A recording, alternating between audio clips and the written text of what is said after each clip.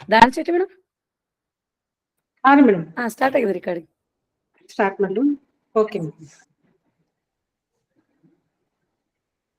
ಓಂ ಶ್ರೀ ಗುರು ಬಸವಲಿಂಗಾಯ ನಮಃ.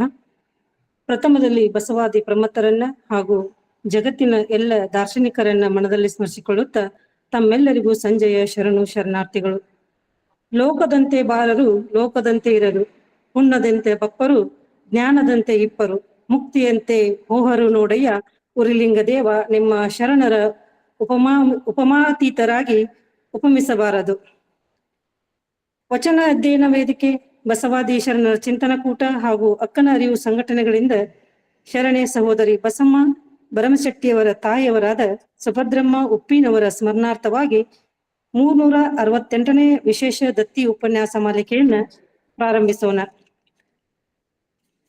ಈ ಒಂದು 3 ಸಂಘಟನೆಗಳ ರೂವಾರಿಗಳು ಮಾರ್ಗದರ್ಶಕರು ಆದ ಶರಣ ಚಿಂತಕರಾದ ಡಾಕ್ಟರ್ ಶಶಿಕಾಂತ್ ಪಟ್ಟಣ್ ಸರ್ ಆದಿಯಾಗಿ ಉಪನ್ಯಾಸಕರಿಗೂ ತಾಂತ್ರಿಕ ಸಹಾಯಗೈಯುತ್ತಿರುವ ಸಹೋದರಿಯರಿಗೂ ಸಂಯೋಜಕರಿಗೂ ಸಂಘಟನಿಕರ ಎಲ್ಲರಿಗೂ ಈ ಒಂದು ವೇದಿಕೆಗೆ ಆತ್ಮೀಯವಾದ ಸ್ವಾಗತವನ್ನು ಕೋರುತ್ತಾ ಇದೀಗ ವಚನ ಪ್ರಾರ್ಥನೆಯನ್ನು ಮಾಡುವವರು ಸಹೋದರಿ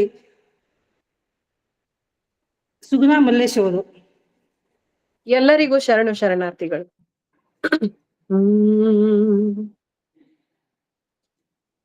ನುಡಿದರೆ ಮುತ್ತಿನ ಹಾರದಂತಿರಬೇಕು, ನುಡಿದರೆ ಮುತ್ತಿನ ಹಾರದಂತಿರಬೇಕು, ನುಡಿದರೆ ಮಾಣಿಕ್ಯದ ದೀಪ್ತಿಯಂತಿರಬೇಕು,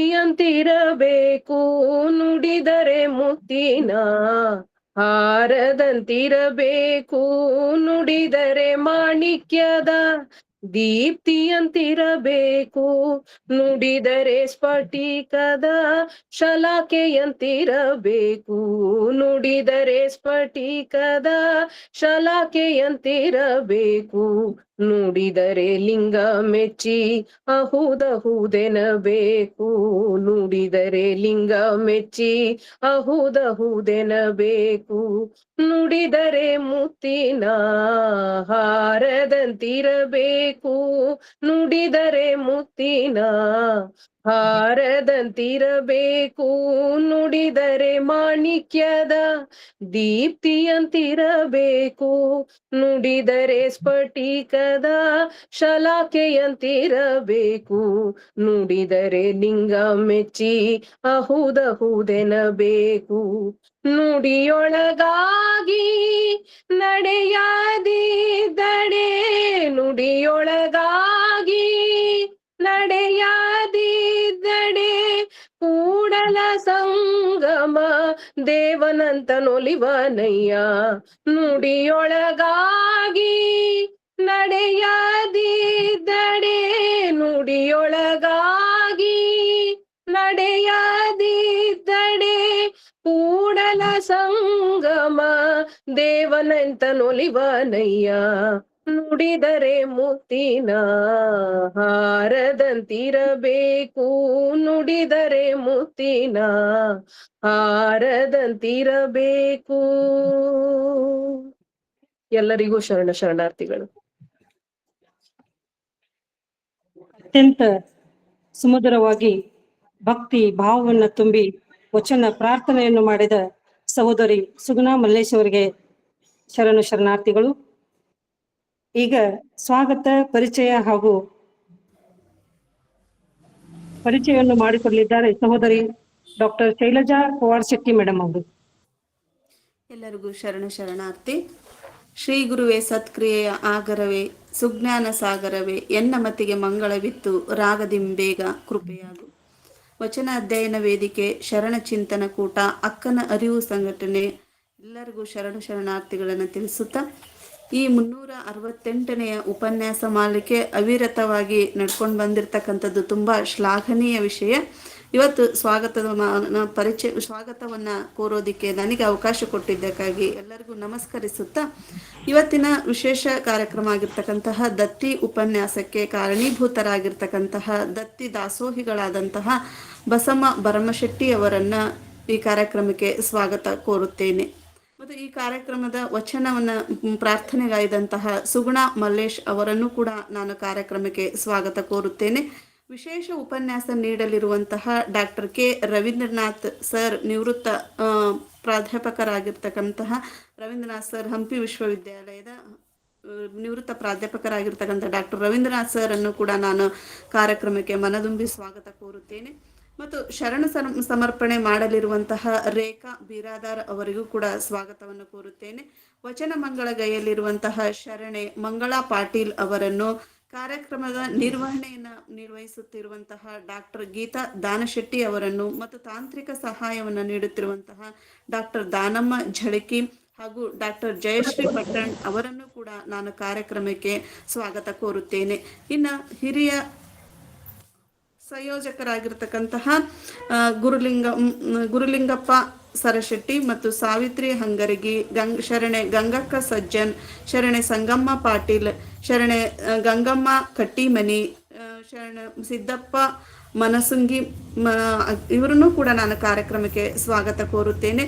ಮತ್ತು ಸಂಘಟಕರಾಗಿರ್ತಕ್ಕಂತಹ ಶರಣೆ ಶಾರದಮ್ಮ, ಗೌರಮ್ಮ ನಾಶಿ, ಸುಧಾ ಪಾಟೀಲ್ ಇವರನ್ನು ಕೂಡ ನಾನು ಕಾರ್ಯಕ್ರಮಕ್ಕೆ ಸ್ವಾಗತ ಕೋರುತ್ತೇನೆ.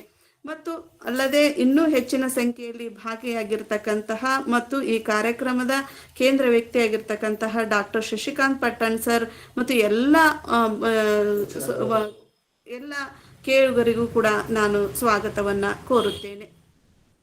ಇನ್ನು ದತ್ತಿ ದಾಸೋಹಿಗಳಾಗಿರ್ತಕ್ಕಂತಹ ಬಸಮ್ಮ ಭರಮಶೆಟ್ಟಿ ಅವರ ಪರಿಚಯವನ್ನು ಕೂಡ ನಾನೇ ಮಾಡಬೇಕು ಅಂತ ಹೇಳಿರೋದ್ರಿಂದ ಅವರ ಪರಿಚಯ ಮತ್ತು ವಿಶೇಷ ಉಪನ್ಯಾಸವನ್ನು ನೀಡುತ್ತಿರುವಂತಹ ಡಾಕ್ಟರ್ ರವೀಂದ್ರನಾಥ್ ಸರ್ ಅವರ ಪರಿಚಯವನ್ನು ಕೂಡ ನಾನಿವತ್ತು ಮಾಡಿಕೊಡಲಿದ್ದೇನೆ.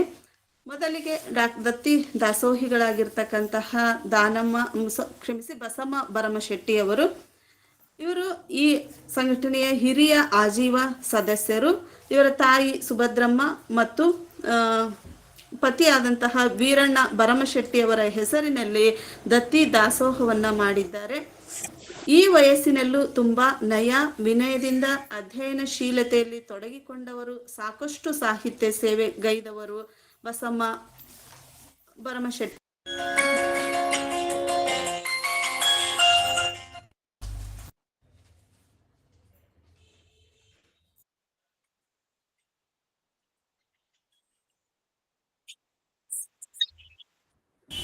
ಕ್ಷಮಿಸಿ, ಫೋನ್ ಬಂದಿತ್ತು. ಅವರು ಬಸವ ತತ್ವದ ಒಲವುಳ್ಳವರು. 15/12/1956 ಜನಿಸಿದವರು. ಶೈಕ್ಷಣಿಕ ದಿನಗಳಲ್ಲಿ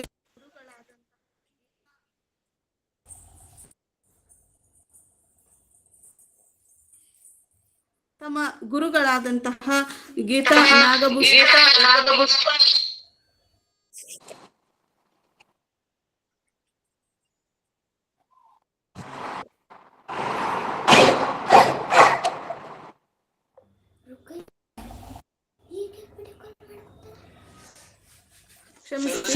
ಫೋನ್ ಬಂದ್ ಮಾಡ್ರಿ, ಮಾತಾಡ್ರಿ.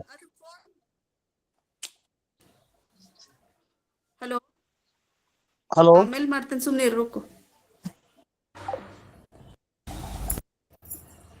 ಕ್ಷಮಿಸ್ತು ಸರ್, ನನ್ನ ಮಗಳು ಫ್ರೆಂಡ್ ಮಾಡಕತ್ತಾಳ್ರಿ, ಅವಳಿಗೆ ಗೊತ್ತಾಗಿಲ್ಲ. Sorry sir.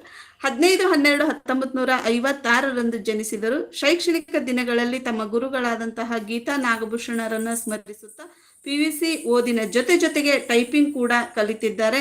ವೈವಾಹಿಕ ಬದುಕಿನಲ್ಲಿ 15 ಜನರ ತುಂಬು ಕುಟುಂಬದ ನಿರ್ವಹಣೆಯ ಜೊತೆಗೆ ಪತಿಯ ಸ್ಟೋನ್ ಕ್ರಷರ್ ಉದ್ಯೋಗಕ್ಕೂ 25 ವರ್ಷಗಳ ಕಾಲ ಹೆಗಲು ನೀಡಿದ್ದಾರೆ. ವಿವಿಧ ಸಮುದಾಯದ 50 ಜನ ಕೆಲಸಗಾರರಲ್ಲಿ ಜಾತಿ ಮೀರಿದ ಮಾನವೀಯತೆಯನ್ನ ಮೆರೆದಿದ್ದಾರೆ. ಅವರ ಕಷ್ಟಕ್ಕೆ ಸ್ಪಂದಿಸಿದ್ದಾರೆ.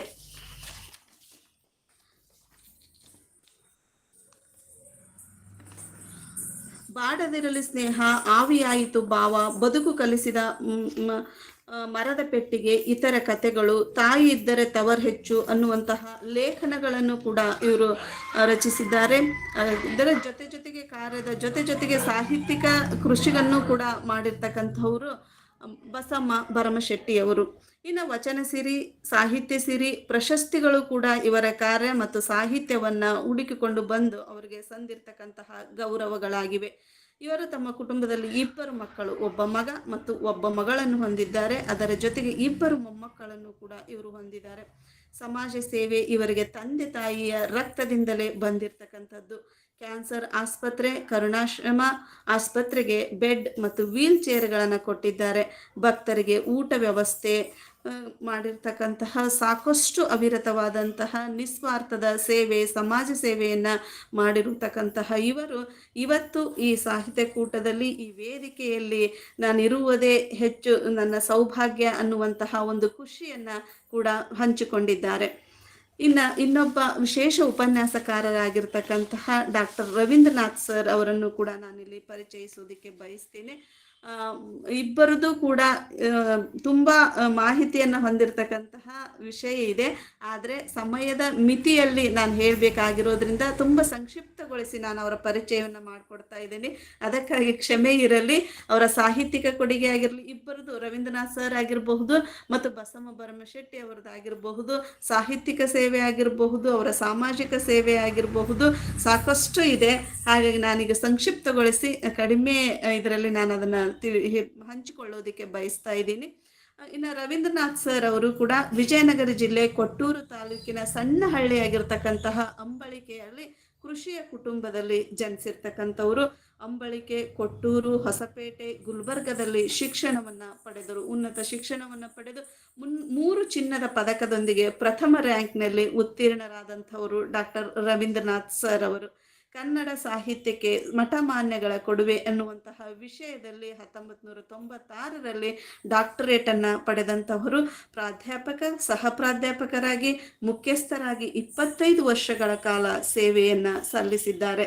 ಸಂಪಾದಕರಾಗಿ ಅಧ್ಯಯನ, ಶಂಭಾ ಜೋಶಿ ಮತ್ತು ಪುರಂದರ ಪೀಠಗಳ ಅಧ್ಯಯನದ ಪೀಠಗಳಲ್ಲಿ ನಿರ್ದೇಶಕರಾಗಿ, ಡೀನರಾಗಿ, ಸಂಚಾಲಕರಾಗಿ, ಸಿಂಡಿಕೇಟ್ ಸದಸ್ಯರಾಗಿ, ವಿಷಯ ತಜ್ಞರಾಗಿ ಹಲವಾರು ಕ್ಷೇತ್ರಗಳಲ್ಲಿ ದಕ್ಷತೆಯಿಂದ ಕಾರ್ಯನಿರ್ವಹಿಸಿದಂಥವರು ಡಾಕ್ಟರ್ ರವೀಂದ್ರನಾಥ್ ಸರ್ ಅವರು. ಸಂಶೋಧನೆ, ಸಂಪಾದನೆ, ವಿಮರ್ಶೆ, ಜೀವನ ಚರಿತ್ರೆ, ಅಭಿನಂದನಾ ಗ್ರಂಥಗಳು ಸೇರಿ 64ಕ್ಕೂ ಹೆಚ್ಚು ಕೃತಿಗಳನ್ನು ರಚನೆ ಮಾಡಿದ್ದಾರೆ. ವಿಶೇಷವೆಂದರೆ ಡಾಕ್ಟರ್ ಎಂ ಕಲಬುರ್ಗಿ ಅವರ ಸಮಗ್ರ ಸಾಹಿತ್ಯವನ್ನು ಶಾಸ್ತ್ರೀಯವಾಗಿ 5 ಸಂಪುಟಗಳಲ್ಲಿ ಪ್ರಕಟಿಸಿರುವುದು ಶ್ಲಾಘನೀಯ ವಿಷಯ. ಕನ್ನಡ ವಿಶ್ವವಿದ್ಯಾಲಯದಲ್ಲಿ ಹಸ್ತಪ್ರತಿ ಭಂಡಾರದ ಸಂಗ್ರಹಣೆಯಲ್ಲಿ ಇವರ ಪಾತ್ರ ತುಂಬಾ ದೊಡ್ಡದು. ಇವರ ಅವಿರತ ಸಾಧನೆಗೆ ಸೊಗಡು ಪ್ರಶಸ್ತಿ, ಪುಸ್ತಕ ಬಹುಮಾನ ಪ್ರಶಸ್ತಿ, ಶ್ರೀ ಶಿವರಾತ್ರೀಶ್ವರ ಪ್ರಶಸ್ತಿ, ವಚನ ಸಾಹಿತ್ಯ ಪುರಸ್ಕಾರ, ಕರ್ನಾಟಕ ರಾಜ್ಯೋತ್ಸವ ಪ್ರಶಸ್ತಿ, ರಮಣಶ್ರೀ ಪ್ರಶಸ್ತಿ, ಉತ್ತೇಜನ ಪ್ರಶಸ್ತಿ, ಉರಿಲಿಂಗ ಪೆದ್ದಿ ಪ್ರಶಸ್ತಿ, ಜಯಲಕ್ಷ್ಮಮ್ಮ ಪ್ರಶಸ್ತಿ, ಸಂಶೋಧನಾ ಪ್ರಶಸ್ತಿ, ಹೀಗೆ ಸಾಕಷ್ಟು ಸಾವಿರಾರು ಪ್ರಶಸ್ತಿಗಳು ಅವರ ನುಡಿಗೇರಿದ್ದಾವೆ. ಅದರ ಜೊತೆಗೆ 23 ವಿದ್ಯಾರ್ಥಿಗಳಿಗೆ PhD ಪ್ರಬಂಧ ಮಂಡನೆಯಲ್ಲಿ ಮಾರ್ಗದರ್ಶನ ಮಾಡಿದ್ದಾರೆ. 5 MPhil ಪದವಿಗಳಿಗೆ ವಿದ್ಯಾರ್ಥಿಗಳಿಗೆ ಮಾರ್ಗದರ್ಶನ ಮಾಡಿದ್ದಾರೆ ಮತ್ತು PDF ಕೂಡ ಮಾರ್ಗದರ್ಶನ ಮಾಡಿರ್ತಕ್ಕಂತಹ ಡಾಕ್ಟರ್ ರವೀಂದ್ರನಾಥ್ ಸರ್ ಅವರ ಇವತ್ತು ಉಪನ್ಯಾಸವನ್ನು ಕೇಳುವಂಥದ್ದು ನಮ್ಮೆಲ್ಲರ ಸೌಭಾಗ್ಯ ಅನ್ನುವಂಥದ್ದನ್ನು ನಾನು ಭಾವಿಸ್ತಾ ಇದ್ದೀನಿ. ಹೀಗೆ ತುಂಬ ಇದೆ ಸರ್, ಇನ್ನೂ ಸಾಕಷ್ಟು ಕೃತಿಗಳಿದ್ದಾವೆ. ಆದರೆ ನಾನು ಅವೆಲ್ಲವನ್ನ ಇಲ್ಲಿ ಹೇಳಿದರೆ ತುಂಬ ದೀರ್ಘ ಸಮಯವನ್ನು ನಾವೇ ತೆಗೆದುಕೊಂಡಂಗಾಗುತ್ತೆ. ಹಾಗಾಗಿ ಸರ್ಗೆ ಹೆಚ್ಚಿನ ವಿಷಯ ಹಂಚಿಕೊಳ್ಳೋದಕ್ಕೆ ಅವಕಾಶ ಇರಲಿ ಅನ್ನೋ ದೃಷ್ಟಿಯಿಂದ ನಾನು ಭಾಳ ಸಂಕ್ಷಿಪ್ತೀಕರಿಸಿ ಇವುಗಳನ್ನು ಹೇಳ್ತಿದ್ದೇನೆ. ಕೊನೆಯದಾಗಿ ನನ್ನ ವೈಯಕ್ತಿಕ ಒಂದಿಷ್ಟು ವಿಚಾರಗಳನ್ನು ಸರ್ ಕುರಿತು ನಾನು ಮಾತಾಡೋದಕ್ಕೆ ಬಯಸ್ತಾ ಇದ್ದೀನಿ. ನಾನು ಕೂಡ ಹಂಪಿ ವಿಶ್ವವಿದ್ಯಾಲಯದಲ್ಲಿ PhD ಮಾಡಿರ್ತಕ್ಕಂಥದ್ದು. ನಾನು ಸಾಹಿತ್ಯ ವಿಭಾಗದಲ್ಲಿ PhD ಮಾಡಿದೆ. ಆ ಸಂದರ್ಭದಲ್ಲಿ ನಂದು ಎಕ್ಸಾಮ್ ಪಾಸಾಗಿ ಇನ್ನೇನು ಆ ಸೀಟ್ ಸಿಗದೇ ಇದ್ದಂಥ ಸಂದರ್ಭದಲ್ಲಿ ಸರ್ ನಮಗೆ ಧೈರ್ಯ ಹೇಳಿಬಿಟ್ಟು, ರವೀಂದ್ರನಾಥ್ ಸರ್ ಯಾರು ಅಂತಲೇ ನನಗೆ ಗೊತ್ತಿರಲಿಲ್ಲ, ಬಟ್ ಅಲ್ಲಿ ಇನ್ನೊಬ್ಬರಿಂದ ಪರಿಚಯ ಆಗಿ ಅವಾಗ ನಮ್ಮ ಭಾಗದವರು ಅನ್ನುವಂತಹ ಒಂದು ಇದರಿಂದ, ಒಂದು ಅಭಿಮಾನದಿಂದ ಸರ್ ಅದನ್ನು ಹೇಳಿ ನಮಗೆ ಧೈರ್ಯ ಕೊಟ್ಟು, ಇಲ್ಲಮ್ಮ ನೀವು ಸರಿ ಬರ್ದಿದ್ದು ಏನಾಗಲ್ಲ ಅಂತೇಳಿ ಅಮರೇಶ್ ಗುಡೋಣಿ ಸರ್ಗೆ ಅವ್ರು ಸರಿ ಬರ್ದಾರೆ, ಯಾಕೆ ನೀವು ಸೈನ್ ಮಾಡ್ತಾ ಇಲ್ಲ ಅಂತೇಳಿ ನಮ್ಮನ್ನು ಮನೆ ಕರೆದು ಊಟ ಮಾಡಿಸಿ ಧೈರ್ಯ ಕೊಟ್ಟು ಇವತ್ತು ನಾನು PhD ಮಾಡಿ ಇಷ್ಟು ಹೆಸರು ಮಾಡೋದಕ್ಕೆ ಪ್ರತ್ಯಕ್ಷ ಮತ್ತು ಪರೋಕ್ಷವಾಗಿ ರವೀಂದ್ರನಾಥ್ ಸರ್ ಅವರ ಪಾತ್ರನೂ ಕೂಡ ದೊಡ್ಡದು ಅನ್ನುವಂಥದ್ದು. ಇಂಥ ಸಂದರ್ಭದಲ್ಲಿ ಅಚಾನಕ್ಕಾಗಿ ನನಗೆ ಅವ್ರ ಪರಿಚಯ ಮಾಡಿಕೊಡೋದಕ್ಕೆ ಅವಕಾಶ ಸಿಕ್ಕಿದ್ದು ನನ್ನ ಸದೈವ ಅಂತಾನ ಕೂಡ ನಾನು ಭಾವಿಸ್ತಾ ಇದ್ದೀನಿ. ಹೀಗೆ ಇಷ್ಟು ಹಂಚ್ಕೊಳ್ಳೋದಕ್ಕೆ ಅದೇ ಒಂದು ವಿಧಿ ಸಂಕಲ್ಪ ಅಂತ ಹೇಳ್ತೇವಲ್ಲ ಆ ರೀತಿಯಲ್ಲಿ ಸುಧಾ ಮೇಡಮ್ ಅವ್ರು ಅವತ್ತು ನನಗೆ ಮೆಸೇಜ್ ಹಾಕಿದ್ರು. ನಾನು ಸುಮ್ಮನೆ ನೋಡಿ ಸಡನ್ ಆಗಿ ನನಗೂ ಬೇರೆ ಬೇರೆ ಕೆಲಸದ ಒತ್ತಡ ಇರೋದ್ರಿಂದ ಸುಮ್ಮನೆ ಆಗಿದ್ದೆ. ಮತ್ತಿಲ್ಲ ಯಾವತ್ತು ನಾವು ಅಲ್ಲೇ ಅಂದಿಲ್ಲ ಅಂತೇಳಿ ಹ್ಞೂ ಅಂದೆ. ಹ್ಞೂ ಅಂದ ಮೇಲೆ ನಾನು ನೋಡಿದೆ ರವೀಂದ್ರನಾಥ್ ಸರ್ ಪರಿಚಯ ಇದ್ದದ್ದು. ನನಗೆ ಆಶ್ಚರ್ಯ ಅನ್ನಿಸ್ತು. ಬಯಸದೆ ಬಂದಂತಹ ಅದೃಷ್ಟ ನಂದು ಅಂಥೇಳಿ ಭಾಳ ಖುಷಿಯಿಂದ ನಾನು ಅದನ್ನು ಒಪ್ಪಿಕೊಂಡು ಇವತ್ತು ಮಾಡ್ತಾ ಇರೋದು ನನ್ನ ಒಂದು ಪುಣ್ಯ ಅಂತ ನಾನು ಭಾವಿಸ್ತಾ ಇಷ್ಟು ಮಾತಾಡೋದಕ್ಕೆ ಅವಕಾಶ ಮಾಡಿಕೊಟ್ಟಂತಹ ತಮ್ಮೆಲ್ಲ ಶರಣರಿಗೂ ಮನದುಂಬಿ ನಾನು ಶರಣಾರ್ಥಿಯನ್ನು ತಿಳಿಸ್ತಾ ನನ್ನ ಈ ಮಾತುಗಳಿಗೆ ವಿರಾಮ ನೀಡ್ತಾ ಇದ್ದೀನಿ. ಧನ್ಯವಾದಗಳು.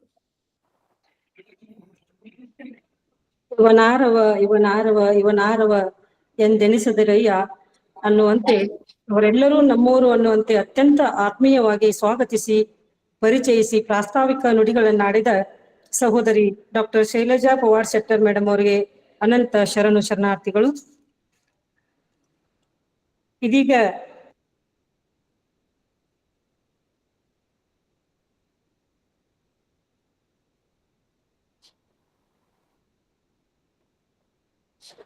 ಬರ್ರಿ ಮೇಡಮ್, ನೇರವಾಗಿ ಬೇರೆ ವಿಷಯಕ್ಕೆ ಬರ್ರಿ.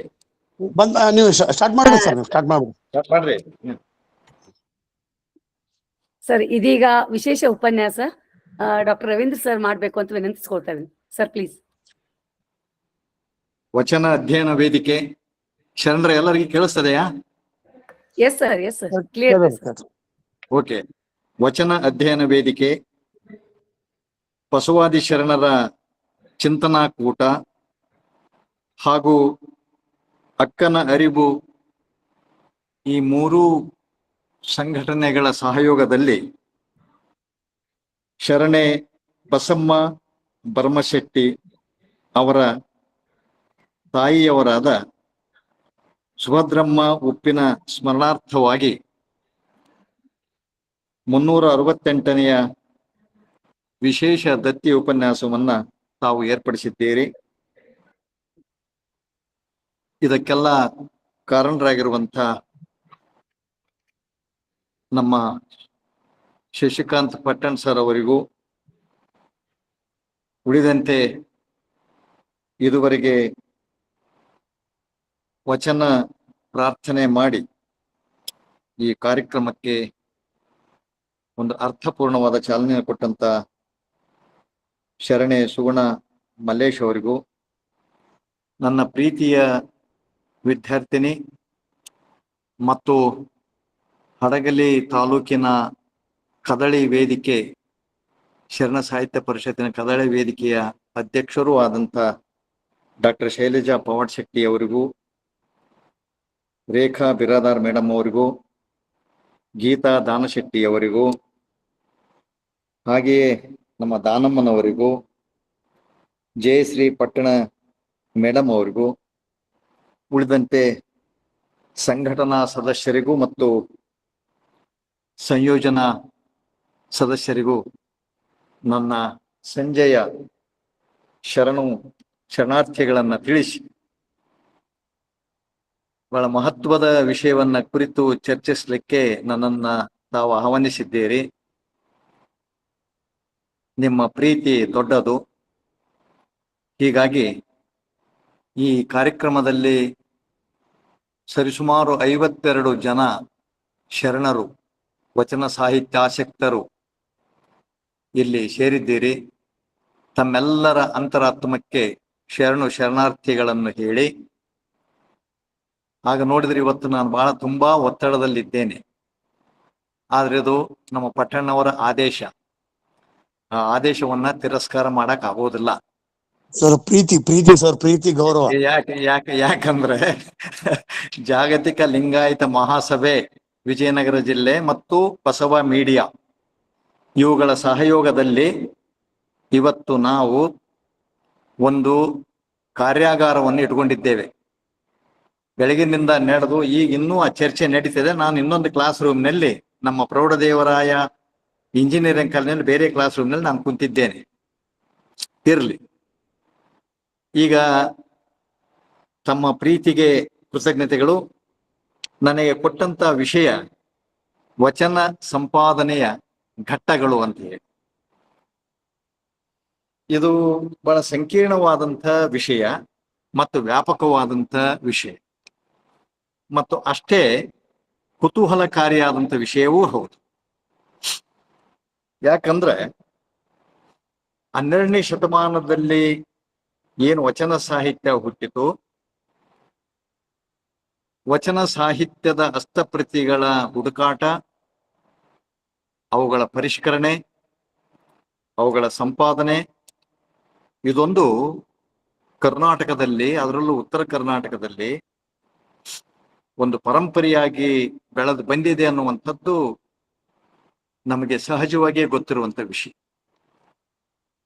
ಅದನ್ನ ಒಂದು ಶೈಕ್ಷಣಿಕ ಶಿಸ್ತಿನ ಅಡಿಯಲ್ಲಿ ಚರ್ಚಿಸಬೇಕು ಅನ್ನುವಂಥದ್ದು ನಮ್ಮ ವಚನ ಅಧ್ಯಯನ ವೇದಿಕೆಯ ಆಶಯ ಆಗಿದೆ ಅಂತ ನಾನು ಭಾವಿಸಿದ್ದೇನೆ. ಆ ಕಾರಣದಿಂದ ಈ ಹೊಣೆಗಾರಿಕೆಯನ್ನ, ಉಪನ್ಯಾಸದ ಜವಾಬ್ದಾರಿಯನ್ನ ನನಗೆ ತಾವೆಲ್ಲ ನೀಡಿದ್ದೀರಿ. ಸಾಧ್ಯ ಆದಷ್ಟು ನನ್ನ ಓದಿನ ವ್ಯಾಪ್ತಿಯೊಳಗೆ ನಾನು ತಮ್ಮೊಂದಿಗೆ ಕೆಲವು ಸಂಗತಿಗಳನ್ನ ಪ್ರಸ್ತುತಪಡಿಸಲಿಕ್ಕೆ ಬಯಸ್ತೇನೆ. ಯಾಕಂದ್ರೆ ಈ ಹಿಂದೆ ವಚನ ಸಾಹಿತ್ಯ ಅಧ್ಯಯನ ಪರಂಪರೆ ಅನ್ನುವಂಥದ್ದನ್ನ ಉನ್ನತ ಶಿಕ್ಷಣ ಪರಿಷತ್ತು, ಅಂದ್ರೆ ಹೈಯರ್ ಎಜುಕೇಶನ್ ಉನ್ನತ ಶಿಕ್ಷಣ ಪರಿಷತ್ತಿನಲ್ಲಿ ಅವರು ವಿಶ್ವವಿದ್ಯಾಲಯದಲ್ಲಿ ಒಬ್ಬೊಬ್ಬರಂತೆ ಮಾತಾಡಬೇಕು ಅಂದಾಗ ಈ ವಿಷಯ ಕುರಿತು ನನ್ನನ್ನ ಆಹ್ವಾನಿಸಿದ್ರು. ಆಗ ಕೆಲವು ಮಾತುಗಳನ್ನ ಮಾತಾಡಿದ್ದೆ. ಬಹುಶಃ ಅದರ ವಿಡಿಯೋವನ್ನ ಬಹಳ ಮಂದಿ ಕೇಳಿರ್ಬೋದು. ಇರ್ಲಿ. ಶರಣ ಬಂಧುಗಳೇ, 12ನೇ ಶತಮಾನ ಕರ್ನಾಟಕದ ಸಾಂಸ್ಕೃತಿಕ ಚರಿತ್ರೆಯಲ್ಲಿ ಅವಿಸ್ಮರಣೀಯವಾಗಿರುವಂತಹ ಕಾಲ.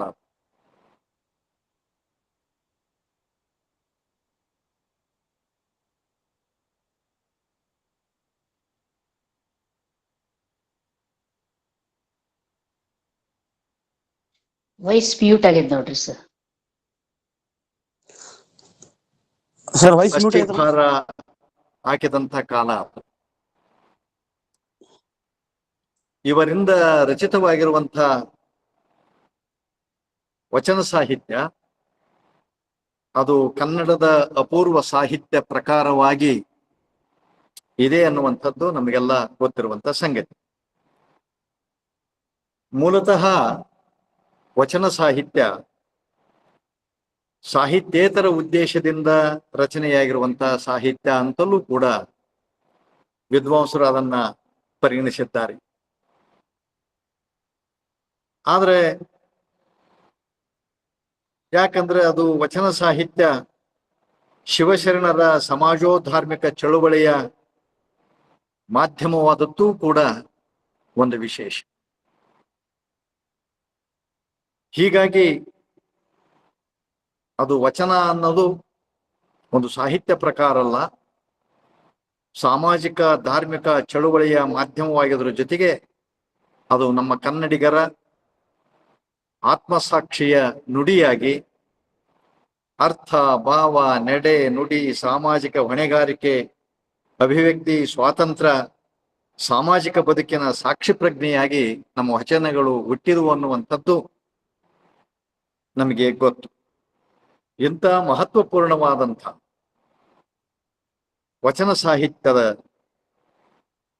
ಒಂದು ಸಂಪಾದನೆಯ ಘಟ್ಟ ಏನದವಲ್ಲ ಕರ್ನಾಟಕದಲ್ಲಿ ನಡೀತು, ಅದು ಒಂದು ಸಾಹಿತ್ಯ ಸಂಪಾದನಾ ಚರಿತ್ರೆಯನ್ನು ಬರೆಯುವಷ್ಟು ವ್ಯಾಪಕವಾಗಿ ಬೆಳೆದದ್ದನ್ನ ನಾವು ನೋಡ್ತೇವೆ. ವಚನ ಸಾಹಿತ್ಯ ಸಂಪಾದನೆಯ ಈ ಘಟ್ಟಗಳನ್ನ ಇದುವರೆಗೂ ನಮ್ಮ ವಿದ್ವಾಂಸರು ಎರಡು ನೆಲೆಗಳಲ್ಲಿ ಗುರುತಿಸುವಂತ ಪ್ರಯತ್ನವನ್ನ ಮಾಡಿದ್ದಾರೆ. ಒಂದು ಪ್ರಾಚೀನ ಕಾಲದ ಸಂಪಾದನಾ ಪರಂಪರೆ, ಅಂದ್ರೆ ಇವತ್ತಿನಂಗೆ ಟೆಕ್ಸ್ಚುವಲ್ ಕ್ರಿಟಿಸಿಸಮ್ ಅಂತ ತಾವು ಭಾವಿಸ್ಬೇಕಾಗಿಲ್ಲ. ಅಂದ್ರೆ ಗ್ರಂಥ ಸಂಪಾದನೆ ಅನ್ನುವಂತ ಅರ್ಥದಲ್ಲಿ ತಾವು ಭಾವಿಸ್ಬೇಕಾಗಿಲ್ಲ. ಯಾಕಂದ್ರೆ ವಚನ ಸಾಹಿತ್ಯ ಸಂಪಾದನೆ ಅದು ಪ್ರಾಚೀನ ಕಾಲದ ಸಂಪಾದನಾ ಪರಂಪರೆ. ಅಂದ್ರೆ ಕಲ್ಯಾಣ ಕ್ರಾಂತಿಯ ನಂತರ ವಚನ ಸಾಹಿತ್ಯದ ಈ ಹಸ್ತಪ್ರತಿಗಳು ಅಥವಾ ವಚನ ಸಾಹಿತ್ಯ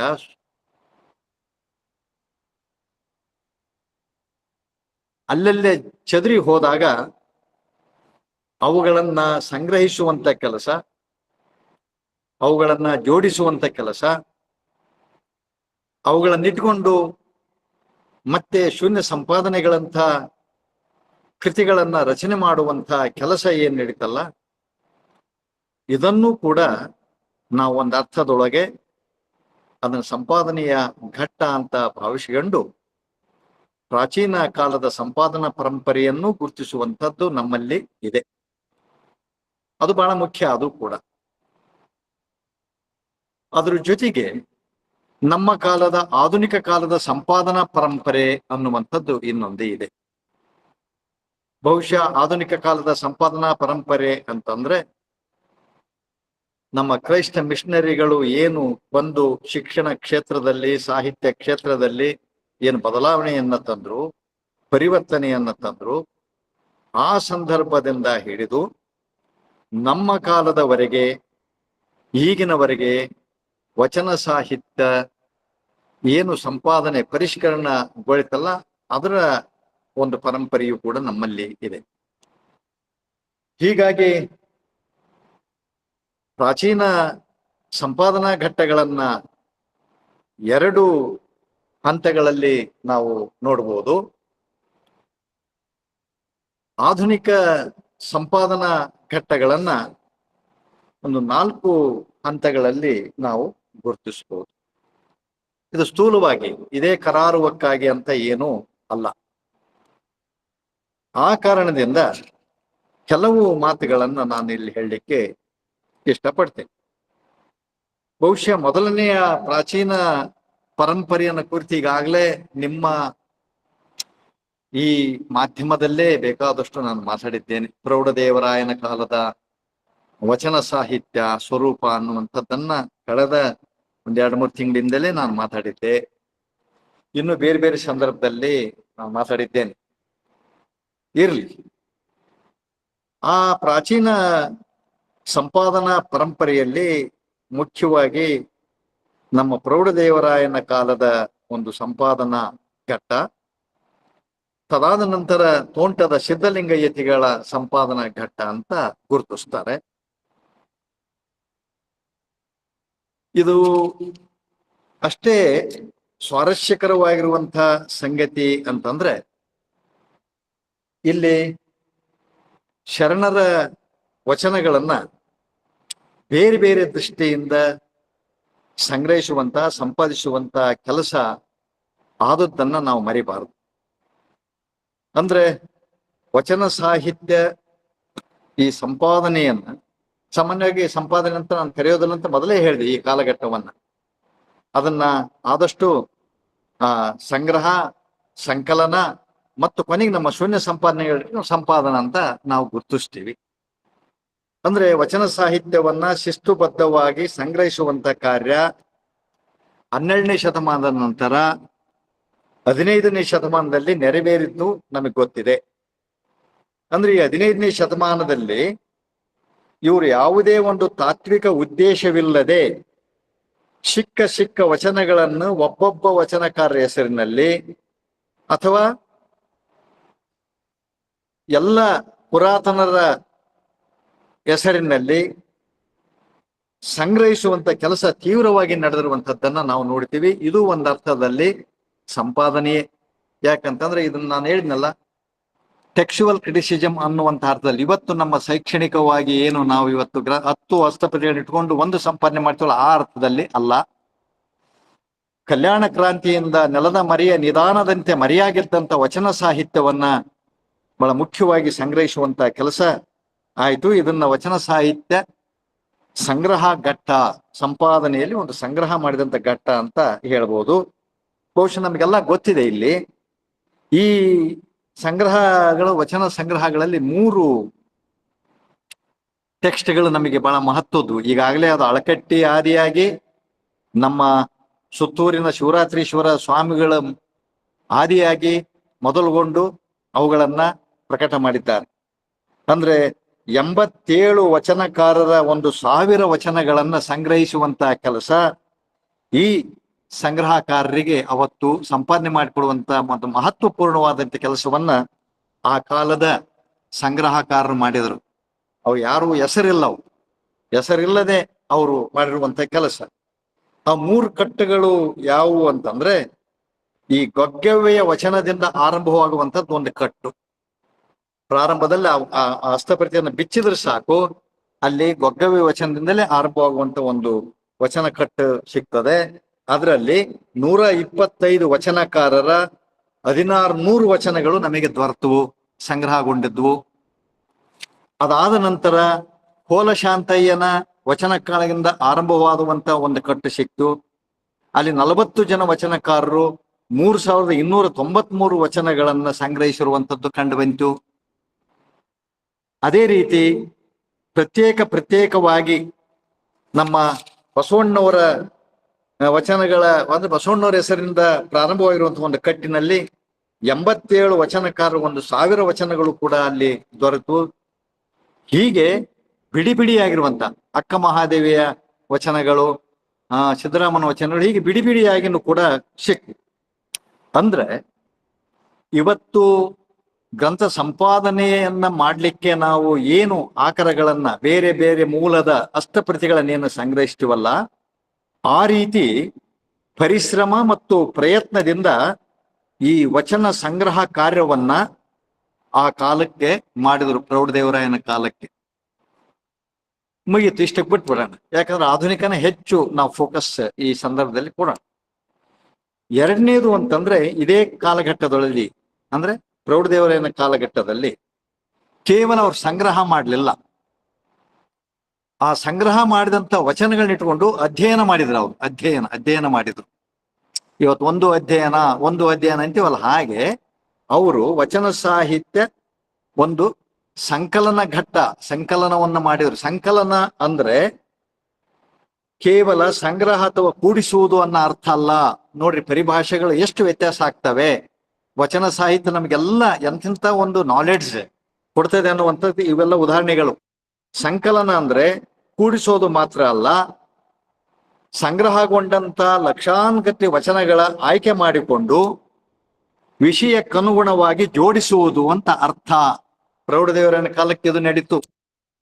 ವಿಷಯಾನುಸಾರವಾಗಿ ಅಂದ್ರೆ ಷಷ್ಠಲದ ವಚನಗಳು, ಅಷ್ಟಾವರಣದ ವಚನಗಳು, ಪಂಚಾಚಾರದ ವಚನಗಳು, ಶಿವಯೋಗದ ವಚನಗಳು, ಹೀಗೆ ಒಂದು ಕೇವಲ ಸಿಕ್ಕಂತ ವಚನಗಳನ್ನ ಅವರು ಅದನ್ನ ಆಯ್ಕೆ ಮಾಡಿಕೊಂಡಂತ ವಿಷಯಕ್ಕೆ ಸರಿಯಾಗಿ ಜೋಡಿಸಿದ್ರು. ಸಂಕಲನ ಅಂದ್ರೆ ಜೋಡಿಸೋದು, ಕೂಡಿಸೋದ್ರ ಜೊತೆ ಜೋಡಿಸೋದು. ಹೀಗೆ ವಚನಗಳನ್ನು ಒಂದು ತಾತ್ವಿಕವಾಗಿ ಜೋಡಿಸುವಂತ ಒಂದು ವಿಧಾನ ಏನೈತಲ್ಲ, ಅದನ್ನ ವಚನ ಸಂಕಲನ ಅಂತ ಈಗಾಗಲೇ ವಿದ್ವಾಂಸರು ಗುರುತಿಸಿದ್ದಾರೆ ನಮ್ಮಲ್ಲಿ. ಹಾಗಾಗಿ ಬೇಕಾದಷ್ಟು ಸಂಕಲನಕಾರರು ನಮಗೆ ಬರ್ತಾರೆ. ಭಕ್ತ, ಮಹೇಶ, ಪ್ರಸಾದಿ, ಪ್ರಾಣಲಿಂಗಿ, ಶರಣ, ಐಕಿ ಇವುಗಳಿಗೆ ಅನ್ವಯಿಸಿ ಮಾಡಿರುವಂಥದ್ದು, ಅಷ್ಟಾವರಣಗಳಿಗೆ ಅನ್ವಯಿಸಿ ಮಾಡಿರುವಂಥದ್ದು ಇವೆಲ್ಲ ನಮಗೆ ಗೊತ್ತಾಗ್ತವೆ. ಹೀಗೆ ಜೋಡಿಸುವುದಲ್ಲದೆ ಆ ಕಾಲಕ್ಕೆ ಬೆಡಗಿನ ವಚನಗಳಿಗೆ ಕೆಲವು ಟೀಕು ವ್ಯಾಖ್ಯಾನಗಳನ್ನು ಬರೆದರು. ನೋಡಿ, ನಮ್ಮೀಗ ಹಳಕಟ್ಟಿಯವರು ವಚನವನ್ನು ಸಂಗ್ರಹಿಸಿದರು, ಆದ್ರೆ ತಮ್ಮದೇ ಆಗಿರುವಂತ ಕೆಲವು ಅಧ್ಯಯನಗಳನ್ನು ಮಾಡಿದರು. ಅವರು ಕೂಡ ಸರಳಾನುವಾದ, ಭಾವಾರ್ಥ, ಅದರ ಅರ್ಥ ಏನೈತಿ, ಅದರ ತಾತ್ವಿಕತೆ ಏನು ಅನ್ನುವಂಥದ್ದು ಬರೆದರು. ಹಾಗೆ ಆ ಕಾಲಕ್ಕೆ, ಪ್ರೌಢದೇವರನ ಕಾಲಕ್ಕೆ, ಈ ವಚನಗಳಿಗೆ ಅಥವಾ ಬೆಡಗಿನ ವಚನಗಳಿಗೆ ಟೀಕು, ವ್ಯಾಖ್ಯಾನ, ಭಾವಾರ್ಥ ಬರೆಯುವಂತ ಒಂದು ಪರಂಪರೆಯೇ ಬಂದಿತ್ತು. ನಮ್ಮಲ್ಲಿ ಕರ್ನಾಟಕದಲ್ಲಿ ಟೀಕಿನ ಮಠಗಳು, ಟೀಕಾಚಾರ್ಯರು ಇವರೆಲ್ಲ ಇದ್ರು. ಈಗಾಗಲೇ ನಾನು ಮೇಲಿಂದ ಮೇಲೆ ಹೇಳ್ತೇನೆ, ಬಾಗಲಕೋಟೆಯಲ್ಲಿರುವಂತ ತೆಂಗಿನ ಮಠ ಅದು ಮೂಲತಃ ಟೀಕಿನ ಮಠ. ವಚನಗಳಿಗೆ ಟೀಕು, ತಾತ್ಪರ್ಯ, ವ್ಯಾಖ್ಯಾನವನ್ನು ಬರಲಿಕ್ಕೆ ಹುಟ್ಟಿದಂಥ ಮಠ. ನಾವು ಶೂನ್ಯ ಸಂಪಾದನಾ ಮಠಗಳದಾವೆ, ಟೀಕಿನ ಮಠಗಳದಾವೆ. ಹೀಗಾಗಿ ವಚನಗಳಿಗೆ ಸ್ವರವಚನಗಳನ್ನೂ ಜೋಡಿಸಿದ್ರು, ಮತ್ತೆ ಆಗಮ ಶ್ಲೋಕಗಳನ್ನೂ ಕೂಡ ಕೂಡಿಸಿದ್ರು. ಇದರಿಂದ ಅಚ್ಚಗನ್ನಡದ ಫಸಲಾಗಿದ್ದ, ಅಚ್ಚಗನ್ನಡದ ವ್ಯವಸಾಯದಿಂದ ಹುಟ್ಟಿದಂಥ ನಮ್ಮ ಕನ್ನಡದ ವಚನ ಸಾಹಿತ್ಯವನ್ನ ಅದು ವಚನಾಗಮ ಅನ್ನುವಂಥ ಅರ್ಥದಲ್ಲಿ ಆಯ್ತು. ಇದಕ್ಕೆ ಸಂಬಂಧಪಟ್ಟಂತೆ ಬೇಕಾದಷ್ಟು ನಮ್ಮ ಪ್ರೌಢರಾಯನ ಕಾಲದ ಕನ್ನಡ ಸಾಹಿತ್ಯ ಅಂತ ಹೇಳಿ ನಮ್ಮ ಶಿವಾನಂದ ವಿರಕ್ತಿ ಮಠ ಬನಾರಸ್ನಾಗಿದ್ದ ದೊಡ್ಡ ವಿದ್ವಾಂಸರು, ಅವರು ಒಂದು ಮಹಾಪ್ರಬಂಧನ ರಚನೆ ಮಾಡ್ಯಾರ. ಅಲ್ಲೆಲ್ಲ ಈ ಚರ್ಚೆಗಳು ಅದ. ಅಂದ್ರೆ ಕಲ್ಲು ಮಠದ ಪ್ರಭುದೇವನ ಲಿಂಗಲೀಲಾ ವಿಲಾಸ ಚಾರಿತ್ರ, ನೋಡಿ ಹೆಸರು ಲಿಂಗಲೀಲಾ ವಿಲಾಸ ಚಾರಿತ್ರ, ಆದ್ರೆ ಅದನ್ನ ತೆಗೆದ್ರೆ ಅಲ್ಲಿ ಬರೇ ವಚನಗಳದ. 16 ಸ್ಥಳದಲ್ಲಿ 16 ಸ್ಥಳಗಳಲ್ಲಿ ಬೇರೆ ಬೇರೆ ವಚನಕಾರರ ವಚನಗಳನ್ನ ಅವರು ಅಲ್ಲಿಯ ವಿಷಯಕ್ಕನ್ವಯಿಸಿ ಅವುಗಳನ್ನ 28 ಸ್ಥಳಗಳ ಆಚರಣೆ ವಚನಗಳನ್ನ, ಶಿವಮಹಿಮಾ ಸ್ತೋತ್ರದ ವಚನಗಳು, ಇಂತಿಂತ ವಚನಗಳು ಏನದವಲ್ಲ ಅವುಗಳನ್ನೆಲ್ಲ ಒಂದು ಕಡೆಗೆ ಅವರು ಸಂಪಾದಿಸಿ ಕೊಡುವಂತ ಕೆಲಸವನ್ನ ಮಾಡಿದ್ರು. ಅಂದ್ರೆ ಇಲ್ಲಿವರೆಗೆ ಅಂದ್ರೆ ಶರಣರಿಂದ ರಚನೆಯಾದಂತ ವಚನಗಳು ಬಿಡಿ ಬಿಡಿಯಾದ ಮುಕ್ತಕಗಳಾಗಿರುವಂತಹ ವಚನಗಳಿಗೆ ಒಂದು ತಾತ್ವಿಕ ಚೌಕಟ್ಟನ್ನ ಕೊಡುವುದರ ಮೂಲಕ ಅವುಗಳನ್ನ ಒಂದು ಧರ್ಮದ ಪಠ್ಯಗಳನ್ನಾಗಿ ರೂಪಿಸುವಂತ ಪ್ರಯತ್ನ ಮಾಡಿದ್ರು. ಅಂದ್ರೆ ನಮ್ಮ ಧರ್ಮದ ಆಚರಣೆಗಳು ಯಾವುವು? ಗುರು, ಲಿಂಗ, ಜಂಗಮ, ಪಾದೋದಕ, ಪ್ರಸಾದ, ಪ್ರಾಣಲಿಂಗಿ, ಶರಣ, ಐಕ್ಯ, ಇವೇ ನಮ್ಮ ತತ್ವಗಳು ಅನ್ನುವಂಥ ರೀತಿಯಲ್ಲಿ ಅವಕ್ಕೆ ಸಂಬಂಧಪಟ್ಟಂತ ವಚನಗಳನ್ನ ಅವ್ರು ಸಂಪಾದನೆ ಮಾಡಿಕೊಡುವಂಥದ್ದನ್ನು ಹೇಳಿದ್ರು. ಈ ಕಾರಣದಿಂದ ಈ ಕೆಲಸವನ್ನು ಕೂಡ ನಾವು ಮರಿಬಾರದು. ಅದೇ ರೀತಿ ಇನ್ನ ತೋಂಟದ ಸಿದ್ಧಲಿಂಗನ ಪ್ರಯತ್ನ ನಿಮಗೆಲ್ಲ ಗೊತ್ತಿದೆ. ಅದನ್ನು ಸಂಪಾದನಾ ಘಟ್ಟ ಅಂತೀವಿ.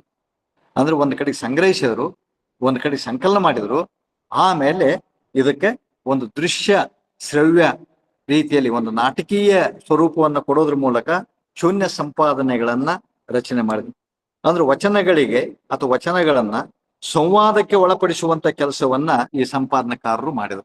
ನೋಡಿ, ನಾವಿವತ್ತು ಈ ಶೈಕ್ಷಣಿಕವಾಗಿ ನಾವು ಗ್ರಂಥ ಸಂಪಾದನಾ ಶಾಸ್ತ್ರ ಓದ್ತೀವಿ, ಆದ್ರೆ ಆ ಕಾಲಕ್ಕೆ ತೋಂಟದ ಸಿದ್ಧಲಿಂಗ ಯತಿಗಳೇ ಅದನ್ನ ಸಂಪಾದನಾ ಸಮಯ ಅಂತ ಗುರುತಿಸಿದ್ರು. ತೋಂಟದ ಸಿದ್ಧಲಿಂಗ ಯತಿಗಳ ಆ ಕಾರ್ಯವನ್ನ ನಾವು ಸಂಪಾದನಾ ಸಮಯ ಅಂತ ಗುರುತಿಸ್ತೀವಿ. ಅದಕ್ಕೆ ಅವ್ರು ಶೂನ್ಯ ಸಂಪಾದನೆಗಳು ಹೆಸರೇ ಇಟ್ಟುಬಿಟ್ರು, ಅದನ್ನ ಶೂನ್ಯ ಸಂಪಾದನೆಗಳು. ಹಾಗಾಗಿ ಇಲ್ಲಿ ಶೂನ್ಯ ಸಂಪಾದನೆಗಳು ನಾವು ನೆನಪು ಮಾಡ್ಕೋಬಹುದು. ಅಲ್ಲಿ ಶಿವಗಣ ಪ್ರಸಾದಿ ಮಾದೇವಯ್ಯನ ಶೂನ್ಯ ಸಂಪಾದನೆ, ಅಲಗೆಯಾರಿನ ಶೂನ್ಯ ಸಂಪಾದನೆ, ಗುಮ್ಮಳಾಪುರದ ಸಿದ್ಧಲಿಂಗ ದೇವರ ಶೂನ್ಯ ಸಂಪಾದನೆ, ಗೋಳೂರು ಸಿದ್ಧವೀರಣ್ಣ ಒಡೆಯರ ಶೂನ್ಯ ಸಂಪಾದನೆ, ಹೀಗೆ 4 ಶೂನ್ಯ ಸಂಪಾದನೆಗಳು ಹುಟ್ಟಿದ್ವು. ಇವುಗಳ ಎಲ್ಲ 4 ಶೂನ್ಯ ಸಂಪಾದನೆಗಳ ಮೂಲ ದ್ರವ್ಯ ಅಂದ್ರೆ ವಚನಗಳೇ. ವಚನ ಅಂದ್ರೆ ಸಂಪಾದನೆ ಮಾಡಿಕೊಟ್ಟು. ಬಹುಶಃ ಶೂನ್ಯ ಸಂಪಾದನೆಗಳು ಹುಟ್ಟದೇ ಹೋಗಿದ್ರೆ, ಸಂಕಲನಕಾರರು ಬರದೇ ಹೋಗಿದ್ರೆ ಬಹುಶಃ ಇಷ್ಟು ಮೊತ್ತದ ವಚನಗಳು ನಮಗೆ ಸಿಗ್ತಿದ್ದಿಲ್ಲ. ನಶಿಸಿ ಹೋಗ್ಬಿಡ್ತದ್ವು, ಹಾಳಾಗಿ ಹೋಗ್ಬಿಡ್ತದ್ವು ಅವೆಲ್ಲ. ಅಂದ್ರೆ 12ನೇ ಶತಮಾನದ ಸೃಷ್ಟಿಯಾದಂಥ ವಚನಗಳು 15ನೇ ಶತಮಾನದ ಶೂನ್ಯ ಸಂಪಾದನಕಾರರವರೆಗಿನ ಸಂರಕ್ಷಣೆ ಆಗಿ ಬಂದವು ಅನ್ನೋದಾದ್ರೆ ನಾವು ಶೂನ್ಯ ಸಂಪಾದನಕಾರರ ಶ್ರಮವನ್ನ ಗುರುತಿಸ್ಬೇಕು. ನಮ್ಮ ಉಪನ್ಯಾಸಗಳು, ಈ ನಿಮ್ಮ ವೇದಿಕೆಯಲ್ಲಿ ನಡೆಯುವಂತ ಉಪನ್ಯಾಸಗಳು ಇಂತಹ ತಾತ್ವಿಕ ಕುತೂಹಲಕರವಾದ ಚರ್ಚೆಗಳಿಗೆ ನಮಗೆ ಇಂಬು ಕೊಡಬೇಕು. ಬಹುಶಃ ಶೂನ್ಯ ಸಂಪಾದನೆಗಳ ನಿರ್ಮಾಣ ಆಗದೆ ಹೋಗಿದ್ರೆ ಆ ಶೂನ್ಯ ಸಂಪಾದನೆಯಲ್ಲಿ ಏನು 3000, 4000, 4 ಶೂನ್ಯ ಸಂಪಾದನೆಯಲ್ಲಿ ಏನು ಸಂಗ್ರಹ ಆಗಿವಲ್ಲ ವಚನಗಳೆಲ್ಲವೂ ಕೂಡ ನಮ್ಮ ಕೈಗೆ ಇವತ್ತು ಸಿಗ್ತಿದ್ದಿಲ್ಲ. ಹಾಗಾಗಿ ಶೂನ್ಯ ಸಂಪಾದನಕಾರರ ಕೆಲಸ ಶ್ಲಾಘನೀಯವಾಗಿರುವಂತ ಕೆಲಸ. ಅವ್ರು ಅಧ್ಯಯನ ಮಾಡಿದ್ರು ಬಿಟ್ಟರು ಅದು ಬೇರೆ ಪ್ರಶ್ನೆ. ನೋಡಿ, ಒಂದು ದೊಡ್ಡ ಇದು ಹೇಳ್ಬೇಕು ಅಂತಂದ್ರೆ ಅಲ್ಲಿ ಇಡೀ ಸಂಪಾದನೆ ಅನ್ನೋದೇ ಅವರು ತಮ್ಮ ವಿಶೇಷಣವನ್ನಾಗಿ ಹೆಚ್ಕೊಂಡಾರ ಬಹಳ ಮಂದಿ. ಅಲ್ಲಿ ಸಂಪಾದನೆ ಚಂಜಂಜ ದೇವ, ಸಂಪಾದನೆ ಸಿದ್ಧವೀರಣ್ಣ, ಸಂಪಾದನೆ ಬೋಳಬಸವೇಶ, ಸಂಪಾದನೆ ಪರ್ವತೇಶ, ಸಂಪಾದನೆ ಗುರುಲಿಂಗ ದೇವ, ಸಂಪಾದನೆ ವೀರಸಂಗಯ್ಯ, ಸಂಪಾದನೆ ಮರಿಸಂಗಯ್ಯ, ಎಳಮಲೆಯ ಗುರುಶಾಂತ ದೇವ.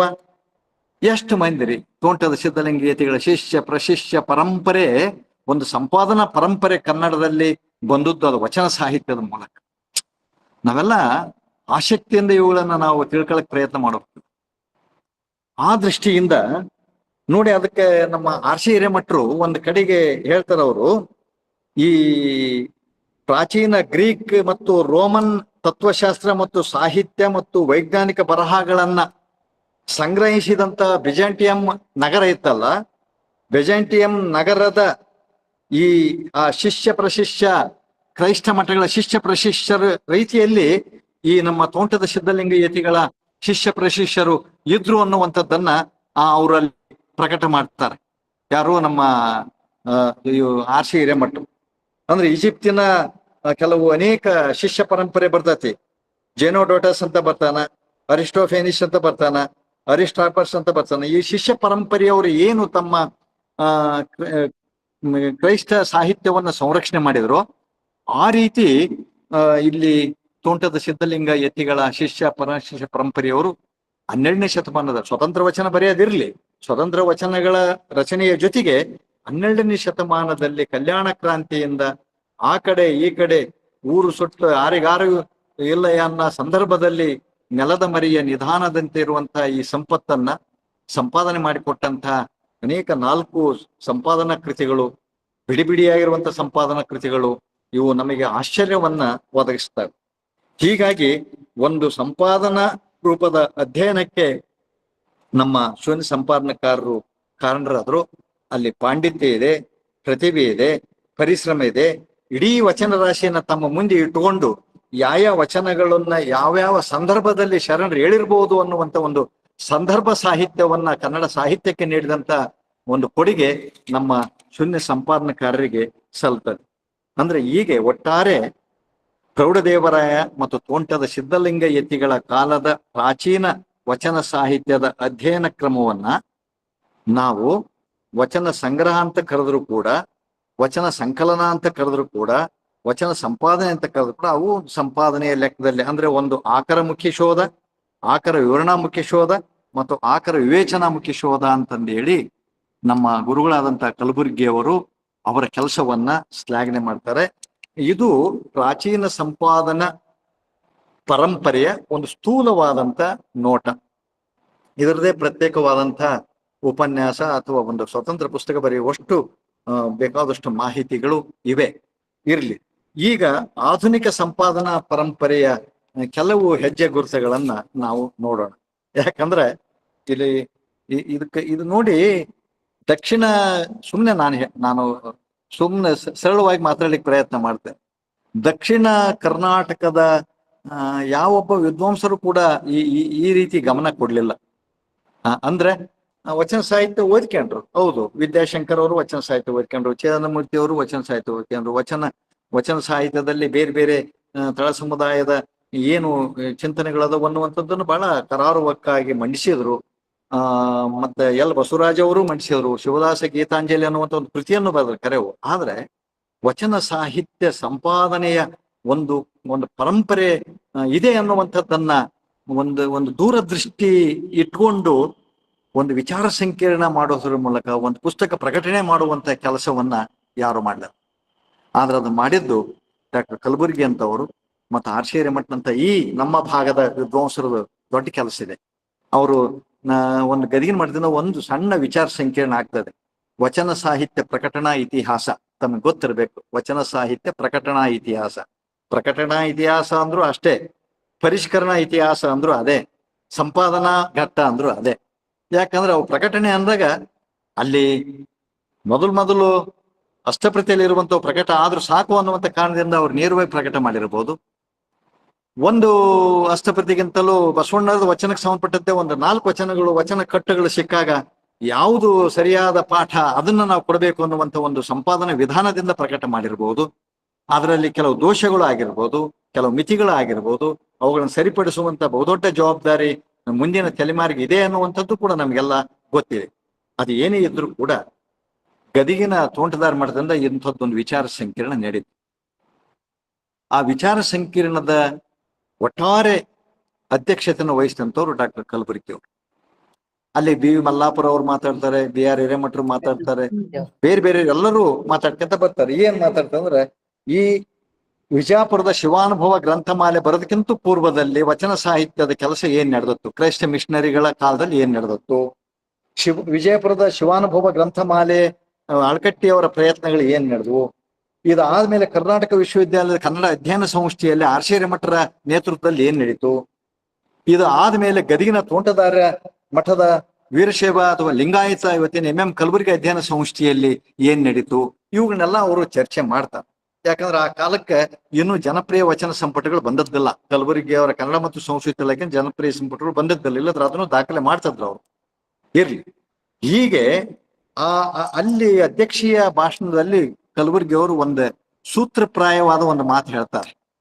ಬಹಳ ಇಂಟ್ರೆಸ್ಟಿಂಗ್ ಅವರ ಆ ಸಂಶೋಧನೆ ಬರವಣಿಗೆ. ಅವರಲ್ಲಿ ಏನ್ ಹೇಳ್ತಾರಂತಂದ್ರೆ, ವಚನ ಸಾಹಿತ್ಯ ಪ್ರಕಟಣೆ ಅಂದ್ರೆ ಸಂಪಾದನೆ ಅಂದ್ರೆ ಪ್ರಕಟಣೆನೇ ಅರ್ಥ. ಅದು ನಾನೀಗ ಸಂಪಾದಕ ಅಂತ ಹಾಕ್ಯಂತೀನಿ ಯಾವುದೋ ಒಂದು ಕೃತಿಗೆ, ಅದರ ಅರ್ಥ ಏನಂದ್ರೆ ಅವನ್ನ ಬಹುಮೂಲದ ಆಕಾರ ಇಟ್ಕೊಂಡು ನಾವು ಸಂಪಾದನೆ ಮಾಡಿರ್ತೀವಿ, ಅದನ್ನ ಪ್ರಕಟ ಮಾಡಿರ್ತೀವಿ, ಅದನ್ನ ಪರಿಷ್ಕರಣ ಅಂತ ಕರಿತೀವಿ. ಹಾಗಾಗಿ ಅವ್ರು ಹೇಳ್ತಾರೆ, ವಚನ ಸಾಹಿತ್ಯ ಪ್ರಕಟಣೆ ಕ್ರೈಸ್ತ ಮಿಷನರಿಗಳಿಂದ ಉಪೇಕ್ಷಿತಗೊಂಡಾಗ ಬಳ್ಳಾರಿ ಶೆಟ್ಟರ ಕೈಯಲ್ಲಿ ಬಳ್ಳಾರಿ ಶೆಟ್ಟರು ಕೈ ಚೆಲ್ಲಿದಾಗ ಫಾಗು ಹಳಕಟ್ಟಿಯ ತೋಳಲ್ಲಿ, ಫಾಗು ಹಳಕಟ್ಟಿಯ ತೋಳು ಸೋತಾಗ ಆರ್ಸಿ ಹಿರೇಮಠರ ಹೆಗಲಲ್ಲಿ, ಆರ್ಸಿ ಹಿರೇಮಠರ ಹೆಗಲಿನಿಂದ ಜಾರಿ ಬೀಳುತ್ತಿರಬೇಕಾದಾಗ ಗದಿಗಿನ ತೋಂಟದಾರರ ಮಠದಲ್ಲಿ ಅದು ಆಶ್ರಯವನ್ನು ಪಡೆಯೋದ್ರ ಮೂಲಕ ವಚನ ಸಾಹಿತ್ಯ ಪ್ರಕಟಣೆ ಅಥವಾ ವಚನ ಸಾಹಿತ್ಯ ಸಂಪಾದನೆ ಅದು ಸ್ಥಾವರವಾಗಿ ತಡೆದು ನಿಂತಿಲ್ಲ, ಜಂಗಮವಾಗಿ ನಡೆದು ಬಂದಿದೆ ಅನ್ನೋ ಮಾತನ್ನು ಹೇಳ್ತಾರೆ. ಎಲ್ಲ ಮೈ ರೋಮಾಂಚನಗೊಳ್ಳಬೇಕದು. ಒಂದು ಸಣ್ಣ ಸಾಹಿತ್ಯ ಪ್ರಕಾರವನ್ನ, ವಚನ ಸಾಹಿತ್ಯ ಪ್ರಕಾರವನ್ನ, ಸಮಾಜಮುಖಿಯಾದ ಸಾಹಿತ್ಯವನ್ನ, ನಡೆ ನುಡಿ ಒಂದಾದ ಸಾಹಿತ್ಯವನ್ನ ಅದನ್ನ ಸಂರಕ್ಷಣೆ ಮಾಡಲಿಕ್ಕೆ ಪ್ರಾಚೀನ ನಮ್ಮ ಕವಿಗಳು, ಪ್ರಾಚೀನ ಸಂಕಲನಕಾರರು, ಪ್ರಾಚೀನ ಸಂಪಾದನಕಾರರು, ಪ್ರಾಚೀನ ಸಂಗ್ರಹಕಾರರು ಪಟ್ಟ ಶ್ರಮ ಒಂದು ಕಡೆಗಾದ್ರೆ, ಹಳಕಟ್ಟಿ ಮಹಾಶಯರಿಂದ ವಿಶ್ವವಿದ್ಯಾಲಯದ ವಿದ್ವಾಂಸರು ಎಲ್ಲರೂ ಪ್ರಯತ್ನ ಮಾಡಿದ್ದು ಏನೈತಲ್ಲ ಅದು ನಮಗೆ ಒಂದು ದಾಖಲಾತ್ಮಕವಾದಂಥ ವಿಷಯ.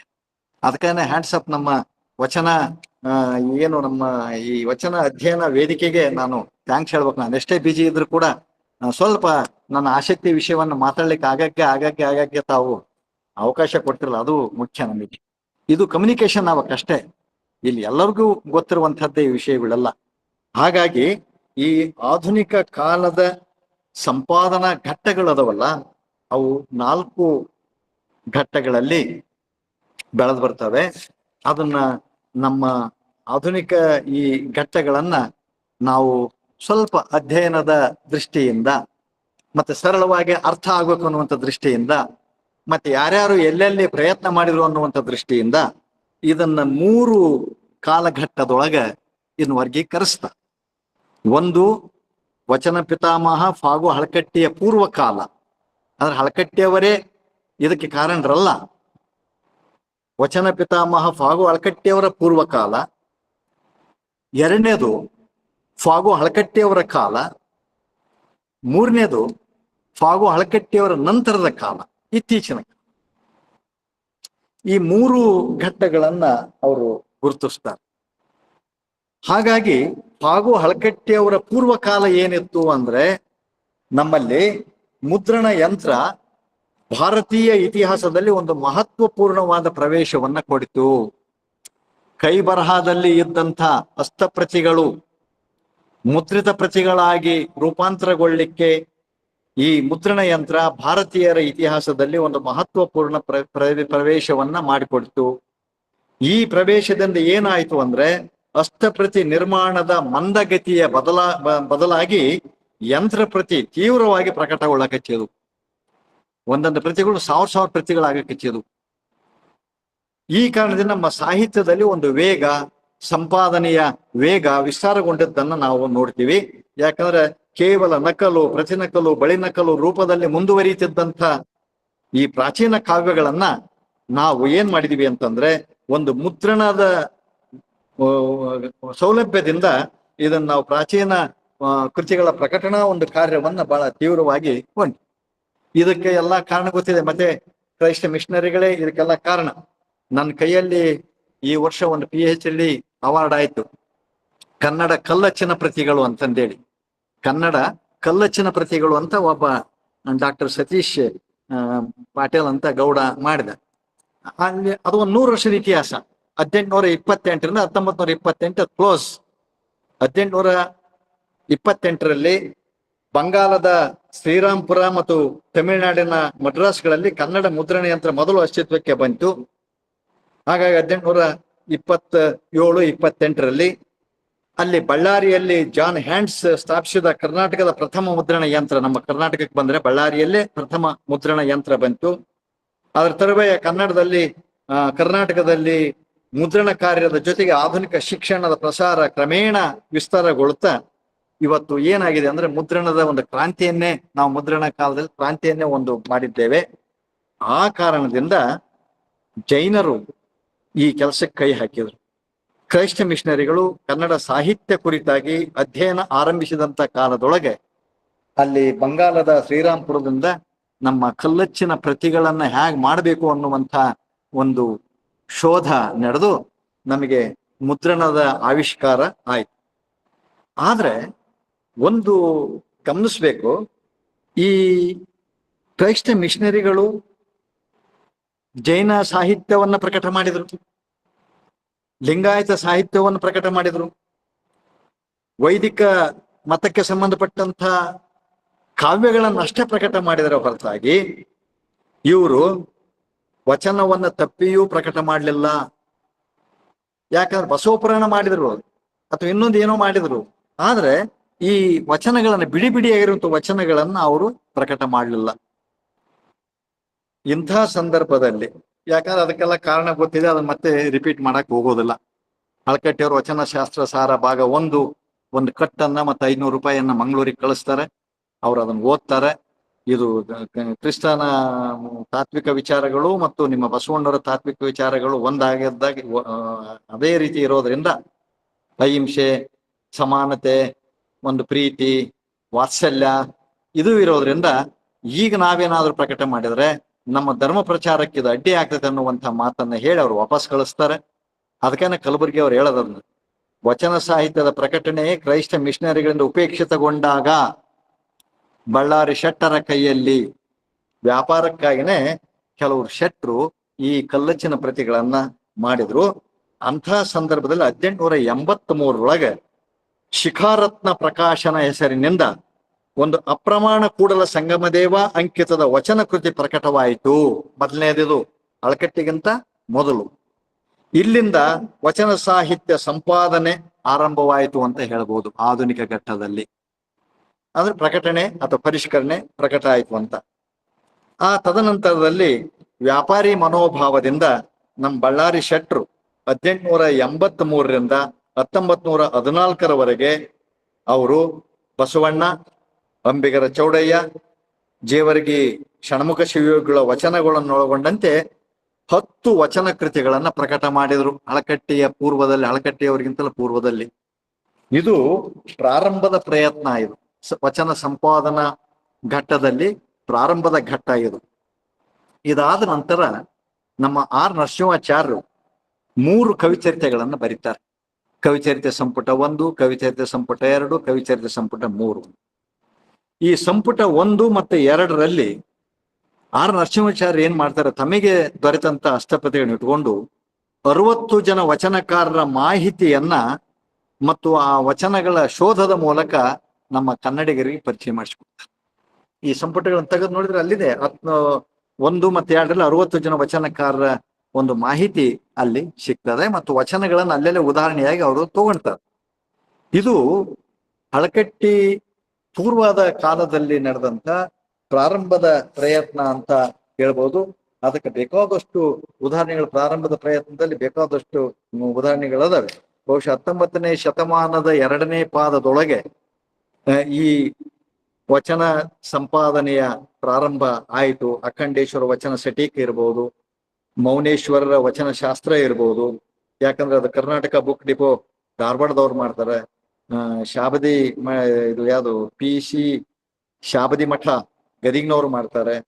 ಅದೇ ರೀತಿ ಬಸವಣ್ಣರ ವಚನಗಳು ಅಂತಂದೇಳಿ ನಮ್ಮ ಮುರುಶಂಕರಾದೇವರು, ಕೋನೇರಿ ಶೆಟ್ರು ಇವರೆಲ್ಲ ಮಾಡುವಂಥದ್ದನ್ನ ಈ ಆರಂಭದ ಸಂಪಾದನಾ ಸಂದರ್ಭದಲ್ಲಿ ನಾವು ನೋಡ್ಬೋದು. ಇವು ಕೃತಿಗಳಿಗೆ ಸಿಗೋದು ಬಹಳ ದುರ್ಲಭ. ಅಲ್ಲೆಲ್ಲೇ ಕೆಲವು ಎಲ್ಲಾದ್ರೂ ಹಳೆ ಇದರಲ್ಲಿ ಸಿಗ್ಬೋದು. ಇರ್ಲಿ, ಅದೇನೇ ಇದ್ರು ಕೂಡ ಇನ್ನು ಮುಂದೆ ಫಾಗು ಹಳಕಟ್ಟಿ ಕಾಲದ ಸಂಪಾದನಾ ಘಟ್ಟ, ಹಳಕಟ್ಟಿಯವರ ಕಾಲಘಟ್ಟದಲ್ಲಿ ಏನೇನು ನಡೆದವು ಅಂತ ಅಂದ್ರೆ, ಹಳಕಟ್ಟಿ ಸಾಹೇಬ ಈ ವಚನ ಸಾಹಿತ್ಯದ ನಿಧಿಯನ್ನ ಶೋಧಿಸಿದರು ಅದು, ಮತ್ತು ಅವುಗಳ ಅಧ್ಯಯನಕ್ಕೆ ಇಡೀ ಜೀವಮಾನವನ್ನೇ ಮುಡುಪಾಗಿಟ್ಟಂತವು. ವಚನ ಸಾಹಿತ್ಯ ಸಂಶೋಧನಾ ಪಿತಾಮಹ ಅನ್ನುವಂಥದ್ದು ಹಳಕಟ್ಟಿಯವರಿಗೆ ನಾವು ಕೊಡಬೇಕಾಗಿರುವಂತ ಒಂದು ಗೌರವ. ಹಾಗಾಗಿ ಅವರು ಪ್ರಭಾವಿತರಾದದ್ದು 1905ರಲ್ಲಿ ಗುಬ್ಬಿ ಮಲ್ಲನಾರಿನ ಗಣಭಾಷಿತ ರತ್ನಮಾಲೆ ಅಷ್ಟಪ್ರತಿಯನ್ನ ಕಂಡು ಅದಕ್ಕೆ ಆಕರ್ಷಿತರಾಗಿ ವಚನ ಸಾಹಿತ್ಯಕ್ಕೆ ಅವರು ಮಾರು ಹೋಗ್ತಾರೆ. ಹಳಕಟ್ಟಿಯವರ ವಚನ ಸಾಹಿತ್ಯದ ಅಷ್ಟಪ್ರತಿಗಳನ್ನ ಶೋಧಿಸುವುದು, ಸಂಗ್ರಹಿಸುವುದು, ಅವುಗಳನ್ನ ಆಶಯಕ್ಕನುಗುಣವಾಗಿ ಅವುಗಳ ಆಶಯ ಏನಿತ್ತಲ್ಲ, ವಚನ ಸಾಹಿತ್ಯದ ಆಶಯ ಏನಿತ್ತಲ್ಲ ಅದರಂತೆ ವಿಭಾಗಿಸುವುದು, ಆ ಮೂಲಕ ಶರಣರ ಚರಿತ್ರೆಯನ್ನ ನಿರೂಪಿಸುವುದು, ಅವರ ಉದ್ದೇಶ ಆಗಿತ್ತು. ಹೀಗಾಗಿ ಅವರು BLD ಸಂಸ್ಥೆಯಿಂದ ಒಂದು ಸಂಸ್ಥೆ ಮಾಡುವ ಕಾರ್ಯವನ್ನು ಒಬ್ಬ ಏಕ ವ್ಯಕ್ತಿ ಅಳಕಟ್ಟಿಯವರು ಮಾಡಿರುವಂಥದ್ದು ತಮಗೆಲ್ಲರಿಗೂ ಇಲ್ಲಿರುವಂತ ಎಲ್ಲ ಶರಣ ಬಂಧುಗಳಿಗೆ ಗೊತ್ತಿರುವಂತ ವಿಷಯ.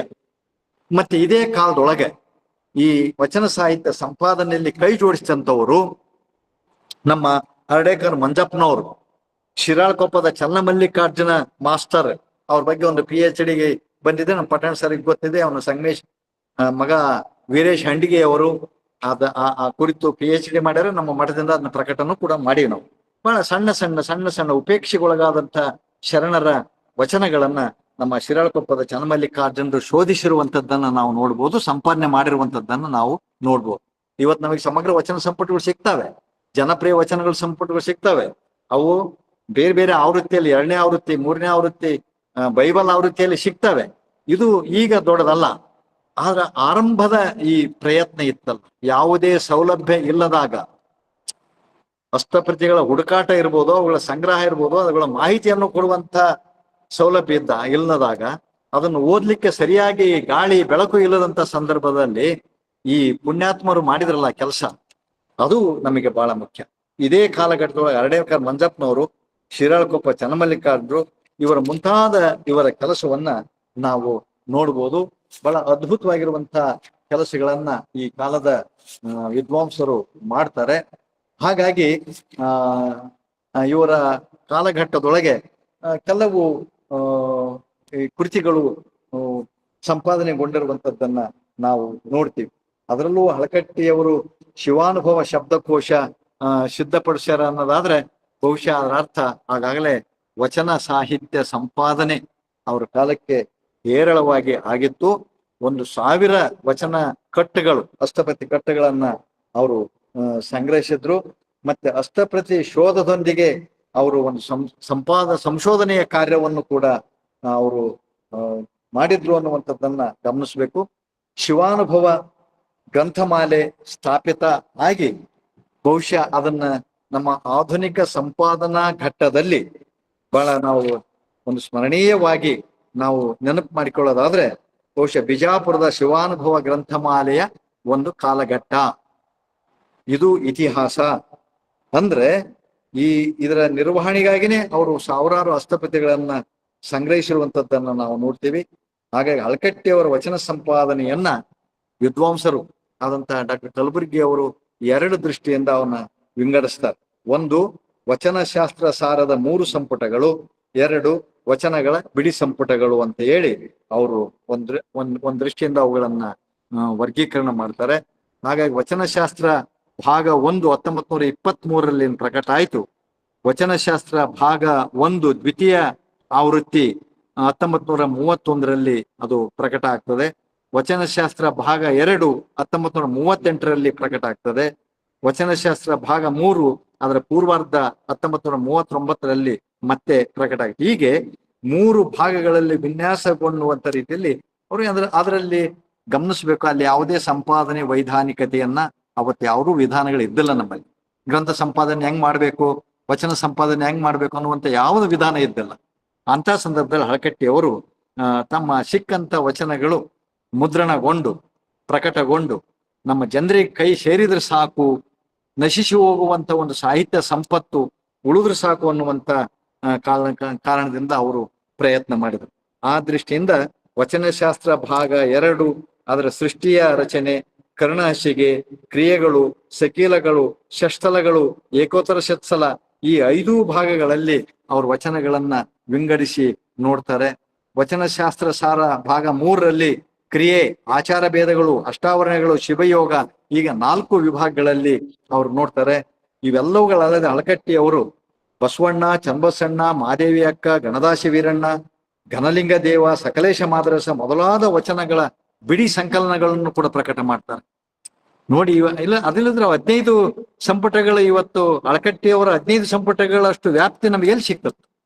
ಆ ಕಾರಣದಿಂದ ಒಂದು ಬಹಳ ಮುಖ್ಯವಾಗಿ ಗಮನಿಸ್ಬೇಕು. ಇಲ್ಲೇ ನಮ್ಮ ವಿದ್ಯಾರ್ಥಿಗಳು ಇರ್ಬೋದು, ಇಲ್ಲಿ ಯಾರಾದ್ರೂ ಗಮನಿಸ್ಬೇಕು. ನೀವು ಒಂದು ವಿಶ್ವವಿದ್ಯಾಲಯದ ಇವತ್ತು ಏನು ಆಡಳಿತದ ಶಟಪ್ ಐತಲ್ಲ, ಆ ರೀತಿ ಇವರು ಆ ಕಾಲಕ್ಕೆ ಕೆಲಸ ಮಾಡ್ಯಾರ. ಅಂದ್ರೆ ಒಂದು ಈ ಹಿತಚಿಂತಕ ಅನ್ನುವಂಥ ಒಂದು ಮುದ್ರಣ, ಪ್ರಿಂಟಿಂಗ್ ಪ್ರೆಸ್, ಶಿವಾನುಭವ ಅನ್ನುವಂಥ ಒಂದು ಪತ್ರಿಕೆ ಮತ್ತು ಗ್ರಂಥಮಾಲೆ. ಇವತ್ತು ವಿಶ್ವವಿದ್ಯಾಲಯದಲ್ಲಿ ಬೋಧನಾಂಗ, ಶೋಧನಾಂಗ, ಪ್ರಸಾರಾಂಗ ಈ 3 ಅಂಗಗಳಿವೆ. ಪ್ರಾಧ್ಯಾಪಕರು ಬೋಧನೆ ಮಾಡ್ತಾರೆ, ವಿದ್ಯಾರ್ಥಿಗಳು ಗುರುಗಳ ಮಾರ್ಗದರ್ಶನದಲ್ಲಿ ಸಂಶೋಧನೆ ಮಾಡ್ತಾರೆ, ನಮ್ಮ ಪ್ರಸಾರಾಂಗಗಳು ವಿಶ್ವವಿದ್ಯಾಲಯ ಪ್ರಸಾರಾಂಗಗಳು ಅವುಗಳನ್ನು ಪ್ರಕಟ ಮಾಡ್ತದೆ. ಈ 3 ಅಂಗಗಳು ಇವತ್ತೇನದವಲ್ಲ, ಇವತ್ತು ಆಧುನಿಕ ವಿಶ್ವವಿದ್ಯಾಲಯಗಳಲ್ಲಿ ಆ ರೂಪವನ್ನ ಅವತ್ತು ಫಾಗು ಹಳಕಟ್ಟಿಯವರು ಶಿವಾನುಭವ ಪತ್ರಿಕೆ, ಹಿತಚಿಂತಕ ಮುದ್ರಣಾಲಯ, ಶಿವಾನುಭವ ಗ್ರಂಥಮಾಲೆ ಮಾಡಿದರು. ನಮ್ಮ ಯಾರು ಈ ಚನ್ನಮಲ್ಲಿಕಾರ್ಜುನ್ ಮಾಸ್ತರ್ ಸದ್ಧರ್ಮ ದೀಪಿಕೆ ಒಂದು ಪತ್ರಿಕೆಯನ್ನ ಮಾಡಿದರು. ಅವರು ಒಂದು ಮುದ್ರಣ ಯಂತ್ರವನ್ನು ತೆಗೆದು, ಅಂದ್ರೆ ಆ ಕಾಲದ ವಿದ್ವಾಂಸರ ಪರಿಶ್ರಮ, ವಚನ ಸಾಹಿತ್ಯ ಅದು ಸುಮ್ಮನೆ ಉಳಿದು ಬಂದಿಲ್ಲ. ಆ ಪೂರ್ವ ಸೂರ್ಯಗಳ ಕಷ್ಟಕ್ಕಾದ್ರೂ ನಾವು ಕಷ್ಟಪಟ್ಟದಕ್ಕಾದ್ರೂ ನಾವು ವಚನ ಸಾಹಿತ್ಯವನ್ನು ಓದಬೇಕು, ವಚನ ಸಾಹಿತ್ಯವನ್ನು ನಮ್ಮದನ್ನಾಗಿ ಮಾಡ್ಕೊಬೇಕು, ವಚನ ಸಾಹಿತ್ಯವನ್ನು ಮತ್ತೆ ಸಂರಕ್ಷಣೆ ಮಾಡ್ಬೇಕು ನಾವು. ಇದು ಈ ಕಾರಣಕ್ಕಾದ್ರೂ ಇರ್ಲಿದ್ರೆ ಇವರೆಲ್ಲ ಕೈ ಚೈಲಿ ಕುಂತಿದ್ರೆ ಆಗಿರುವಂತ ಕೆಲಸ ಏನಾಗ್ತಿತ್ತು ಅನ್ನುವಂಥದ್ದು. ಅಂದ್ರೆ ಇವರು ಸಂಪಾದಕರು ಎನ್ನುವುದಕ್ಕಿಂತ ನಾವು ಒಂದ್ ದೃಷ್ಟಿಯಿಂದ ಸಂಗ್ರಹಕಾರರು ಅಂತ ಅನ್ಬಹುದು. ಯಾಕಂದ್ರೆ ಆ ಕಾಲಕ್ಕೆ ನಾನು ಹೇಳಿದ ಸಂಪಾದನೆ ವಿಧಾನ ಇದ್ದಿಲ್ಲ. ಇವತ್ತೇನು ಗ್ರಂಥ ಸಂಪಾದನೆ ವೈಧಾನಿಕತೆ ಬಂದಿದ್ದಲ್ಲ, ಆ ರೀತಿ ವಿಧಾನಗಳಿದ್ದಿಲ್ಲ. ಹಾಗಾಗಿ ಈ ಹಳಕಟ್ಟಿಯವರ ಸಮಕಾಲೀನರಾಗಿ ಗಮನಾರ್ಹವಾಗಿ ಕೆಲಸ ಮಾಡಿದಂಥವ್ರು ಅನೇಕ ಮಂದಿ ಅದರ, ಒಬ್ರು ಇಬ್ಬರಲ್ಲ. ಈ ಅವಧಿಯೊಳಗೆ ಇದನ್ನೆಲ್ಲವನ್ನೂ ಹೇಳಲಿಕ್ಕೆ ಸಾಧ್ಯನೂ ಇಲ್ಲ. ಶಿವಲಿಂಗಯ್ಯ ಚಿಕ್ಕೋಡಿಯವರು ಮರುಳಶಂಕರ ದೇವ ಮತ್ತು ಉಪ್ಪರಗುಡಿಯ ಸೋಮಯ್ಯನ ವಚನಗಳನ್ನ ಸಂಗ್ರಹಿಸಿದ್ರು. ವೈದ್ಯ ಸಂಗಣ್ಣ ಮತ್ತು ಇತರ ವಚನಗಳನ್ನ, ಸಕಲೇಶ ಮಾದರಸನ ವಚನಗಳನ್ನ ಇವರೆಲ್ಲ ಸಂಗ್ರಹಿಸ್ತಾರೆ. ಆವಿನಾಳ್ ಕಲ್ಲಯ್ಯನ ವಚನಗಳನ್ನ ಸಂಗ್ರಹಿಸ್ತಾರೆ. ಇಷ್ಟೊಂದು ನಮ್ಮ ಈ ಶಿವಲಿಂಗಯ್ಯ ಚಿಕ್ಕೋಡಿಯವರು ಸಂಗ್ರಹಿಸಿದಂಥವು. ಅದೇ ರೀತಿ ಇನ್ನೂ ಹರ್ಡೇಕರ್ ಮಂಜಪ್ಪನವರು, ಹಾವೇರಿ ಮಲ್ಲಿಕಾರ್ಜುನರು ಇವರೆಲ್ಲರೂ ಕೂಡಿ ಕೆಲವು ವಚನಗಳನ್ನು ಸಂಗ್ರಹಿಸ್ತಾರೆ. ಎಂ.ಆರ್. ಶ್ರೀನಿವಾಸ ಮೂರ್ತಿ ಅವರು, ಆರ್.ಆರ್. ದಿವಾಕರ್ ಅವರು ವಚನ ಶಾಸ್ತ್ರ ರಹಸ್ಯ, ವಚನ ಧರ್ಮ ಸಾರ ಇವುಗಳನ್ನೇನು ಈ ವರ್ಗೀಕರಣ ಮಾಡಿ ವಿಷಯಕ್ಕೆ ಅನ್ವಯಿಸಿ ವಿವೇಚನೆಯನ್ನು ಮಾಡಿದ್ರಲ್ಲ, ಇವು ನಮ್ಮ ಈ ಆಧುನಿಕ ನಮ್ಮ ಈ ಹಳಕಟ್ಟಿಯವರ ಕಾಲದ ಬಿಜಾಪುರದ ಶಿವಾನುಭವ ಗ್ರಂಥಮಾಲೆಯ ಕಾಲಘಟ್ಟದಲ್ಲಿ ಕರ್ನಾಟಕದಲ್ಲಿ ನಡೆದಂತ ವಚನ ಸಾಹಿತ್ಯ ಸಂಪಾದನೆಯ ಕೆಲವು ಈ ಅಂಶಗಳಿವು, ಕ್ರಿಯೆಗಳಿವು. ಹಾಗಾಗಿ ಹಳಕಟ್ಟಿಯವರು ಕೈಗೊಂಡಿರುವಂತ ಈ ವಚನ ಸಂಗ್ರಹ ಅಥವಾ ವಚನ ಸಂಪಾದನಾ ಕಾರ್ಯದ ಒಂದು ಶಿಸ್ತಿಗೆ ಒಳಪಟ್ಟು ಮಾಡಿದಂಥವ್ರು ಮುಂದೆ ಬಸವನಾಳರು ಬರ್ತಾರೆ. ಆ ಕಾರಣದಿಂದಲೇ ಇದನ್ನ ಒಂದು ಸೂತ್ರಪ್ರಾಯಗಳಾದ್ರೆ ಪ್ರಾರಂಭದಿಂದ 1922 ಕಾಲವನ್ನ ನಾವು ಕ್ರೈಸ್ತ ಮಿಷನರಿಗಳ ಪ್ರಥಮ ಘಟ್ಟ ಕಾಲವೆಂದು ಗುರುತಿಸ್ತೀವಿ. ಫಾಗು ಹಳಕಟ್ಟಿಯವರ ವಚನಶಾಸ್ತ್ರ ಭಾಗ 1 ಏನು 1923 ಪ್ರಕಟ ಆಯಿತು. ಅಲ್ಲಿಂದ ನಮ್ಮ ಸಿ ಬಸವಣ್ಣವರ ಷಷ್ಠದ ವಚನಗಳು 1951 ಕಾಲಘಟ್ಟವನ್ನ ನಾವು ದ್ವಿತೀಯ ವಚನ ಸಾಹಿತ್ಯ ಸಂಪಾದನೆಯ ಘಟ್ಟ ಅಂತ ಗುರುತಿಸ್ತೀವಿ. ಸಿ ಬಸವನಾಡನಿಂದ ಹಿಡಿದು 1951 ಹಿಡಿದು ಇಂದಿನವರೆಗಿನ ಕಾಲವನ್ನ ವಚನ ಸಂಪಾದನೆ ತೃತೀಯ ಘಟ್ಟ ಅಂತ ನಾವು ಗುರುತಿಸ್ತೀವಿ. ಅಂದ್ರೆ ಆಧುನಿಕ ಸಂದರ್ಭದಲ್ಲಿ ಕ್ರೈಸ್ತ ಮಿಷನರಿಗಳನ್ನ ಹೊರತುಪಡಿಸಿದ್ರೆ ಈ 3 ಘಟ್ಟಗಳು ಬಹಳ ಮಹತ್ವದ್ದು ಅನ್ನುವಂಥದ್ದನ್ನ ಗಮನಿಸ್ಬೋದು. ಹೀಗಾಗಿ ನಮ್ಮ ಸಿ ಬಸವನಾಳರ ಕೈಯಲ್ಲಿ ವಚನ ಸಾಹಿತ್ಯ ಇದೇ ಕಾಲಘಟ್ಟದಲ್ಲಿ ಆಧುನಿಕ ಪರಿಷ್ಕರಣ ಪ್ರಯೋಗಕ್ಕೆ ಒಡ್ಡಿದ ಒಂದು ಪ್ರಥಮ ಶ್ರೇಯಸ್ಸು ಅವರಿಗೆ ಬರ್ತದೆ. ಬಹುಶಃ ಅವ್ರು ಸಿ ಬಸವನಾಳರು ಹೇಳ್ತಾರೆ, ಏನ್ ಹೇಳ್ತಾರೆ ಅವರು, ದೇವವಾಣಿ ಜನವಾಣಿಯಾಗದಿದ್ದ ಕಾಲದಲ್ಲಿ ಜನವಾಣಿಯನ್ನೇ ದೇವವಾಣಿಯನ್ನಾಗಿ ಮಾಡಿದ ಶ್ರೇಯಸ್ಸು ನಮ್ಮ ಕರ್ನಾಟಕದ ವಚನಕಾರರಿಗೆ, ಕನ್ನಡ ನಾಡಿನ ವಚನಕಾರರಿಗೆ ಸಲ್ತದೆ ಅಂತ ಹೇಳ್ತಾರೆ. ಹೀಗಾಗಿ ಅವರು ಸುದೀರ್ಘವಾಗಿರುವಂತ ಬಸವಣ್ಣವರ ಷಷ್ಠದ ವಚನಗಳನ್ನ ಸಂಪಾದನೆ ಮಾಡಿದಾಗ ಅದಕ್ಕೊಂದು ಸುದೀರ್ಘವಾದ ಪ್ರಸ್ತಾವನೆಯನ್ನು ಬರೀತಾರೆ. ವಚನಗಳನ್ನ ಹಾಡ್ಲಿಕ್ಕೆ ಬರೋದಿಲ್ಲ, ಅವು ಗದ್ಯವೋ ಪದ್ಯವೋ ಅನ್ನುವಂಥ ಚರ್ಚೆ ಆ ಕಾಲಕ್ಕೆ ಹೆಚ್ಚು ಇದ್ದಾಗ ಅಲ್ಲಿ ಗಮಕಕ್ಕೆ ಹೆಚ್ಚು ಮಾನ್ಯತೆಯನ್ನ ಕೊಟ್ಟು ಅವರು ಅದರ ಪ್ರಸ್ತಾವನೆಯಲ್ಲಿ ಆ ಲಯದ ಬಗ್ಗೆ ಮಾತಾಡ್ತಾರೆ. ಈ ದೃಷ್ಟಿಯಿಂದ ಈ ಹಳಕಟ್ಟಿಯವರು ಕೈಗೊಂಡಿರುವಂತ ವಚನ ಸಂಗ್ರಹದ ಈ ಸಂಪಾದನಾ ಕಾರ್ಯದಲ್ಲಿ ಒಂದು ಇವತ್ತೇನ್ ನಾವು ಪರಿಷ್ಕರಣ ಅಂತೀವಲ್ಲ, ಗ್ರಂಥ ಸಂಪಾದನೆ ವಿಧಾನ ಅಂತೀವಲ್ಲ, ಆ ವಿಧಾನಕ್ಕೆ ಒಳಪಡಿಸಿ ಕೆಲಸ ಮಾಡಿದಂಥವ್ರು ಬಸವನಾಳರ ಕೈಯಲ್ಲಿ ವಚನ ಸಾಹಿತ್ಯ ಒಂದು ಪರಿಷ್ಕರಣ ರೂಪವನ್ನ ಪಡಿತು ಅನ್ನುವಂಥದ್ದನ್ನ ಬಹುತೇಕ ವಿದ್ವಾಂಸರು, ಅಂದ್ರೆ ಶಾಸ್ತ್ರ ಶುದ್ಧಿಗಾಗಿ ಇದನ್ನ ಅವರು ಸಂಪಾದನೆ ಮಾಡಿದ್ರು ಅನ್ನುವಂಥದ್ದನ್ನು ಗಮನಿಸಬೇಕು 1951ರಲ್ಲಿ. ಆ ಕಾರಣದಿಂದ ಈ ಘಟ್ಟವನ್ನು ನಾವು ಇದೇ ಅವಧಿಯೊಳಗೆ ಕೆಲವು ವಿದ್ವಾಂಸರು ಬರ್ತಾರೆ, ಇನ್ನೂ ಕೆಲವು ವಿದ್ವಾಂಸರು ಅದ. ಉತ್ತಂಗಿ ಚೆನ್ನಪ್ಪನವರು ಮತ್ತು ಎಸ್ ಬೂಸೂರ್ ಭಟ್ರು, ಹೊಸಹಳ್ಳಿ ಪ್ರಭುಸ್ವಾಮಿಗಳು ಮತ್ತು ವೀರು ಕೊಪ್ಪಳ ಅವರು ಮತ್ತು ಉತ್ತಂಗಿಯವರ ಆದಯನ ವಚನಗಳಿರ್ಬೋದು, ಬೂಸೂರ್ ಭಟ್ರ ಮೋಳಿಗೆ ಮಾರಯ್ಯನ ಮತ್ತು ರಾಣಿ ಮಹಾದೇವಕ್ಕನ ವಚನಗಳಿರ್ಬೋದು, ಮತ್ತೆ ಬೂಸೂರ್ ಭಟ್ರೆ ಸಂಪಾದನೆ ಮಾಡಿದಂತ ಈ ಲಿಂಗಲೀಲಾ ವಿಲಾಸ ಚಾರಿತ್ರ್ಯ ಗ್ರಂಥ 1956 ಇರ್ಬೋದು, ಗೋಳೂರು ಸಿದ್ದವೀರಣ್ಣೊಡೆಯರ ಶೂನ್ಯ ಸಂಪಾದನೆ ಇರ್ಬೋದು. ಇವೆಲ್ಲವೂ ಕೂಡ ನಮ್ಮ ಈ ಕಾಲದ ಅಂದ್ರೆ ಈ ಶಿವಾನುಭವ ಸಂಸ್ಥೆಯ ಬಿಜಾಪುರದ ಶಿವಾನುಭವ ಗ್ರಂಥಮಾಲೆಯ ಕಾಲಘಟ್ಟದಲ್ಲೇ ಹುಟ್ಟಿದಂಥ ಈ ವಚನ ಸಂಪಾದನಾ ಕೆಲಸ. ಬಹುಶಃ BC ಜವಳೆ ಅಂತ ಒಬ್ಬ ವ್ಯಕ್ತಿಯೂ ಕೂಡ ಉಡುತಡೆ ಮಹಾದೇವಕ್ಕನ ಸಾಹಿತ್ಯ ಅಂತಂದೇಳಿ 1960ರಲ್ಲಿ ಆ ಕೃತಿಯನ್ನ ಪ್ರಕಟಿಸಿರುವಂಥದ್ದನ್ನು ನೋಡ್ಬೋದು. ಆದ್ರೆ ಇಷ್ಟೇ ಮಂದಿ ಕೆಲಸ ಮಾಡಿದ್ರು ಕೂಡ ಹಳಕಟ್ಟಿಯವರು ಮಾತ್ರ ಒಂದು ಮಹತ್ವದ ಕೆಲಸವನ್ನ ಮಾಡಿದ್ರು. ಬಹುಶಃ ಅವರ ಮಾರ್ಗವೇ ಇವರಿಗೆಲ್ಲ ಆದಿ ಆಯ್ತು ಅನ್ನುವಂಥದ್ದನ್ನ ನಾವು ಪ್ರೇರಣೆ ಆಯ್ತು ಅನ್ನುವಂಥದ್ದನ್ನ ನಾವು ಗುರುತಿಸ್ತೀವಿ. ಇದಾದ್ಮೇಲೆ ಹಳಕಟ್ಟಿಯವರ ನಂತರದ ಕಾಲ ಅಂದ್ರೆ ಈ ಸಿ ಬಸವನಾಡರಿಂದ ಹಿಡಿದು ಅಂದ್ರೆ 1951 ಹಿಡಿದು ಇವತ್ತೇನು ಇಂದಿನ ಕಾಲದವರೆಗೆ ಏನ್ ನಡೀತಲ್ಲ, ಅದು ವಚನ ಸಾಹಿತ್ಯದ ಒಂದು ಶಾಸ್ತ್ರೀಯ ಪರಿಷ್ಕರಣೆಯ ಒಂದು ಸುಗ್ಗಿಯ ಕಾಲ. ಬಹುಶಃ ಅದನ್ನ ನಾನು ಹೇಳಿದೆ, ಧಾರವಾಡ ಕರ್ನಾಟಕ ವಿಶ್ವವಿದ್ಯಾಲಯದ ಅಧ್ಯಯನ ಪೀಠದಲ್ಲಿ ನಡೆದಂತ ಕಾಲಘಟ್ಟ ಅಂತ. ಈ ಅಧ್ಯಯನ ಪೀಠದಲ್ಲಿ ಕೆಲಸ ನಿಂತ ಮೇಲೆ ಗದಗಿನ ಮಠದಲ್ಲಿ ಕೂಡ ಈ ಕೆಲಸ ನಡೀತಿದೆ. ಆ ಕಾರಣದಿಂದ ಧಾರವಾಡ ಕರ್ನಾಟಕ ವಿಶ್ವವಿದ್ಯಾಲಯದಲ್ಲಿ ಈ ವಚನ ಸಾಹಿತ್ಯ ಶಾಸ್ತ್ರೀಯ ಪರಿಷ್ಕರಣೆಯ ಸುಗ್ಗಿಯ ಕಾಲ ಆಯ್ತು ಅನ್ನುವಂಥದ್ದನ್ನ ಗಮನಿಸ್ಬೇಕು. ಈ ಕಾಲಘಟ್ಟದೊಳಗೆ ಹೊರಗಿನ ವಿದ್ವಾಂಸರಂತೆ ವಿಶ್ವವಿದ್ಯಾಲಯದ ವಿದ್ವಾಂಸರು ಕೂಡ ಇಲ್ಲಿವರೆಗೆ ಹಳಕಟ್ಟಿಯವರು, ಬಸವನಾಡ್ರು ಇವರು ಯಾರೂ ಕೂಡ ವಿಶ್ವವಿದ್ಯಾಲಯದ ವಿದ್ವಾಂಸರಾಗಿದ್ದಿಲ್ಲ. ಅವರು ಹವ್ಯಾಸಕ್ಕಾಗಿನೇ ಅದನ್ನ ಮಾಡಿದ್ರು. ಈಗ ವಿಶ್ವವಿದ್ಯಾಲಯದ ವಿದ್ವಾಂಸರು ವಚನ ಸಾಹಿತ್ಯ ಅಧ್ಯಯನ ಅಥವಾ ವಚನ ಸಾಹಿತ್ಯ ಸಂಪಾದನೆಯೊಳಗೆ ಒಂದು ಪರಂಪರೆಯನ್ನೇ ಹುಟ್ಟು ಹಾಕಿದ್ರು. ಯಾಕಂತಂದ್ರೆ ಇಲ್ಲಿ ಇದು C Basavanal, Samshi Bhushan Math, Uttangi Channappa, MS Hunashyal, Veerabhadrappa Koppal, Malledevaru, RC Hiremath, L Basavaraju, doctor Vidyashankar, Jayanthamurthy, MM Kalburgi, doctor Sunkapura, doctor V Shivananda, ಮತ್ತೆ ಅದೇ ರೀತಿ ವೀರಣ್ಣ ರಾಜೂರ, BV ಶಿರೂರ, ಅಲ್ಲಿಂದ ಮಲ್ಲಾಪುರ, BV ಮಲ್ಲಾಪುರ್, BR ಹಿರೇಮಠ, ಹೀಗೆ ನಮ್ಮ ಸಣ್ಣಯ್ಯ, S ಶಿವಣ್ಣ ಎಷ್ಟು ಕೆಲಸ ಮಾಡಿದ್ರು. ವೈಶಿ ಭಾನುಮತಿ ಅವರು ಇವತ್ತು 4ನೇ ಆವೃತ್ತಿಯೊಳಗೆ ಏನು ನಮ್ಮ ಕನ್ನಡ ಪುಸ್ತಕ ಪ್ರಾಧಿಕಾರದಿಂದ ಬಂದಂತ ವಚನ ಜನಪ್ರಿಯ ವಚನ 4ನೇ ಆವೃತ್ತಿಯಲ್ಲಿ ನಾನು 2 ಸಂಪಾದನಾ ಕೃತಿಗಳನ್ನ ಮಾಡ್ಲಿಕ್ಕೆ ಅಂದ್ರೆ ಈಗ ನೂರಾರು ವಿದ್ವಾಂಸರು ಈ ಹಳಕಟ್ಟಿಯ ನಂತರದಲ್ಲಿ ನಮ್ಮ ಧಾರವಾಡ ಕರ್ನಾಟಕ ಅಧ್ಯಯನ ಪೀಠದ ಒಂದು ಪರಂಪರೆಯ ಹಿನ್ನೆಲೆಯಲ್ಲಿ ಈ ಕೆಲಸವನ್ನ ಮಾಡಿರುವಂತದ್ದನ್ನ ನಾವು ಗಮನಿಸ್ಬೋದು. ಅಂದ್ರೆ ಅದೇ ರೀತಿ ಕರ್ನಾಟಕ ಲಿಂಗಾಯತ ಮಠಮಾನ್ಯಗಳು, ಅದಕ್ಕೆ ಬರ್ತೇನೆ ನಾನು 4ನೇ ಘಟ್ಟದಲ್ಲಿ ಅದನ್ನೇ ಹೇಳಿನಿ. ಕರ್ನಾಟಕ ನಮ್ಮ ಗದಗಿನ ತೋಟದಾರಿ ಮಠದ ವಿಚಾರಗಳನ್ನ ನಾನು ಅದೇ ದೃಷ್ಟಿ ಅಂದ್ರೆ ಈ ಹಳಕಟ್ಟಿಯವರ ಶಿವಾನುಭವ ಗ್ರಂಥಮಾಲೆಯ ತರುವಾಯ ವಚನ ಸಾಹಿತ್ಯವನ್ನ ವ್ಯಾಪಕವಾಗಿ ಪ್ರಕಟಿಸಬೇಕು ಅನ್ನುವಂತ ಉದ್ದೇಶದಿಂದ ಧಾರವಾಡದ ಕರ್ನಾಟಕ ವಿಶ್ವವಿದ್ಯಾಲಯ ಕನ್ನಡ ಅಧ್ಯಯನ ಪೀಠ ಅದು ಒಂದು ಆ ಸಂಸ್ಥೆ ಅಂಗವಾಗಿ RC ಹಿರೇಮಠರ ನೇತೃತ್ವದೊಳಗೆ ಒಂದು ಯೋಜನೆಯನ್ನ ರೂಪಿಸಿಕೊಳ್ತಾರೆ. ಸಮಗ್ರ ವಚನ ವಾಂಗ್ಮಯ ಸಂಗ್ರಹ ಸಂಸ್ಕರಣ ಪ್ರಕಟಣಾ ಯೋಜನೆ. ಸಮಗ್ರ ವಚನ ವಾಂಗ್ಮಯ ಸಂಗ್ರಹ ಸಂಸ್ಕರಣ ಪ್ರಕಟಣಾ ಯೋಜನೆ ಅದು ಅಸ್ತಿತ್ವಕ್ಕೆ ಬಂತು.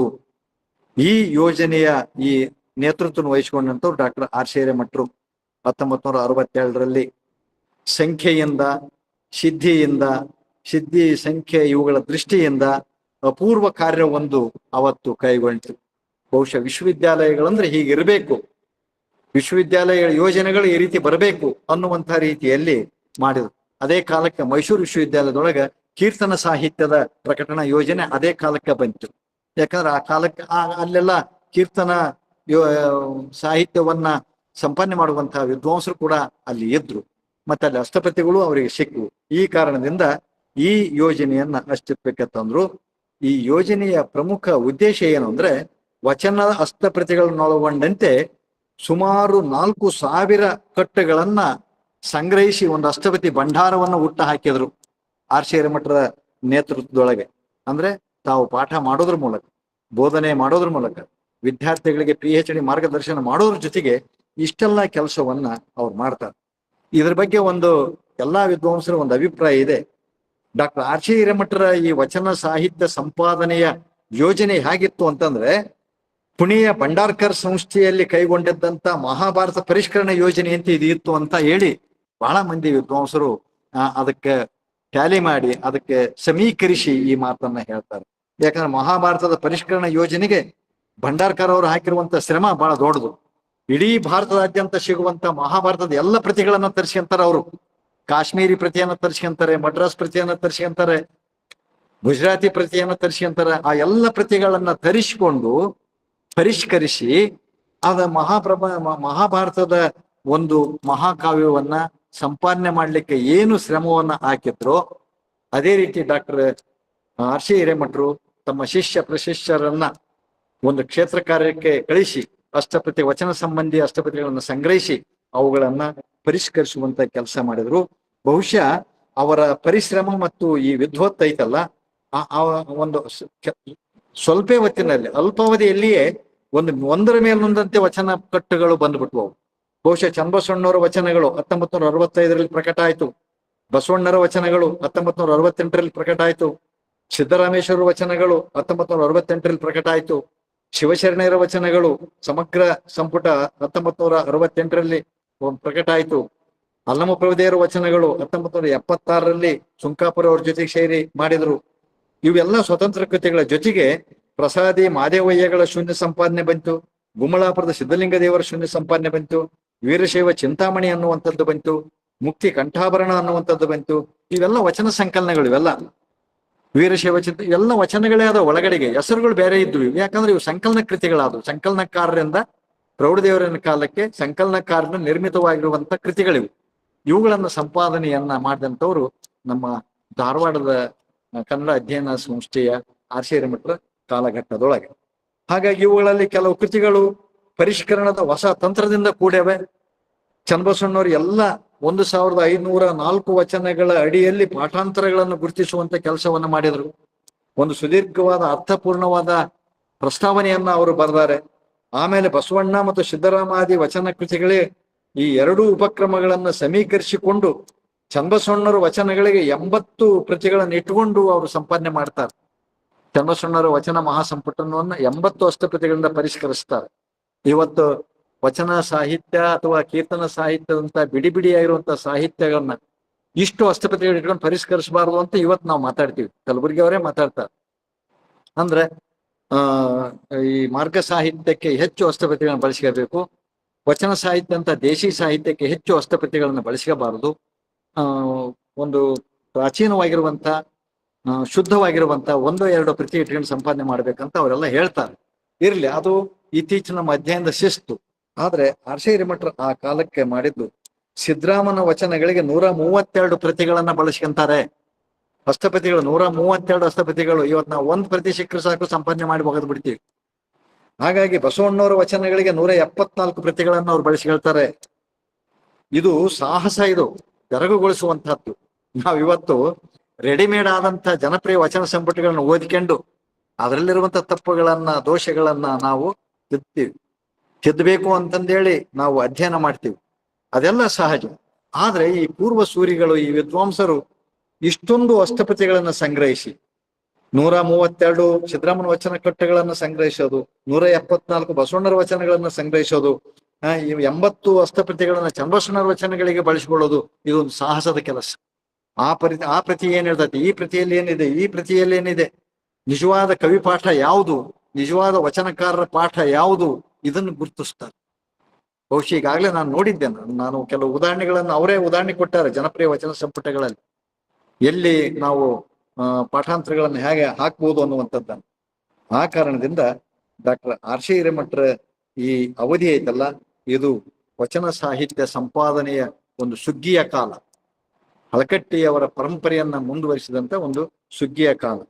ಇದಾದ್ಮೇಲೆ ಇಲ್ಲಿ ಆ ಕಡೆ ಮೈಸೂರು ಭಾಗದೊಳಗೆ ಎಚ್ ದೇವರಪ್ಪನವರು, ಪ್ರೊಫೆಸರ್ ರಾಚಪ್ಪನವರು, BS ಅಣ್ಣಯ್ಯನವರು, ನಮ್ಮ ಎಲ್ ಬಸವರಾಜ ಅಲ್ಲಮನ ವಚನ ಚಂದ್ರಿಕೆ ಅನ್ನುವಂಥದ್ದನ್ನ 1960ರಲ್ಲಿ ಅವರು ಸಂಪಾದನೆ ಮಾಡಿಕೊಡ್ತಾರೆ. ಅದೇ ರೀತಿ ಅವರ ಶಿವದಾಸ ಗೀತಾಂಜಲಿ 1963ರಲ್ಲಿ ಪ್ರಕಟ ಆಗ್ತದೆ. ಎಷ್ಟು ಸ್ವರವಚನಗಳನ್ನ ಸಂಪಾದಿಸಿ ಒಂದು ಸುದೀರ್ಘವಾದಂತಹ ವಿದ್ವತ್ಪೂರ್ಣವಾದ ಪ್ರಸ್ತಾವನೆಯನ್ನ ಬರೀತಾರೆ. ಅದರಲ್ಲಿ ಹೇಳ್ತಾರೆ ಅವರು, ಕರ್ನಾಟಕ ಸಂಗೀತದ ಪಿತಾಮಹರು ಹರಿದಾಸರಲ್ಲ, ಶಿವದಾಸರು ಅಂತ ಹೇಳ್ತಾರೆ. ವಚನಕಾರರು ಕರ್ನಾಟಕ ಸಂಗೀತದ ಆದ್ಯರು ಅಂತ ಹೇಳ್ತಾರೆ ಶಿವದಾಸ ಗೀತಾಂಜಲಿ ಕೃತಿಯನ್ನ ರಚನೆ ಮಾಡಿ. ಆ ಕಾರಣದಿಂದ ಅಲ್ಲಿ ಅಕ್ಕನ ವಚನಗಳಿರ್ಬೋದು, ಮಾದೇವಯ್ಯಗಳ ಶೂನ್ಯ ಸಂಪಾದನೆ ಇರ್ಬೋದು, ದೇವರದಾಸಿಮಯ್ಯನ ವಚನಗಳಿರ್ಬೋದು. ಅವ್ರು ನೋಡಿ ದೇವರದಾಸಿಮಯ್ಯನ ವಚನಗಳಂತ ಹೆಸರಿಡ್ತಾರೆ, ಒಳ ಪ್ರಸ್ತಾವನೆಯಲ್ಲಿ ಜೇಡರದಾಸಿಮಯ್ಯ ಅಂತ ಬರೀತಾರೆ. ಇವೆಲ್ಲ ನಮ್ಮ ಸಂಶೋಧನೆಗೆ ಇವತ್ತು ನಮಗೆ ಆಕರಗಳಾಗಿ ಸಿಗ್ತವೆ.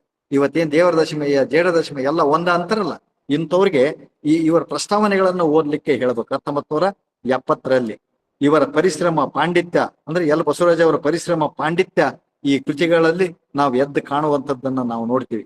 ಇತ್ತೀಚೆಗೆ ಮಾಡಿದ್ರು ಬಿಡಿ ಅವರು ಶಿವಯೋಗಿ, ಸೊಲ್ಲಾಪುರದ ಶಿವಯೋಗಿ ಸಿದ್ದರಾಮನ್ ನಿಜ ವಚನಗಳು ಅಂತಲೂ ಮಾಡಿದ್ರು, ನಮಗೆ ಗೊತ್ತಿದೆ. ಮತ್ತೆ 1350 ವಚನಗಳಲ್ಲಿ 350 ಅಷ್ಟು ನಿಜ ವಚನಗಳಂತೆ, 1000 ಕೋಟ ವಚನಗಳಂತೆ. ಅವ್ರು ಯಾಕೆ ಆ ಉದ್ದೇಶ ಇಟ್ಕೊಂಡು ಮಾಡಿದ್ರು ಏನೋ, ಅದಕ್ಕೆಲ್ಲ ಅಧ್ಯಯನ ಆಗ್ಬೇಕು. ಆ ಕಾರಣದಿಂದ ಇಲ್ಲಿ BS ಅಣ್ಣಯ್ಯನವರ ಕೋಲಶಾಂತಯ್ಯ ಮತ್ತು ಮದುವಯ್ಯಗಳ ವಚನ, ಶಿವಲಿಂಗ ಮಂಚಣ್ಣ ಮತ್ತು ಡಕ್ಕೆಯ ಬೊಮ್ಮಣ್ಣನ ವಚನಗಳು, ಬಿಬ್ಬಿ ಬಾಸಯ್ಯ ಮತ್ತು ಮೆರಮಿಂಡಯ್ಯಗಳ ವಚನಗಳು, ಅರಿವಿನ ಮಾರಿಚಂಡೆ ವಚನಗಳನ್ನು 1971ರಲ್ಲಿ BS ಅಣ್ಣಯ್ಯನವರು ತರ್ತಾರೆ ಮೈಸೂರು ವಿಶ್ವವಿದ್ಯಾಲಯದಿಂದ. H ದೇವಿರಪ್ಪನವರು, HP ಮಲ್ಲೇದೇವರು, ಇವರೆಲ್ಲ K ಪರಶುರಾಮಯ್ಯ, CK ಇವೆಲ್ಲವೂ ಕೂಡ ಈ ಕಾಲಘಟ್ಟದಲ್ಲಿ ನಮ್ಮ ವಚನ ಸಾಹಿತ್ಯ ಸಂಪಾದನೆಯ ಘಟ್ಟದಲ್ಲಿ ಆರ್ ಸಿ ಹಿರೇಮಠರ ಕಾಲಘಟ್ಟದಲ್ಲಿ ನಾವು ನೋಡ್ತೀವಿ. ಇನ್ನ ಇದಾದ ಮೇಲೆ ಈ ಗದಗಿನ ತೋಂಟದಾರ್ಯ ಮಠದ MM ಕಲಬುರ್ಗಿ ಸಂಶೋಧನಾ ಕೇಂದ್ರ, ಇವತ್ತು MM ಕಲಬುರ್ಗಿ, ಅವತ್ತು ವೀರಶೈವ ಅಧ್ಯಯನ ಸಂಸ್ಥೆ ಆಯ್ತು, ಸ್ವಲ್ಪ ದಿವಸ ಆದ್ಮೇಲೆ ಲಿಂಗಾಯತ ಅಧ್ಯಯನ ಸಂಸ್ಥೆ ಆಯ್ತು, ಈಗ ಕಲಬುರ್ಗಿ MM ಕಲಬುರ್ಗಿ ಅಧ್ಯಯನ ಸಂಸ್ಥೆ ಆಗಿದೆ. ಇಲ್ಲಿ ಒಂದು ಮಾತನ್ನ ಹೇಳಬೇಕು ನೋಡಿ. ಆರ್ ಸಿ ಹಿರೇಮಠರು ವಿಶ್ವವಿದ್ಯಾಲಯದ ಅಷ್ಟು ಕೆಲಸ ಮಾಡಿದ್ರು ವಚನ ಸಾಹಿತ್ಯ ಸಂಪಾದನೆಯನ್ನು. ಗದಗಿನ ಮಠದಲ್ಲಿ ಅಲ್ಲಿ ಏನು ಆಗಿಲ್ಲ ಕೆಲಸ, ಅವನ್ನೆಲ್ಲವನ್ನೂ ಇಲ್ಲಿ ಮಾಡುವಂತ ಪ್ರಯತ್ನವನ್ನ ಡಾಕ್ಟರ್ ಕಲಬುರ್ಗಿ ಅವರು ಅದರ ನಿರ್ದೇಶಕರಾಗಿ ಮಾಡಿದರು. ಇದರ ಶ್ರೇಯಸ್ಸು ಎಲ್ಲಿ ಗೊತ್ತಾಗ್ತದೆ, ಇದ್ರ ಶ್ರಮ ಪರಿಶ್ರಮ ಎಲ್ಲಿ ಗೊತ್ತಾಗ್ತದೆ ಅಂತಂದ್ರೆ, ನಾನು ನಮ್ಮ ಡಾಕ್ಟರ್ ವೀಣಾ ಮೇಡಮ್ ಅವರು ಆಗಾಗ್ಗೆ ಮಾತಾಡ್ತಿರ್ತೀವಿ. ಅವ್ರು ಅಲ್ಲಿ ಎಲ್ಲಿ ಶ್ರಮ ಗೊತ್ತಾಯ್ತು ಅಂತಂದ್ರೆ, ಇವ್ರದ್ದು ಈ ವಚನ ಸಾಹಿತ್ಯಕ್ಕೆ ಸಂಬಂಧಪಟ್ಟಂತೆ ಕಲಬುರ್ಗಿ ಅವರೇನು ಜನಪ್ರಿಯ ವಚನ ಸಂಪುಟಗಳನ್ನೇನು ತಂದ್ರಲ್ಲ ಕನ್ನಡ ಮತ್ತು ಸಂಸ್ಕೃತಿ ಇಲಾಖೆಯಿಂದ, ಅಂತಹ ಜನಪ್ರಿಯ ವಚನ ಸಂಪುಟದ ಪ್ರಕಟಣೆಗೆ ಮೂಲ ಆಕಾರವನ್ನ ಕೊಟ್ಟದ್ದು ನಮ್ಮ ಗದಗಿನ ಮಠ. ಇಡೀ ವಚನ ಸಾಹಿತ್ಯ ಆಗಲೇ ಬಂದದ್ದು. ಅವ್ರು ಹೇಳಿದ್ರು ವಚನ ಬ್ಯಾಂಕ್ ಅಂತ ನಾವು ಮಾಡಿದೀವಿ ಅಂತಾರೆ ಕಲಬುರ್ಗಿ ಅವರ. ವಚನ ಬ್ಯಾಂಕ್ ಮಾಡಿದಾಗ ಆ ಬ್ಯಾಂಕಿಗೆ ಅಕೌಂಟ್ ಕೊಟ್ಟದ್ದು ಯಾವ್ದಂದ್ರೆ ಗದಗಿನ ಮಠ. ಅಂದ್ರೆ ಧಾರವಾಡದ ಆರ್ ಸಿ ಹಿರೇಮಠರ ಕಾಲಕ್ಕೆ ಅಷ್ಟೆಲ್ಲಾ ಸಂಪಾದನೆ ಬಂದು ಅವನು ಉಳಿಸಿಕೊಂಡು ಇಲ್ಲಿ ನಮ್ಮ ಜನಪ್ರಿಯ ವಚನ ಸಂಪುಟಗಳಿಗೆ ಮೂಲ ಆಕರ ಧಾತುವನ್ನ, ದ್ರವ್ಯವನ್ನ, ವಚನ ಕಟ್ಟುಗಳನ್ನ, ಕೃತಿಗಳನ್ನ ಕೊಟ್ಟಂಥದ್ದು ನಮ್ಮ ಗದಗಿನ ತೋಂಟದಾರ ಮಠ. ಅಲ್ಲಿ ಸಂಕಲನ ಸಾಹಿತ್ಯ ಅಂದ್ರೆ ವಚನ ಸಂಕಲನ ಕೃತಿಗಳು ಹೆಚ್ಚು ಬಂದು, ಯಾಕಂದ್ರೆ ಈ ಪ್ರೌಢದೇವರಿನ ಕಾಲದ ಈ ಸಂಕಲನಕಾರರ ಕೆಲಸ ಐತಲ್ಲ, ಅದು ಒಂದು ಚಾರಿತ್ರಿಕವಾಗಿರುವಂತ ಕೆಲಸ. ಸುಮ್ಮನೆ ನೋಡ್ರಿ, ನಿಮಗೊಂದು ಉದಾಹರಣೆ ಕುತೂಹಲಕ್ಕೆ ಒಂದು ಮಾತು ಹೇಳ್ತೇನೆ. ಕೊಂಡುಗುಳಿ ಕೇಶಿರಾಜನ ಕೃತಿಗಳು ಅಂತ ಡಾಕ್ಟರ್ ಕಲಬುರ್ಗಿ ಅವರು ಸಂಪಾದನೆ ಮಾಡಿ, ಅದ್ರ ಪ್ರಸ್ತಾವನೆಯನ್ನು ಓದ್ರಿ ನೀವು. ಸುಮ್ಮನೆ ಒಂದು ಪ್ರಸ್ತಾವನೆ, ಕೊಂಡುಗುಳಿ ಕೇಶಿರಾಜನ ಕೃತಿಗಳು. ಕೊಂಡುಗುಳಿ ಕೇಶಿರಾಜನ ಕೃತಿಯಲ್ಲಿ ಬಹಳ ಮಹತ್ವವಾದದ್ದು ಲಿಂಗ ಮಹತ್ವದ ಕಂದ. ಅಂದ್ರೆ ವಚನ ಸಾಹಿತ್ಯ ಅಥವಾ ವಚನ ಚಳುವಳಿ ಬಸವಣ್ಣನಿಗಿಂತ ಪೂರ್ವದಲ್ಲಿ ಆಗಾಗಲೇ ಅದು ಒಂದು ಸಣ್ಣ ಜರಿಯಾಗಿ ತಲಕಾವೇರಿಯಾಗಿ ಹರಿದು ಬಂದಿತ್ತದು.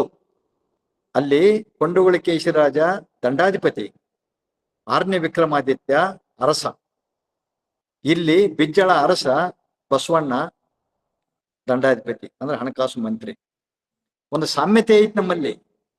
ಹಾಗಾಗಿ ಆ ಲಿಂಗ ಮಹತ್ವದ ಕಂದ ಬರಿತಾನಂದ್ರೆ ಅದು ಸ್ಥಾವರ ಲಿಂಗ ಅಲ್ಲ ಅದು ಇಷ್ಟಲಿಂಗದ ಕಲ್ಪನೆ ಇಟ್ಕೊಂಡೇ ಬರೀತ. ಅದು ಮುಂದೆ ಏನಾಯ್ತು, ಬಸವಣ್ಣ ಈ ಒಂದು ಸಾಂಸ್ಕೃತಿಕ ನಾಯಕನ ಒಂದು ಗುಣ ಏನು ಅಂತಂದ್ರೆ ಎಲ್ಲರನ್ನು ಒಟ್ಟಿಗೆ ತೆಗೆದುಕೊಂಡು ಹೋಗುವಂತ ಕಾಯಕ ಜೀವಿಗಳನ್ನು ಒಂದು ಕಡೆಗೆ ಕೂಡಿಸಿ ಅವರ ಆಲೋಚನೆಗಳನ್ನ, ಅವರ ಚಿಂತನೆಗಳನ್ನ ಒಂದು ಕಡೆಗೆ ಅಭಿವ್ಯಕ್ತಿಯ ಸ್ವಾತಂತ್ರ್ಯದಿಂದ ಎರಕೊಯ್ಯುವಂತ ಕೆಲಸವನ್ನು ಅನುಭವ ಮಂಟಪದ ಹೆಸರಿನಲ್ಲಿ ಬಸವಣ್ಣ ಮಾಡಿದ. ಅಂದ್ರೆ ಇಷ್ಟು ಒಂದು ಸೂಕ್ಷ್ಮವಾದಂತ ಅದು ಮಿತಿಗಳ, ಅದು ಹೌದೋ ಅಲ್ಲೋ ಸರಿನೋ ತಪ್ಪು ಅದು ಬೇರೆ ಪ್ರಶ್ನೆ. ಆದ್ರೆ ಗದಗಿನ ಮಠದ ಈ ಕೊಂಡುಗುಳಿ ಕೇಶಿರಾಜ ಅನ್ನುವಂಥ ಒಂದು ಸಣ್ಣ ಕೃತಿಯನ್ನು, ಒಂದು ಸಂಕಲನ ಕೃತಿಯನ್ನು, ಕೊಂಡುಗುಳಿ ಕೇಶಿರಾಜನ ಕೃತಿಗಳ ಬಗ್ಗೆ ಪ್ರಕಟ ಮಾಡಿರುವಂತದ್ದನ್ನು ನೋಡಿದರೆ ನಮಗೆ ವಚನ ಸಾಹಿತ್ಯ ಅಥವಾ ಲಿಂಗಾಯತ ಧರ್ಮದ ಉಗಮದ ಒಂದು ಏನು ಅವಶೇಷಗಳು ಎಲ್ಲಿದ್ದು ಅನ್ನುವಂಥದ್ದು ನಾವು ಅರ್ಥ ಮಾಡ್ಕೊಳ್ಳಿಕ್ ಸಾಧ್ಯ. ಸುಮ್ಮನೆ ನಾವು ಮೇಲ್ನೋಟಕ್ಕೆ ವಚನ ಸಂಪಾದನೆ, ಕೀರ್ತನ ಸಂಪಾದನೆ, ಕಾವ್ಯ ಸಂಪಾದನೆ ಅಂತೀವಿ. ಖರೆ ಈ ಸಂಪಾದನೆಯ ಹಿಂದೆ ನಮ್ಮ ಈ ಪೂರ್ವಸೂರಿಗಳು, ಈ ವಿದ್ವಾಂಸರು ಶ್ರಮ ಪಟ್ಟಿರುವಂತ ಕೆಲಸ ಐತಲ್ಲ, ಅದು ಬಹಳ ದೊಡ್ಡದು. ಇವತ್ತು ನಮಗೆ ಬಹಳ ಪ್ರೀತಿಯ ವಿಷಯ ಕೊಟ್ಟುಬಿಟ್ಟಿರಿ ನೀವೆಲ್ಲ. ಯಾಕಂದ್ರೆ ಇದನ್ನ ಇಷ್ಟು ಆಳವಾಗಿ ಅಧ್ಯಯನ ಮಾಡಿದಾಗ ಮಾತ್ರ ನಮಗೆ ಎಷ್ಟು ಕೆಲಸ ಪರಿಶ್ರಮವನ್ನ ಪಟ್ಟಾರ ನಮ್ಮ ವಿದ್ವಾಂಸರು. ನಮ್ಮಿಂದ ಏನಾಯ್ತು, ಇವತ್ತು ಏನ್ ಮಾಡ್ತಾ ಇದೀವಿ ನಾವೆಲ್ಲ ವಿದ್ಯಾಸಂಸ್ಥೆಗಳಲ್ಲಿ, ಯಾಕೆ ವಿದ್ವತ್ತು ಬರಡಾಯ್ತು, ಇದ್ರ ಬಗ್ಗೆ ಚಿಂತನೆ ಮಾಡ್ಬೇಕಾಗಿದೆ. ಆ ಕಾರಣದಿಂದ ನಮ್ಮ ಗದಗಿನ ತೋಂಟದಾರ್ಯ ಈ ವೀರಶೈವ ಅಥವಾ ಎಂ ಕಲಬುರ್ಗಿ ಅಧ್ಯಯನ ಸಂಸ್ಥೆಯ ಕೆಲಸ ಬಹಳ ಪ್ರಮುಖವಾಗಿರುವಂತ ಕೆಲಸ.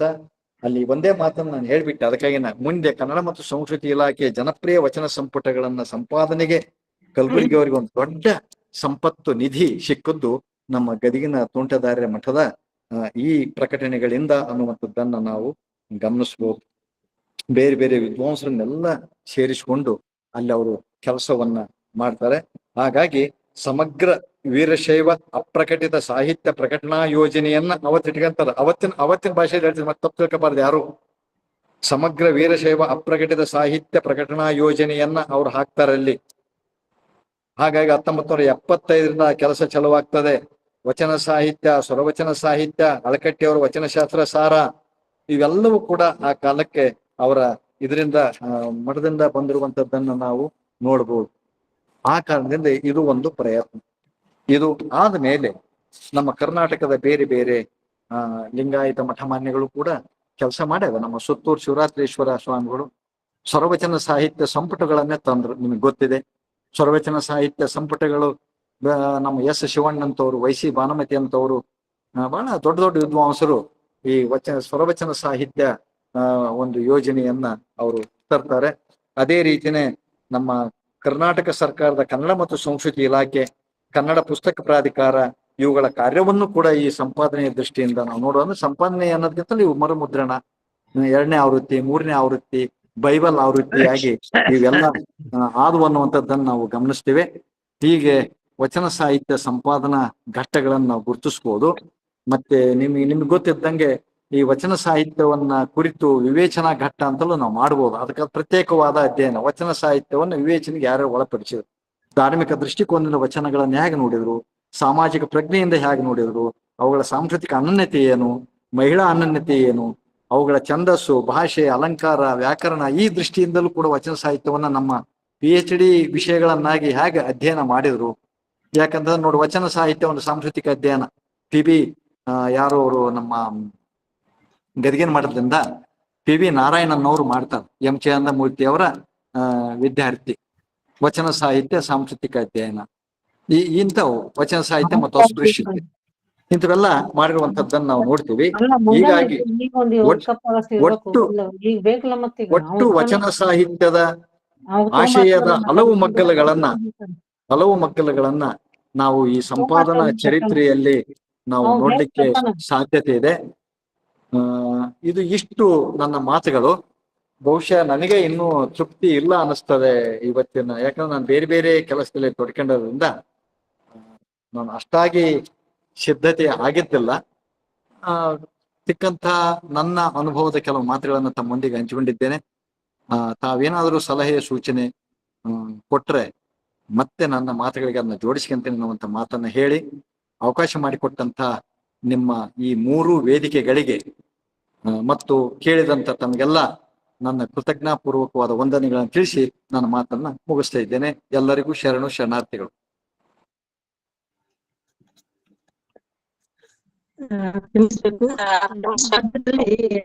ಸ್ವಲ್ಪ ಸ್ಪೀಕರ್ ಮ್ಯೂಟ್ ಆಗಿ ನನ್ನ ಗಮನಕ್ಕೆ ಬರಲಿಲ್ಲ.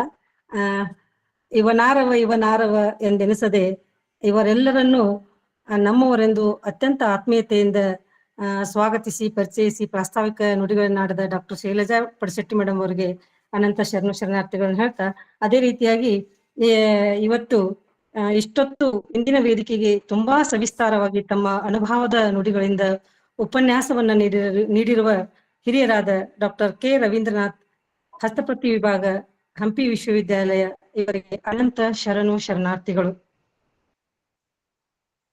ಇದೀಗ ಈ ದಿನದ ದತ್ತಿದಾನಿಗಳಾದ ಶರಣೆ ಸಹೋದರಿ ಬಸಮ್ಮ ಬರಮಗೌಡರ್ ಅವರಿಗೆ ತಮ್ಮ ಒಂದು ಅನುಭವದ ನುಡಿಗಳನ್ನ ಬಸಮ್ಮ ಬರಮಶೆಟ್ಟಿ ಅವರು. ಎಲ್ಲರಿಗೂ ಶರಣಾರ್ಥಿಗಳು. ಕೇಳಿಸ್ತಿದ್ರಿ ಸರ್ ಧ್ವನಿ?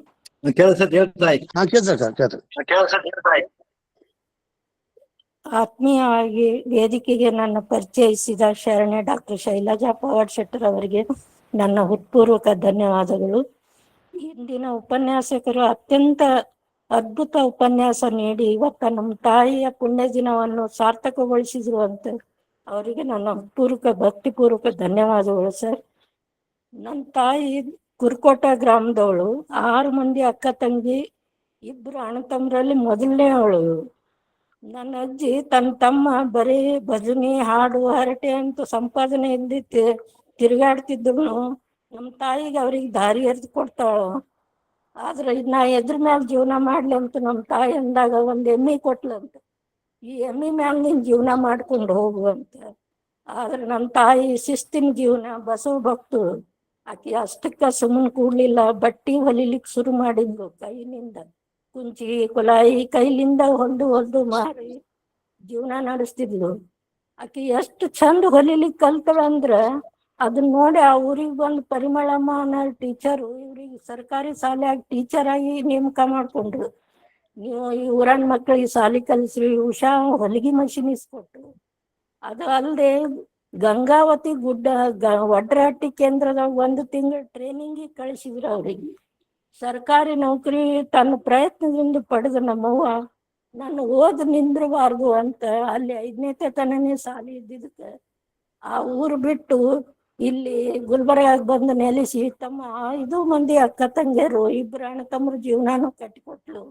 ನಮಗೂ ಒಳ್ಳೆ ಸಂಸ್ಕಾರ, ಒಳ್ಳೆ ಇದು ಕೊಟ್ಟು ಜೀವನ ಅಷ್ಟು ಕಷ್ಟಪಟ್ಟು ಗಳಿಸಿದ ನೌಕರಿ ನನ್ನ ಓದಿಗಾಗಿ ಬಿಟ್ಲಲ್ಲ ಅನ್ನೋ ಕೊರಗು ನನಗೆ ನಾನು ಈಗ. ಆದ್ರ ಆ ತಾಯಿ ದುಡ್ದಿದ್ದು, ಆಕಿ ಮಾಡಿದ್ದು ನೋಡಿದ್ರ ನಮಗ್ ಬಹಳ ಅಂದ್ರೆ ಬಹಳ ತ್ರಾಸ ಅನ್ನಿಸ್ತದ. ಒಂದು ದಿನಾನು ಆಕಿ ದವಾಖಾನೆ ಕಟ್ಟಿ ಹತ್ತಿದಕ್ಕೆ ಎಲ್ಲ 90 ವರ್ಷ ಜೀವನ ಮಾಡಿದವಳು. ಯಾರಿಗೂ ಏನು ಅಂದವಳಲ್ಲ, ಆಡಿದವಳಲ್ಲ, ತನ್ನ ಬಗ್ಗೆ ವಿಚಾರ ಮಾಡಿದವಳಲ್ಲ ಆಕಿ. ಆದ್ರೆ ಏನ್ ಮಾಡೋದು, ನಮ್ಮ ನಸೀಬಿಲ್ಲ. ತನಗೆ ಎಷ್ಟು ದಿನ ಮಕ್ಕಳಾಗ್ಲಾರ್ದಕ್ಕೆ ದಂಡಗುಂಡು ಬಸವಣ್ಣನ ಬೇಡ್ಕೊಂಡು ಬಾಳೆಹಣ್ಣು ಬಿಡ್ತೀನಂತ ಬೇಡ್ಕೊಂಡ್ಮೇಲೆ ನಾ ಹುಟ್ಟಿನ ಅಂತ ಹೇಳ್ತಿದ್ಲು. ನನ್ನ ಹೆಸರು ಅದಕ್ಕೆ ಬಸಮ್ಮ ಅಂತ ಇಟ್ಟಿನಿ ಅಂತ ಅಂತಿದ್ಲು. ಆಕೆ ಹೆಂಗ್ ಪಾಲಿಸಿದಳು ಅಂದ್ರ ಇಡೀ ಜೀವನ ಸಾಯುತನ ಬಾಳೆಹಣ್ಣು ಮುಟ್ಲಿಲ್ಲ ಅವಳು. ಎಲ್ಲರ ಗುಡಿಗೆ ಹೋಗಿ ಅಭಿಷೇಕ ತಗೋಬೇಕಾದ್ರೆ ಇದ್ರಾಗ ಬಾಳೆಹಣ್ಣು ಅದೇನಂತ ಕೇಳ್ತಿದ್ಲು. ಅಷ್ಟು ಪಾಲಿಸ್ಕೊಂಡ್ ಬಂದಳಕ್ಕೆ ಸಾಯುತನ. ಸಾಯು ಮುಂದೆ 2 ದಿನ ಆದ ಅಂದ್ರೆ ಕೈ ಕಾಲು ಬಿಟ್ಟಿದ್ವು, ನಡಕ್ತಿದ್ದು. ಲಿಂಗ ಪೂಜಾ ಅಂದ್ಬಿಟ್ಟು ಇನ್ನೊಂದ್ ದೇವ್ರ ಪೂಜೆ ಮಾಡಿದವಳಲ್ಲಾಕಿ. ಆ ಲಿಂಗ ತೆಗಿಲಿಕ್ ಬರ್ಲಿಲ್ಲ ಅಂದ್ರ ನನ್ ಕೈಯಾಗ ಲಿಂಗ ಇಟ್ಟು ಪೂಜಾ ಮಾಡಂದು. ನಾನಂದೆ ಇಷ್ಟು ದಿನ ಮಾಡಿದ್ವಿ ಇನ್ನರ ಬಿಡು ಅಂತಂದ್ರ, ಇದು ಒಂದ ನನ್ ಸಂಗಟ ಬರುದು, ಇದನ್ನ ಪೂಜಾ ಬೇಡ ಅಂತೀವಿ, ನೀ ಮಾಡಿ 2 ದಿನ ಏನಾಗಲ್ಲ ಅಂತು. ಹಂಗೆ ಮಾಡಿ ಶ್ರಾವಣ ಸೋಮವಾರ, ನಡಿನ ಸೋಮವಾರ ಲಿಂಗ ಪೂಜೆ ಮಾಡ್ಕೊತ ಶಿವನ್ ಪಾದ ಸೇರ್ಬಿಟ್ಲು. ಅಂತ ತಾಯಿ ಒಟ್ಟಾಗ ನಾವು ಹುಟ್ಟಿದ ಧನ್ಯ. ನಮ್ ತಾಯಿ ನಮ್ಗ ಆಸ್ತಿ ಅಂತಸ್ತು ಏನು ಗಳಿಸ್ಕೊಳ್ದೇ ಇದ್ವಿ. ನಮಗ್ ಜೀವನದ ಮೌಲ್ಯಗಳು ಹೇಳ್ಕೊಟ್ಲು. ದಾನ ಧರ್ಮ, ಒಳ್ಳೆ ನೀತಿ ರೀತಿ ಹೇಳ್ಕೊಟ್ಟಳು. ಅದೇ ನಮಗ್ ದೊಡ್ಡ ಆಸ್ತಿ ಅಂತ ನಾ ಅನ್ಕೊಂಡಿದ್ದೀನಿ. ವೇದಿಕೆ ನಮ್ ತಾಯಿ ಪುಣ್ಯ ದಿನ ಈ ರೀತಿ ಮಾಡ್ಲಿಕ್ಕೆ ಮಾಡಿಕೊಟ್ಟಿದ್ದಕ್ಕೆ ವೇದಿಕೆ ಸಂಸ್ಥಾಪಕರು ಪಟ್ಟಣ್ ಸರ್ ಅವ್ರಿಗೆ ಎಲ್ಲರಿಗೂ ಧನ್ಯವಾದಗಳು. ಶರಣಾರ್ಥಿಗಳು. ತುಂಬಾ ಭಾವನಾತ್ಮಕವಾಗಿ ತಮ್ಮ ತಾಯಿಯವರ ಒಂದು ಸ್ಮರಣೆಯನ್ನು ಮಾಡಿಕೊಂಡ ಸಹೋದರಿ ಬರಂಶೆಟ್ಟಿ ಅವರಿಗೆ ಅನಂತ ಶರಣಾರ್ಥಿಗಳು. ಇದೀಗ ಯಾರಾದ್ರೂ ತಮ್ಮ ಅನಿಸಿಕೆಗಳನ್ನ ಹಂಚ್ಕೊಳ್ಳಿದ್ದರೆ ಹಂಚ್ಕೊಳ್ಬೇಕಾಗಿ ತಮ್ಮಲ್ಲಿ ಪಟ್ಟಣ್ ಸರ್ ಮಾತಾಡ್ತಾರೆ. ಹಾ ಸರ್, ಈಗ ಡಾಕ್ಟರ್ ಪಟ್ಟಣ್ ಸರ್ ಮಾತಾಡ್ಬೇಕಾಗಿ ತಮ್ಮಲ್ಲಿ ವಿನಂತಿಸ್ಕೊಳ್ತಾ ಇದ್ದೇನೆ. ಓಂ ಶ್ರೀ ಗುರು ಬಸವಲಿಂಗಾಯ ನಮಃ. ನನ್ನ ಆತ್ಮೀಯರು ಹಿರಿಯರು ಆದಂತ ಡಾಕ್ಟರ್ ರವೀಂದ್ರನಾಥ್ ಸರ್ ಅವ್ರ ಮಾತು ಕೇಳೋದಂದ್ರೆ ಒಂದು ನಮಗ ಹಬ್ಬ. ನಾನು ಬಹುಶಃ ಡಾಕ್ಟರ್ MM ಕಲಬುರ್ಗಿ ಅವ್ರನ್ನ 84 ನನ್ನ PUC ಇಂದ ಹಿಡ್ಕೊಂಡು 2015 ಮೇ 10ರವರೆಗೆ ಅಂದ್ರೆ 30ರವರೆಗೆ ಏನು ಆಗಸ್ಟ್ 30ರವರೆಗೆ ನಾನು ಅವ್ರ ಜೊತೆಗೆ ಸಂಪರ್ಕ ಹೊಂದಿದ್ದವ. ಒಂದು ಯಾವುದೇ ಒಂದು ವಿಷಯ ಅಥವಾ ಯೋಜನೆ ತಗೊಂಡ್ರ ಅದಕ್ಕೆ ಪರಿಪೂರ್ಣವಾಗಿ ಅದಕ್ಕೆ ನ್ಯಾಯವನ್ನು ಒದಗಿಸ್ತಕ್ಕಂಥ ಕೆಲಸವನ್ನ ಕಲಬುರ್ಗಿ ಅವ್ರು ಮಾಡಿದ್ರು. ಅದರ ಮೇಲೆ ನಾನು ನೋಡಿದ್ದಂದ್ರೆ ಡಾಕ್ಟರ್ ರವೀಂದ್ರನಾಥ್ ಸರ್ ಬಹಳಷ್ಟು ಆಳವಾಗಿ ಕುಂತ್ಕೊಂಡು ಎಲ್ಲ ಎಷ್ಟು ಚೆನ್ನಾಗಿ ನೋಡ್ರಿ. ಇವತ್ತ ಹಳಕಟ್ಟಿಯವರ ಘಟ್ಟ, ಬಸವನಾಡರ ಘಟ್ಟ, ಹಿರೇಮಠ ಅರ್ಶಿರಮಠರು ಮತ್ತೆ ಇತ್ತೀಚಿನ ಎಲ್ಲ ಸಂಶೋಧಕರನ್ನ ಸಂಪಾದಕರನ್ನ ಸಂಗ್ರಹ ಸಂಕಲನ ಸಂಪಾದನಾ ಅಂತಕ್ಕಂಥದ್ದು ವಿಭಾಗ ಅದು ಪಾಶ್ಚಿಮಾತ್ಯ ಮತ್ತು ನಮ್ಮ ರಾಷ್ಟ್ರೀಯ ದೇಶೀಯ ಸಂಸ್ಕೃತಿಯಿಂದ ಅಂದ್ರೆ ಮುದ್ರಣ ನಮಗೆ ಎಷ್ಟೋ ಸಲ ಅಂತಿತ್ತು, ಮುದ್ರಣ ಮಾರ್ಗದಿಂದ ನಮ್ಗೆ ಬಹಳ ತೀವ್ರಗೊಂಡಿತು. ಆ ಮುದ್ರಣದೊಳಗ ಈ ಸಾಹಿತ್ಯ ಬೆಳವಣಿಗೆ ಆಯ್ತು ಅಂತಕ್ಕಂಥದ್ದು. ಆಮೇಲೆ ಶೂನ್ಯ ಸಂಪಾದನೆಗಳನ್ನ ಕೂಡ ಹೇಳ್ತಾ ಇವು ವಚನಗಳನ್ನ ತಂದು ಜೋಡಿಸಿದಂತ ವಚನಕಾರರು. ಒಂದು ಒಳ್ಳೆ ಸಂವಾದ, ಒಂದು ನಾಟಕೀಯ ಶೈಲಿಯೊಳಗೆ ಮಾಡ್ಬೇಕು ಅಂತಕ್ಕಂಥದ್ದು. ಒಂದು ಅತ್ಯಂತ ಸತ್ಯವಾದ ಮಾತಂತಂದ್ರ ಕಲಬುರ್ಗಿ ಅವರು ಹೇಳ್ತಿದ್ರು, ಈ ಭದ್ರ ಬುನಾದಿ ವಚನ ಸಂಶೋಧನೆ ಮತ್ತು ಸಂಕಲನ ಸಂಗ್ರಹದ ಬುನಾದಿಯನ್ನ ಡಾಕ್ಟರ್ ಫೋಗುವಳ್ ಕಟ್ಟಿಯಾರ ಹಾಕಿದ್ರೆ ಅದಕ್ಕೆ ಗುಡಿ ಕಟ್ಟಿದವರು ಪ್ರೊಫೆಸರ್ ಸಿ ಬಸವನಾಡರು ಅಂತಕ್ಕಂಥದ್ದು. ಸಿ ಬಸವನಾಡರು ಬಹಳ ಸಣ್ಣ ವಯಸ್ಸಿನಾಗ ತಿರ್ಕೊಂಡ್ಬಿಟ್ರು, 58 ವರ್ಷಕ್ಕೆ. ಹಿಂಗಾಗಿ ಅವ್ರಿಗೆ ಈ ವಚನ ಸಾಹಿತ್ಯದ ತೀವ್ರತೆ ಅಂದ್ರೆ ಇಬ್ಬರಲ್ಲಿ ವ್ಯತ್ಯಾಸ ಅಂತಂದ್ರ ಒಂದು ವ್ಯತಿರಿಕ್ತತೆ ಅಂದ್ರ ಫೋಗುವಳ್ ಕಟ್ಟಿಯವರು BSc LLB ಅವರು ಅಂದ್ರೆ ವಿಜ್ಞಾನದಿಂದ ಬಂದವರು ಮತ್ತು ಕಾನೂನು ಪದವಿಯನ್ನು ಪಡೆದವರು. ಬಸವನಾಡರು ತಮ್ಮ 10th ವರೆಗೆ 10ನೇ ತರಗತಿವರೆಗೆ ತೆಲುಗು ಮೀಡಿಯಂದಾಗ ಕಲ್ತವ್ರು. ಮುಂದವರು ಕನ್ನಡವನ್ನು ಮಾಡ್ಕೊಂಡ್ರು. ಇವ್ರ ಜೊತೆಗೆ ಇನ್ನೊಂದು ಹೆಸರು ಡಾಕ್ಟರ್ KG ಕುಂದನಗಾರ್ ಅಂತಕ್ಕಂಥವ್ರು. ಕನ್ನಡದ ಮೊಟ್ಟ ಮೊದಲು MA ಮಾಡಿದವರು 1915 ಹಿಂಗಾಗಿ ಇವರೆಲ್ಲರ ಒಂದು ಕೊಡುಗೆ ಅದನ್ನ ಸಾದೃಶ್ಯವಾಗಿ ನಮ್ಗೆ ರವೀಂದ್ರನಾಥ್ ಸರ್ ಹೇಳಿದ್ರು. ನಾವ್ ಹಿಂಗಾಗಿ ಅವ್ರ ಆದೇಶ ಅಂತಂತಾರ, ಒತ್ತಾಯ, ಪ್ರೀತಿ, ಹಕ್ಕು ಅಂತಕ್ಕಂಥ ಒಂದು ಪದವನ್ನ ನಾನು ಬಳಸ್ತೀನಿ ವಿನ ಅಂತ ಒಬ್ಬ ಕಳಕಳಿ. ನಾನು ಇತ್ತೀಚೆಗೆ ನಡೆದಂತ ನಿಮ್ಗೆಲ್ಲರಿಗೂ ಗೊತ್ತಿದೆ ದೇವರದಾಸಿಮಯ ಜೇಡರದಾಸಿಮಯ, ಅದು ಅನಗತ್ಯವಾದಂತ ವಿವಾದವನ್ನ ಮುಂದೆ ಮಾಡ್ಕೊಂಡು ಕೆಲವೊಂದು ಹೊಂಟಾಗ ನನಗ ಯಾರು ಕೂಡ ಓಪನ್ ಆಗಿ ಅಂದ್ರೆ ಮುಂದೆ ಬಂದು ಬೆಂಬಲ ಸೂಚಿಸಲ ಸರ್ ಸೂಚಿಸಿದ್ರು. ಅವನ್ನ 2 ಕೃತಿಯನ್ನು ತರಿಸಿನಿ, ಅವುಗಳ ವಿಮರ್ಶೆ ನಾಳೆ ನಾಡ್ದು ಬರ್ತದ. ಅನಗತ್ಯವಾದಂತ ವಿವಾದವನ್ನು ಹುಟ್ಟಾಕೋದೇ ಒಂದು ಸಂಶೋಧನೆ ಅಂತ ಕೆಲವು ಜನ ತಿಳ್ಕೊಂಡ್ಬಿಟ್ಟಾರ. ಯಾವುದೇ ಆಕಾರ ಇಲ್ಲ. ಪುರಾಣ, ಪವಾಡ, ಆಮೇಲೆ ಕಾವ್ಯಗಳನ್ನ ಅವನ್ ತಗೊಂಡು ಅವನುಗಳನ್ನ ಆಕಾರ ಇಟ್ಕೊಂಡು ವಾಸ್ತುಶಿಲ್ಪದೊಳಗಿರ್ತಕ್ಕಂಥ ಕೆಲ ಮೂರ್ತಿಗಳನ್ನ ನೋಡ್ಕೊಂಡು ಹೇಳುದು, ಏನೋ ಒಂದು ಏನಕ್ಕೇನೋ ಪ್ರಕಾರನ ಪ್ರಸಿದ್ಧಿ ಭಾವ ಅಂತಕ್ಕಂಥದ್ದು. ಆದ್ರೆ ಯಾವುದೇ ಒಂದು ಕ್ರಿಯೆಗಳನ್ನ ತಗೊಂಡ್ರೆ, ಆ ಕೆಲಸವನ್ನು ತಗೊಂಡ್ರೆ ಪ್ರೊಫೆಸರ್ ರವೀಂದ್ರನಾಥ್ ಸರ್ ಅದಕ್ಕೊಂದು ನ್ಯಾಯ ಒದಗಿಸ್ತಾರೆ. ಹಿಂಗಾಗಿ ನಮ್ಮ ಮಧ್ಯೆ ಈಗ ಒಬ್ರು ಯಾರು ಅದಪ್ಪ ಅಂತಂದ್ರೆ ಅದು ಡಾಕ್ಟರ್ ರವೀಂದ್ರನಾಥ್ ಸರ್. ಅದಕ್ಕೆ ಅವ್ರ ಉಪನ್ಯಾಸಗಳನ್ನ ಕೇಳ್ತಾ ಅವರು ಇವತ್ತು ಅವ್ರಿಗೆ ಸ್ಯಾಟಿಸ್ಫ್ಯಾಕ್ಷನ್ ಆಗಿಲ್ಲ. ಒಂದು ಇಡೀ ಸಮುದ್ರವನ್ನ 1 ಗಂಟೆಯೊಳಗೆ ಪರಿಚಯ ಮಾಡ್ತಕ್ಕಂಥದ್ದು. ಈ ಸಂಪಾದನಾ ಶಾಸ್ತ್ರ, ಸಂಕಲನ, ಸಂಗ್ರಹ ಮಾಡ್ತಕ್ಕಂಥ ಅಡೆತಡೆಗಳು ಸೂಕ್ಷ್ಮವಾಗಿ ಪಲ್ಲಟಗಳಾದಂಥದ್ದು ಬಹಳಷ್ಟು ಕೆಲಸವನ್ನು ಮಾಡಿದ್ರು. ಅದ್ರ ಜೊತೆಗೆ ಈ ಜನಪ್ರಿಯ ವಚನ ಸಾಹಿತ್ಯಕ್ಕ ಗದಗಿನ ಮಠವೇ ಒಂದು ದೊಡ್ಡ ಧಾತು ಕೊಡತು, ಅಥವಾ ಅದರ ತವರು ಮನೆ ಅಥವಾ ಹುಟ್ಟು ಅಲ್ಲಿಂದ ಆಯ್ತು ಅಂತಕ್ಕಂಥದ್ದನ್ನ ಬಹಳ ದೊಡ್ಡದು. ಮತ್ತು ಕಲಬುರ್ಗಿ ಅವರು ಸರ್ ಕೊನೆಯವರೆಗೆ ಅಂದ್ರೆ ಟಿಲ್ ಹಿಸ್ ಲಾಸ್ಟ್ ಡೆತ್, ಅದು ಕಣ್ಣಿನ ಆಪರೇಷನ್ ಆಗಿತ್ತು, ಮಾತಾಡೋರು ನಾನು ಬರಾಮದಿನಲ್ಲಿ ದುಳೆ ಮಹಾಂಕಾಳ ಎಷ್ಟು ವಿಚಾರಗಳನ್ನ ಅಂದ್ರೆ ಅವರು ಬಹುಶಃ ಮಲಗುದು ಒಂದು 4-5 ತಾಸು ಮಲಗಿದ್ರೆ ಕಾಣ್ತೈತಿ. ಬರೀ ಪುಸ್ತಕ, ಒಂದು ಕೆಲಸ ಬಿಟ್ರೆ ಇನ್ನೊಂದು ಕೆಲಸ ಅಂದ್ರೆ ಅದ್ರ ರೆಸ್ಟ್ ಒಳಗೆ ಇನ್ನೊಂದು ಕೆಲಸ ಮಾಡೋದು ಅವ್ರು ಹೇಳ್ತಕ್ಕಂಥದ್ದು. ಆ ದಿಶೆಯೊಳಗೆ ನಮಗೆ ಸಿಕ್ಕರು ಪ್ರೊಫೆಸರ್ ರವೀಂದ್ರನಾಥ್ ಸರ್. ಅವರಿಂದ ಬಹಳಷ್ಟು ಕೆಲಸಗಳು ಆಗ್ಬೇಕಾಗೈತಿ. ಯಾಕಂದ್ರೆ ಹಲವಾರು ಗೊಂದಲಗಳನ್ನ ನಾವು ಹಂಗೆ ಬಿಟ್ಟು ಹೋಗ್ಬಿಟ್ಟು ಅಂದ್ರೆ ಮುಂದಿನ ಜನಾಂಗವನ್ನ ಬೈತಾರೆ. ಹಡಪದಪ್ಪಣ್ಣ ಮತ್ತು ಸೋಮೇಶ್ವರಪ್ಪಣ್ಣ ಈ ಹಲವಾರು ಇಷ್ಟೆಲ್ಲ ಗೊತ್ತಿದ್ರು. 5 ಸಂಪುಟ ಬಂದವು ಎಲ್ಲ ಹೇಳಿದ್ರು. 5 ಸಂಪುಟ ನಾನು ಅವ್ರಿಗೆ ಖಾಸಗಿಯಾಗಿ ಮಾತಾಡ್ತಾ ನಾನು ಸರ್ ಜೋಡಿ ಮಾತಾಡ್ತಿರ್ತೀನಿ, ಸರ್ ನಾವು ವಿಜ್ಞಾನದಿಂದ ಬಂದವ್ರ ಈ ತಪ್ಪುಗಳನ್ನ ಇಟ್ಕೊಂಡ್ರೆ ನಾಳೆ ನಾವು ದೊಡ್ಡ ತಪ್ಪು ಗ್ರಹಿಕೆಗಳನ್ನು ಕೊಡ್ತೀವಿ ಅಂತಕ್ಕಂಥದ್ದು. ಇಂಥ ಕೆಲ ಕೃತಿಗಳನ್ನು ಕೂಡ ಅಂದ್ರ ಕೆಲ ಕೃತಿಗಳನ್ನು ಉದ್ದೇಶ ಪೂರ್ವಕ ಮಾಡ್ಯಾರು. ಅದು ದೇವರದಾಶಿಮೆಯ ಮರುಚಿಂತನೆ ತಗೊಂಡು ಬಸವಣ್ಣನ ಹುಟ್ಟು ತಗೊಂತಾರೆ. ಮೊದಲಿಗೆ ಬಸವಣ್ಣ ಕಮ್ಮಾರ ಹುಟ್ಟಿದ, ನಾನು ಕಮ್ಮಿ ಕುಲ ಅಂತಕ್ಕಂಥದ್ದು. ಕಮ್ಮ ಅಂತಕ್ಕಂಥದ್ದು ಆಂಧ್ರದೊಳಗ ಕಮ್ಮ ಮತ್ತು ಗೌಡ. ಕಮ್ಮ ಅಂದ್ರೆ ಒಕ್ಕಲಿಗರು, ಕಾಮತ್ ಅಂದ್ರೆ ಒಕ್ಕಲ, ಕಮತರ ಕಮತಿಗಿ. ಕಮ್ಮ ಅಂತಕ್ಕಂಥದ್ದು ಇವ್ರು ಕಮ್ಮಾರ ಅಂತಕ್ಕಂಥದ್ದು ಈಕ್ವೇಟ್ ಮಾಡಿ ಅವ ಬತ್ತಾರವ ಅಂತ ತಿಳ್ಕೊಂಡು 25-26ನೇ ಪುಟದೊಳಗೆ ಪ್ರೂವ್ ಮಾಡ್ಬಿಟ್ರ. ದೇವರದಾಶಿಮೆ ಜೇಡರಾಶಿಮೆ ಅವ್ರ ಯಾರದೇ ಸ್ವಂತ ಇಲ್ಲ. ಅದು ಎಲ್ ಬಸವರಾಜ್ ಅವ್ರು ಹೇಳ್ದಂಗೆ ಎಲ್ ಬಸವರಾಜರ ಒಂದು ಪ್ರಸ್ತಾವನೆಯನ್ನು ಓದಲಾರದೆ ಅವ್ರ ದೇವರದಾಶಿಮೆ ಅಂತ ಮೆನ್ಷನ್ ಮಾಡ್ಯಾರ. ಅವ್ರು ಎಂದೂ ಕೂಡ ಒಂದಂತ ಹೇಳಿಲ್ಲ. ಅದನ್ನೇ ಇಟ್ಕೊಂಡು ಹೇಳತಕ್ಕಂಥದ್ದು ಇಂಥ ಒಂದು ತಪ್ಪು ಗ್ರಹಿಕೆಗಳನ್ನು ಇತ್ತೀಚಿನ ಸಂಶೋಧಕರು ಮಾಡ್ತಾ ಇದ್ದಾರೆ. ಮತ್ತು ಪ್ರಸಾರಾಂಗನೂ ಕೂಡ ನಾನು ಅವ್ರಿಗೆ ಅದನ್ನೇ ಪ್ರಶ್ನೆ ಕೇಳಿನಿ. ಕನ್ನಡ ವಿಶ್ವವಿದ್ಯಾಲಯದ ಕುಲಪತಿಗಳಾದಂತ ಡಾಕ್ಟರ್ ಕಲಬುರ್ಗಿ ಅವರು 5 ಲೇಖನಗಳು ಬರೆದಾರ. ಆಮೇಲೆ ಅದೇ ವಿಶ್ವವಿದ್ಯಾಲಯದ ಹಿರಿಯ ಪ್ರಾಧ್ಯಾಪಕರು ಡಾಕ್ಟರ್ ರವೀಂದ್ರನಾಥ್ ಸರ್ ಒಂದು PhD ಜೇಡರಾಶಿಮೆಯ ಒಂದು ಅಧ್ಯಯನ, ಅವರಿಬ್ರು ಭಿನ್ನ ಅಂತಕ್ಕಂಥ ಒಂದು PhD ಮಾಡ್ಯಾರ. ಮತ್ತೆ ಈಗ ಯಾರೋ ಒಬ್ಬ ವ್ಯಕ್ತಿ ಅವ ಇಬ್ರು ಒಂದೇ ಅಂತಂತಾರ, ಹಂಗಂದ್ರೆ ಇವ್ರಿಬ್ರು ತಪ್ಪಾಕತೆ ಹೆಂಗ? ಇದ್ರ ಬಗ್ಗೆ ನಡಿರ್ಬೇಕು ಅಂತಕ್ಕಂಥದ್ದು ನಾನು ಈ ಸಂದರ್ಭದೊಳಗೆ ಎಲ್ಲರ ಏನು ಹೋರಾಟಕ್ಕೆ ಸೂಚಿಸಿದ್ರಿ. ಗವರ್ನರ್ ಅವರು ಬಹಳ ಸ್ಟ್ರಿಕ್ಟ್ ಆಗಿ ಮತ್ತೆ 3ನೇ ಪತ್ರವನ್ನ ವೈಸ್ ಚಾನ್ಸಲರ್ಗೆ ಮತ್ತು ರಿಜಿಸ್ಟ್ರಿಗೆ ಬರೆದಾರ. ನಾನು ಸರ್ಗೆ ನಾನು ಗಮನಕ್ಕೆ ತಂದಿನಿ. ಸತ್ಯ ಶೋಧ ಸಮಿತಿ ಆಗೋದತಿ. ಇದಕ್ಕೊಂದು ಬಹುಶಃ 75-80 ವರ್ಷದ ಒಂದು ವಿವಾದಕ್ಕೆ ಒಂದು ಸಣ್ಣ ಪ್ರಯತ್ನ ಈ ವೇದಿಕೆಯಿಂದ ಆಗೈತಿ. ಅದಕ್ಕೆ ಮಾರ್ಗದರ್ಶಕರು ನನ್ನ ಗೆಳೆಯರು ಅಂತಂದ್ರೆ doctor Ravindranath sir. Immediately sir letter ಕೊಡ್ರಿ ಅಂದ್ರೆ ಇಮಿಡಿಯೇಟ್ಲಿ ಕೊಟ್ಟರು. ನಾನು ಉಳ್ಕಾದ್ರೆ ಭಾಳ ಕೇಳ್ಕೊಂಡೆ, ಸಮಿತಿ ಬಸವ ಸಮಿತಿಯವ್ರಿಗಾಗಲಿ, ಜಾಗತಿಕ ಆಗಲಿ, ರಾಜೂರ್ ಸರ್ಗೆ ಆಗಲಿ, ಅರವಿಂದ್ ಜಪ್ತಿ ಅವ್ರಿಗಾಗ್ಲಿ ಭಾಳ ಜನ ಕೇಳ್ಕೊಂಡೆ. ಅವ್ರು ಯಾಕೆ ಹಿಂದೆ ಹಾಕಿದ್ರು ಗೊತ್ತಿಲ್ಲ. ಅಂದ್ರೆ ಅವ್ರಿಗೆ ಇಂಥ ಸಮಸ್ಯೆಗಳು ಇತ್ಯರ್ಥ ಆಗೋದೇ ಬೇಡ ಅನ್ನೋದು ಮನಸ್ಥಿತಿ ಏನೋ ಗೊತ್ತಿಲ್ಲ. ಒಟ್ಟಾರೆ ಇಂಥ ಹಲವಾರು ವಿಷಯಕ್ಕೆ ಆಗಾಗ ನಾನು ಸರ್ಗೆ ಹೇಳ್ತೇನೆ, ನಿಮ್ಗೆ ಟೈಮ್ ಇಲ್ಲ ಸರ್, ನನಗೆ ಗೊತ್ತದ ಲಾಸ್ಟ್ ಟೈಮ್ ಒಮ್ಮೆ ಆರೋಗ್ಯ ಸರಿ ಇಲ್ಲ, ಪಾಪ ಬೆಂಗಳೂರಿಂದ ಬಂದು ಅವತ್ತು ಆರಾಮಿಂದ ಮಾತಾಡಿದ್ರು.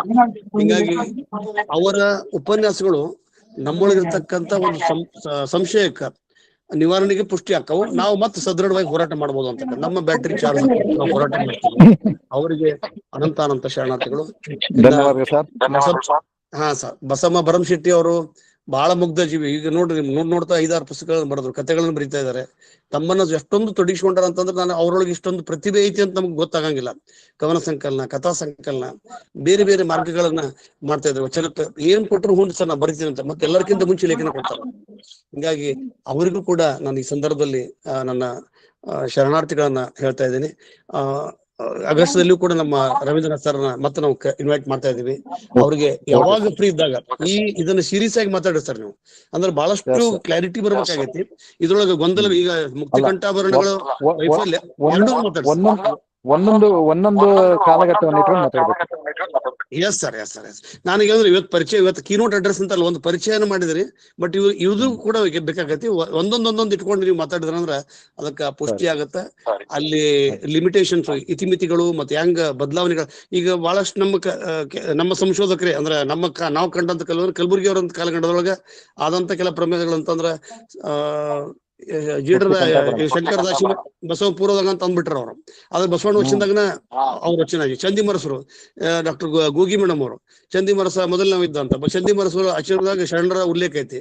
ಹಿಂಗಾಗಿ ಹಲವಾರು ಗೊಂದಲಗಳು. ಇದು ತಪ್ಪಂತಲ್ಲ, ಇತಿಹಾಸಕಾರ ದೃಷ್ಟಿಯಿಂದ ಅವ್ರು ಮಾತಾಡ್ತಕ್ಕಂಥ ಸಂಶೋಧನೆಗಳು ಅವನ್ನೆಲ್ಲ ಕೋರಿಲೇಟ್ ಮಾಡಿ ವಿಚಾರ ಮಾಡಿ ನೋಡಿದಾಗ ಅದಕ್ಕೆ ಸಿಗ್ತತಿ.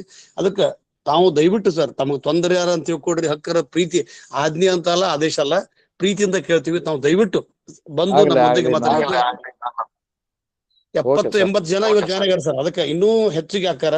ಅದಕ್ಕೆ ತಮಗ ಮತ್ತು ಬಸಮ್ಮ ಭರಮಶೆಟ್ಟಿ ಅವರಿಗೆ ಎಲ್ಲರಿಗೆ ನಾನು ಭಕ್ತಿಪೂರ್ವಕ ಶರಣಾರ್ಥಿಗಳನ್ನ ಹೇಳ್ತೀನಿ. ಆಮೇಲೆ ಮುಂದಿನ ರವಿವಾರ 2ನೇ ತಾರೀಕಿಗೆ ಸುಧಾ ಪಾಟೀಲ್ ಜೀವ ಸುದ್ದಿ ಒಂದು ಗೌರವ, ಅದಕ್ಕೆ ಬಸವರಾಜ್ ಸಾಬ್ರ ಅವರು ಎಸ್ ಸಿದ್ದರಾಮಯ್ಯ ಬರ್ತಾರೆ. ಯಾರು ಬರ್ರಿ. ಮತ್ತೊಮ್ಮೆ ನಾನು ರವೀಂದ್ರನಾಥ್ ಸರ್ಗೆ ಧನ್ಯವಾದ ಹೇಳಿ ನನ್ನ ಮಾತಿಗೆ ವಿರಾಮ ಆಯ್ತು.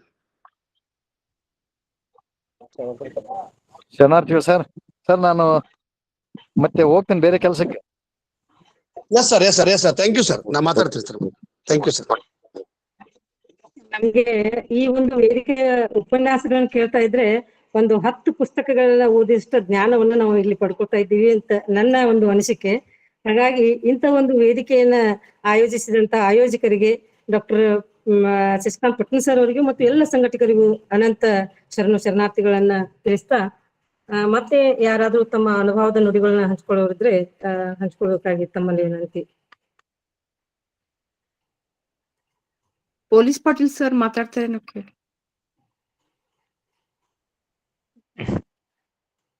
ಎಲ್ಲರಿಗೂ ಶರಣಾರ್ಥಿ. ಸಂಶೋಧನೆ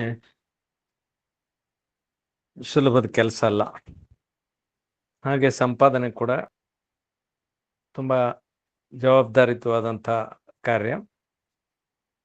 ಅದನ್ನು ತುಂಬಾ ಲೈಟ್ ಆಗಿ ತಗೊಂಡವರು ಮಾಡಿದಂಥ ಪ್ರಮಾದಗಳಿಗಾಗಿ ನಾವು ಇವತ್ತಿಗೂ ಕೂಡ ಸಂಕಟ ಪಡಬೇಕಾದಂಥ ಪರಿಸ್ಥಿತಿ ಬಂದದೆ.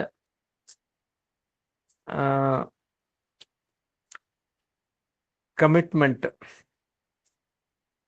ಕನ್ವಿಕ್ಷನ್ ಮತ್ತೆ ಅಕಾಡೆಮಿಕ್ ಸಿನ್ಸಿಯರಿಟಿ ಇಲ್ಲದ ಹೊರತು ಸಂಶೋಧನೆ ಮತ್ತು ಸಂಪಾದನೆ ಸಾಧ್ಯ ಆಗೋದಿಲ್ಲ. ನಾವು ಏನು ಹೇಳ್ತೀವಿ ಅದರ ಬಗ್ಗೆ ನಮಗೆ ಖಚಿತತೆ ಇರಬೇಕು. ಆಮೇಲೆ ಕುಹಕತನ ಮೊದಲೇ ಇರಬಾರ್ದು ಸಂಶೋಧನೆಯಲ್ಲಿ. ದುರುದ್ದೇಶ ಇಟ್ಟುಕೊಂಡು ಒಂದನ್ನ ಕೀಳು ಅಂತ ಸಾಧಿಸಲಿಕ್ಕೆ ಹೋಗಿ ಮುಖಭಂಗ ಅನುಭವಿಸಿದಂಥ ಅನೇಕ ಘಟನೆಗಳು ನಮಗೆ ಗೊತ್ತದಾವೆ. ಹಾಗಾಗಿ ಪಟ್ಟಣ್ ಸರು ಪ್ರಸ್ತಾಪ ಮಾಡಿದ ಹಾಗೆ ಜೇಡ ದಾಸಿಮಯ್ಯ ದೇವರ ದಾಸಿಮಯ್ಯ ಅನ್ನುವಂಥದ್ದು ಆಗಲಿ, ಅಥವಾ ಚನ್ನಬಸವಣ್ಣನ ಹುಟ್ಟಿಗೆ ಸಂಬಂಧಪಟ್ಟಂಥ ವಿಷಯ ಆಗಲಿ, ಬಸವಣ್ಣವರ ಕಾಲಘಟ್ಟದ ಕುರಿತಾಗಿ ಬಂದದ್ದಾಗಲಿ, ಆನುದೇವ ಹೊರಗನವನು ಬಂದದ್ದಾಗಲಿ, ಮಹಾಚೈತ್ರ ಅನ್ನುವಂಥ ಒಂದು ನಾಟಕ, ಧರ್ಮಕಾರಣ ಅನ್ನುವಂಥ ಒಂದು ಕಾದಂಬರಿ, ಆಮೇಲೆ ಇಂಥ ಅನೇಕ ಅನೇಕ ವಿಷಯಗಳನ್ನು ನಾವಿಲ್ಲಿ ಪ್ರಸ್ತಾಪ ಮಾಡ್ಬೋದು.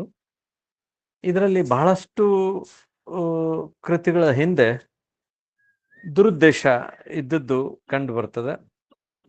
ಆ ದುರುದ್ದೇಶ ಇಟ್ಕೊಂಡು ಸಂಶೋಧನೆ ಮಾಡೋದಾದ್ರೆ ವ್ಯಭಿಚಾರ ಮಾಡಿದಷ್ಟು ಕೆಟ್ಟದ್ದು ಅಂತ ನಾನು ಭಾವಿಸ್ಕೊತೇನೆ. ಹಾಗಾಗಿ ಇವತ್ತಿನ ಉಪನ್ಯಾಸ ರವೀಂದ್ರನಾಥ್ ಅವರ ಕಮಿಟ್ಮೆಂಟ್, ಕನ್ವಿಕ್ಷನ್ ಮತ್ತು ಅಕಾಡೆಮಿಕ್ ಸಿನ್ಸಿಯರಿಟಿಗೆ ಕನ್ನಡಿ ಹಿಡಿದಂಥದ್ದು ಆಗಿತ್ತು. ವಚನ ಸಂಶೋಧನೆಯ 3 ಪ್ರಮುಖ ಕಾಲಘಟ್ಟಗಳ ಬಗ್ಗೆ ಅವರು ಮಾತಾಡಿದರು. ಹಳಕಟ್ಟಿಯವರ ಕಾಲಘಟ್ಟ ಮತ್ತು ಹಳಕಟ್ಟಿಯವರ ನಂತರದ ಕಾಲಘಟ್ಟದ ಬಗ್ಗೆ ಹೇಳ್ತಾ, ಈ 3ರಲ್ಲಿ ತುಂಬಾ ಪ್ರಮುಖವಾದಂತಹದ್ದು ಹಳಕಟ್ಟಿಯವ್ರದ್ದು. ಯಾಕೆ ಅಂತಂದ್ರೆ ಅವರು ತುಂಬಾ ಪರಿಶ್ರಮ ಪಟ್ಟು ಕೇವಲ ವಚನಗಳನ್ನ ಮಾತ್ರ ಸಂಗ್ರಹಿಸಿಕೊಡ್ಲಿಲ್ಲ, ಅದಕ್ಕೆ ಪ್ರಸ್ತಾವನೆಗಳನ್ನ ಬರೆದ್ರು. ಜೊತೆಗೆ ಆ ಜನಸಾಮಾನ್ಯರಿಗೆ ಅವು ಅರ್ಥ ಆಗೋ ರೀತಿಯಲ್ಲಿ ಅವಕ್ಕೆ ಟೀಕೆಗಳನ್ನು ಬರೆದ್ರು. ಎಲ್ಲಕ್ಕಿಂತ ಹೆಚ್ಚಾಗಿ ಇಂಡಿಯನ್ ಆಂಟಿಕ್ವರಿಯಲ್ಲಿ ಅವರು ಮಾಡಿದಂಥ ವಚನಗಳ ಇಂಗ್ಲಿಷ್ ಅನುವಾದವನ್ನು ಪ್ರಕಟಿಸಿದ್ದು. ಇವೆಲ್ಲ ನಾವು ಅವ್ರಿಗೆ ಎಷ್ಟು ಋಣಿಯಾಗಿರ್ಬೇಕು ಅನ್ನೋದ್ರ ಬಗ್ಗೆ ಹೇಳ್ತದೆ. ಇವತ್ತಿನ ವಿಚಾರಗಳು ಮನನೀಯವಾಗಿದ್ದು. ರವೀಂದ್ರನಾಥ್ ಅವರು ಅಧ್ಯಯನಶೀಲರು ಅಷ್ಟೇ ಅಲ್ಲ, ಅವರು ವಿವೇಚನಾಶೀಲರು ಹೌದು. ಯಾವ ವಿಷಯವನ್ನು ನಾವು ಪ್ರಸ್ತುತಪಡಿಸಬೇಕು, ಯಾವ ವಿಷಯಕ್ಕೆ ಹೆಚ್ಚು ಗಮನ ಹರಿಸಬೇಕು ಅನ್ನೋದನ್ನ ಅವರು ಪ್ರಯಾರಿಟೈಸ್ ಮಾಡಿ ಮಾತಾಡ್ತಾರೆ. ಬಹಳ ವರ್ಷಗಳಿಂದ ಸಂಪರ್ಕದಲ್ಲಿ ಇದ್ದಂಥ ನಮಗೆ ರವೀಂದ್ರನಾಥ್ ಅವರ ಬಗ್ಗೆ ಗೌರವ ಇದೆ. ಆ ಕಾರಣಕ್ಕಾಗಿ ನಾನು ಅವರನ್ನ ಅಭಿನಂದಿಸ್ತೇನೆ. ಶರಣಾರ್ಥಿ.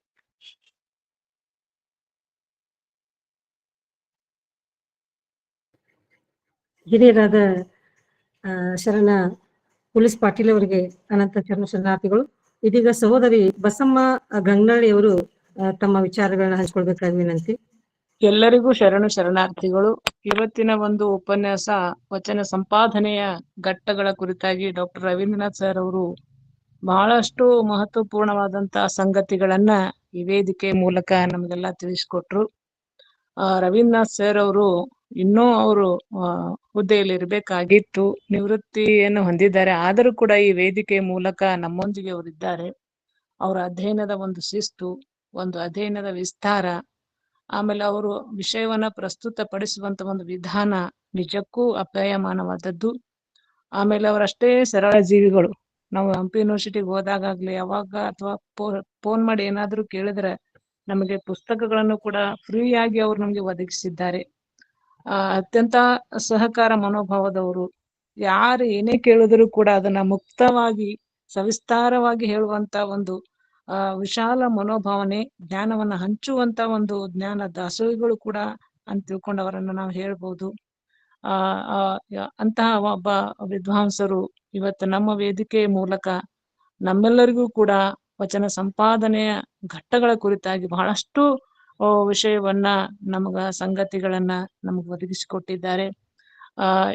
ಈ ಒಂದು ಸಂಪಾದನೆಯ ಘಟ್ಟಗಳಲ್ಲಿ ಬಹುಮುಖ್ಯವಾದಂತ ಪಗು ಹಳಕಟ್ಟಿಯವರ ಸಾಧನೆಯನ್ನು ಕೂಡ ನಮಗೆಲ್ಲ ಹೇಳಿದ್ದಾರೆ. ಇನ್ನೊಂದು ಒಂದೇ ಒಂದು ವಿಷಯ ಅಂತಂದ್ರ ಪಗು ಹಳಕಟ್ಟಿಯವರು 15 ಸಂಪುಟಗಳನ್ನ ಬರೆದದ್ದಷ್ಟೇ ಅಲ್ಲದೆ, ಆಮೇಲೆ ವಚನಶಾಸ್ತ್ರ ಸಾರ ಅನ್ನುವಂತ 3 ಭಾಗಗಳನ್ನ ಬರೆದದ್ದಲ್ಲದೆ, ಶಿವಾನುಭವ ಶಬ್ದಕೋಶ ಅನ್ನುವಂತ ಒಂದು ಗ್ರಂಥವನ್ನು ಕೂಡ ನಮಗೆ ಕೊಟ್ಟಿದ್ದಾರೆ. ವಚನ ಸಾಹಿತ್ಯದ ಪಾರಿಭಾಷಿಕ ಪದಗಳ ಅರ್ಥವನ್ನೂ ಕೂಡ ಅಲ್ಲಿ ಹೇಳಿರುವಂತಹ ಒಂದು ಬಹುಮುಖ್ಯವಾದಂತಹ ಗ್ರಂಥವನ್ನು ಕೂಡ ಅವರು ರಚನೆ ಮಾಡಿದ್ದಾರೆ. ಅಂತ ಅದ್ಭುತವಾದಂತ ಒಬ್ಬ ದಿವ್ಯವಾದಂತ ಒಂದು ವ್ಯಕ್ತಿಗಳ ನಾಡಿನಲ್ಲಿ ನಾವಿದ್ದೆ ಅನ್ನೋದೇ ನಮಗೆಲ್ಲ ಒಂದು ಪುಣ್ಯ. ಅಂತ ಒಂದು ಪುಣ್ಯ ಪುರುಷರ ಕುರಿತಾದಂತ ಒಂದು ವಚನ ಸಾಹಿತ್ಯದ ಒಂದು ಅನುಭವವನ್ನ ಇವತ್ತ ನಮ್ಮ ವೇದಿಕೆ ಮೂಲಕ ನಾವೆಲ್ಲ ತಿಳ್ಕೊಂಡಿದ್ದೀವಿ. ಇಂಥ ಅವಕಾಶವನ್ನ ನಮ್ಮ ಡಾಕ್ಟರ್ ಶಶಿಕಾಂತ್ ಪಟ್ಟಣ್ ಸರ್ ಅವರು ನಮಗೆಲ್ಲ ಒದಗಿಸಿಕೊಡ್ತಾ ಇದ್ದಾರೆ. ಅವರಿಗೆ ಅನಂತ ಧನ್ಯವಾದಗಳು. ನನಗೆ ಕೆಲವು ದಿವಸಗಳಿಂದ ನನ್ನ ಕೆಲಸದ ಬಾಹುಳ್ಯದಿಂದಾಗಿ, ವ್ಯಾಲ್ಯೂಯೇಷನ್ ಕೆಲಸದಿಂದಾಗಿ ಅಥವಾ ಮತ್ತಿತರ ಅನೇಕ ಕೆಲಸಗಳಿಂದಾಗಿ ನನಗೆ ಈ ವೇದಿಕೆಯಲ್ಲಿ ನನಗೆ ಬರ್ಲಿಕ್ಕಾಗಿಲ್ಲ. ಇವತ್ತು ಮತ್ತೆ ನಾನು ಈ ವೇದಿಕೆ ಬಂದಿನಿ. ಬಹಳಷ್ಟು ಸಂತೋಷದ ವಿಷಯ. ತಮ್ಮೆಲ್ಲರಿಗೂ ಅನಂತ ಧನ್ಯವಾದಗಳು. ಶರಣು ಶರಣಾರ್ಥಿಗಳು. ನಮ್ಮ ಒಳ್ಳೆಯ ವಿಚಾರಗಳನ್ನ ಹಂಚಿಕೊಂಡ ಅವರಿಗೆ ಅನಂತ ಶರಣಾರ್ಥಿಗಳು. ಈಗ ಮುಂದಿನದಾಗಿ ಪ್ರೊಫೆಸರ್ RS ಬಿರಾದರ್ ಸರ್ ಅವರು ಒಂದೆರಡು ನುಡಿಗಳನ್ನ ಆಡ್ಬೇಕಾಗಿ ವಿನಂತಿ.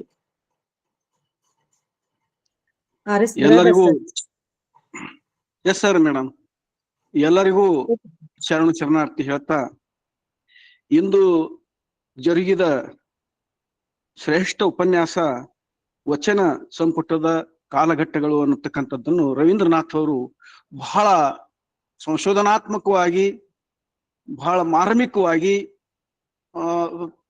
ತಾಳಬದ್ಧವಾಗಿ ಎಲ್ಲರಿಗೂ ಉಣಬಡಿಸಿದ್ರು. ನನಗಂತೂ ಈ ವಿಷಯ ನನಗೆ ಗೊತ್ತೇ ಇರಲಿಲ್ಲ, ಇಷ್ಟೆಲ್ಲ ಆಳವಾಗಿದೆ, ಈ ರೀತಿ ಬೆಳ್ಕೊಂಡು ಬತ್ತು ನಮ್ಮ ವಚನ ಸಾಹಿತ್ಯ ಕಾಲಘಟ್ಟದಲ್ಲಿ ಅನ್ನುವಂಥದ್ದನ್ನ ನನಗೆ ಸ್ಪಷ್ಟವಾಯ್ತು ಇವತ್ತಿನ ಕಾಲದಲ್ಲಿ.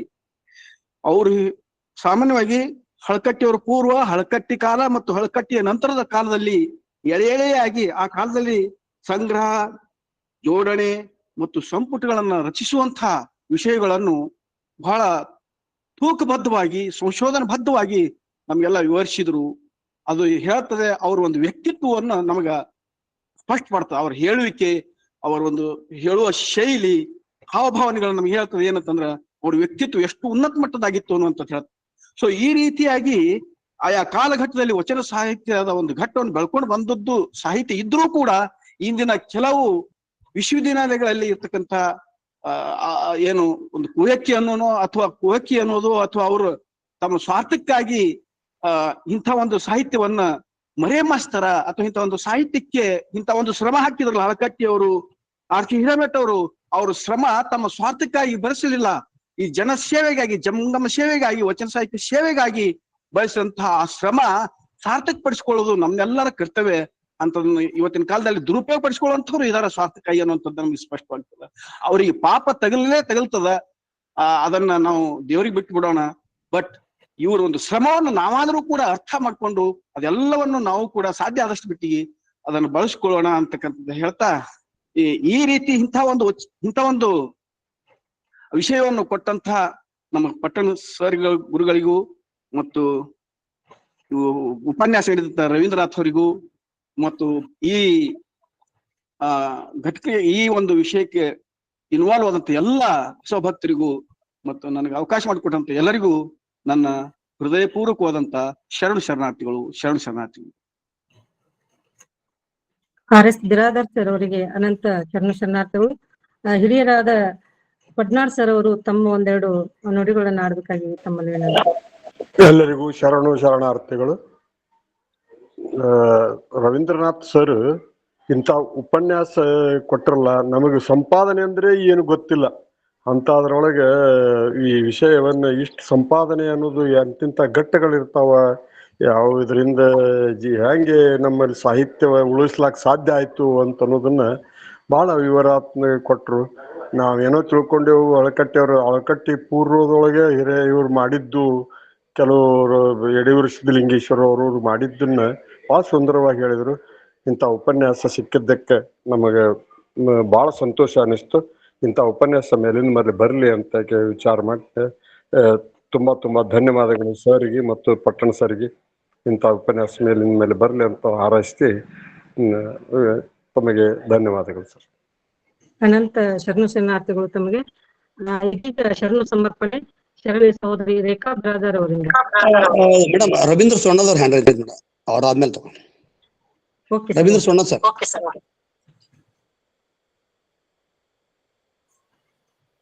ಸರ್ ಮಾತಾಡಿ. ಎಲ್ರು ಶರಣಾರ್ಥಿಗಳು. ಒಂದು ನಮ್ಗೆ ಪಟ್ಟಣ್ ಸರ್ ಹತ್ರ ಅವರು ಒಂದ್ ಹೇಳಿದ್ರು 1913 MA ಕನ್ನಡದಂಗೆ ಇದು ಮಾಡಿದ್ರಂತ. ದಯವಿಟ್ಟು ಅವ್ರ ಹೆಸರು ತಿಳಿಸ್ಕೊಡಿ ಸರ್ ಅಷ್ಟೇ. ಡಾಕ್ಟರ್ MM ಇದು ಪ್ರೊಫೆಸರ್ ಕಲ್ಯಾಣ KG ಕುಂದನಗಾರ್ ಅಂತ ಕೊಂಡವ್ರು 1915 ಮೊಟ್ಟ ಮೊದಲ MA ಕನ್ನಡ ಮಾಡಿದವ್ರ ಅವ್ರು. ಅವರು ಅಷ್ಟ ಅಲ್ಲ, ಅವ್ರು PhD ಮಾಡ್ಲಿಲ್ಲ. RC ಹಿರೇಮಠರು, ಆಮೇಲೆ ಸುಂಕಾಪುರ್ ಅವ್ರಿಗೆ, ಗದ್ದಿಗಿ ಮಠಿ ಅವ್ರಿಗೆ, DS ಕರ್ಕಿ ಅವ್ರಿಗೆ 5-6 ಜನರಿಗೆ PhD ಗೈಡ್ ಆಗಿದ್ರು. ವಿಶ್ವಕರ್ಮ ಸಮಾಜ ಕಲ್ಲಪ್ಪ ಗಿರಿಯಪ್ಪ ಕುಂದನಗಾರ ಅಂತ. ಕುಂದನಗಾರ ಪತ್ತಾರ ಸಮಾಜ ಅಕ್ಕಮಾದಿಗೆ ವಚನಗಳ ಅವರೇ ಸಂಪಾದನೆ ಮಾಡಿದ್ರು.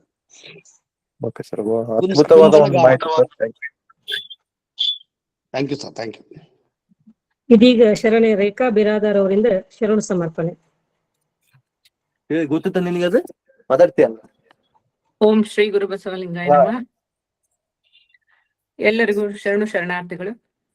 ವಚನ ಅಧ್ಯಯನ ವೇದಿಕೆ, ಬಸವಾದಿ ಶರಣರ ಚಿಂತನ ಕೂಟ ಹಾಗೂ ಅಕ್ಕನ ಅರಿವು ಸಂಘಟನೆಗಳಿಂದ ಶರಣೆ ಬಸಮ್ಮ ಬರಂಶೆಟ್ಟಿ ಅವರ ತಾಯಿ ಸುಭದ್ರಮ್ಮ ಉಪ್ಪಿನ್ ಅವರ ಸ್ಮರಣಾರ್ಥ 368ನೇ ವಿಶೇಷ ದತ್ತಿ ಉಪನ್ಯಾಸ ಇಂದು ನಡೆಯಿತು. ಈ ದತ್ತಿ ಉಪನ್ಯಾಸ ನೆರವೇರಿಸಿದ ಬಸಮ್ಮ ಭರಮಶೆಟ್ಟಿ ಅವರಿಗೆ ತುಂಬು ಹೃದಯದ ಶರಣಾರ್ಥಿಗಳು. ಹಾಗೂ ಇಂದಿನ ವಿಶೇಷ ದತ್ತಿ ಉಪನ್ಯಾಸವನ್ನು ನೀಡಿದಂತ ಡಾಕ್ಟರ್ K. ರವೀಂದ್ರನಾಥ್, ವಿಶ್ರಾಂತ ಪ್ರಾಧ್ಯಾಪಕರು, ಹಸ್ತಪ್ರತಿ ಶಾಸ್ತ್ರ ವಿಭಾಗ, ಹಂಪಿ ವಿಶ್ವವಿದ್ಯಾಲಯ. ವಿಷಯ ವಚನ ಸಂಪಾದನೆಯ ಘಟ್ಟಗಳು.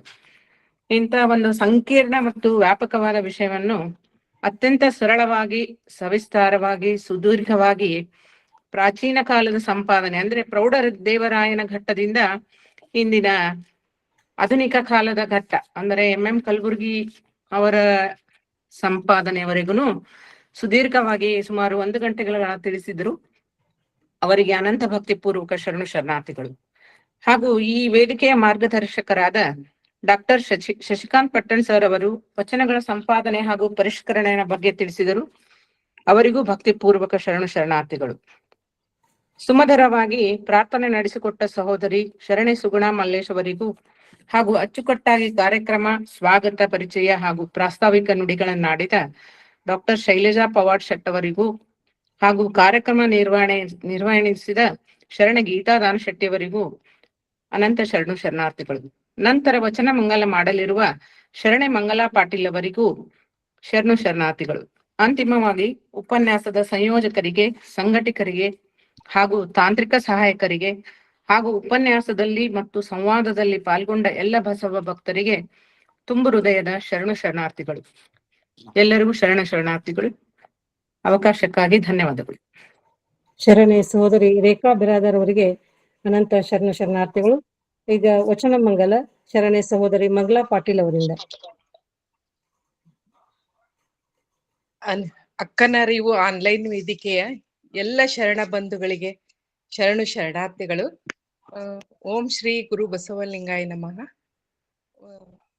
ಯಾರೋ ಬಿತ್ತಿದ ಗಿಡದ ಹೂವ ಕೊಯ್ದು, ಯಾರೋ ಬಿತ್ತಿದ ಗಿಡದ ಹೂವ ಕೊಯ್ದು, ಊರಿನ ಕೆರೆಯ ನೀರ ಹೊಯ್ದು, ಊರಿನ ಕೆರೆಯ ನೀರ ಹೊಯ್ದು, ನಾಡೆಲ್ಲ ನೋಡಿರೆಂದು ಪೂಜಿಸುತ್ತ, ನಾಡೆಲ್ಲ ನೋಡಿರೆಂದು ಪೂಜಿಸುತ್ತ, ಪೂಜಿಸಿದ ಪುಣ್ಯ ಹೂವಿಗೋ ನೀರಿಗೋ, ಪೂಜಿಸಿದ ಪುಣ್ಯ ಹೂವಿಗೋ ನೀರಿಗೋ, ಇದನಾನರಿ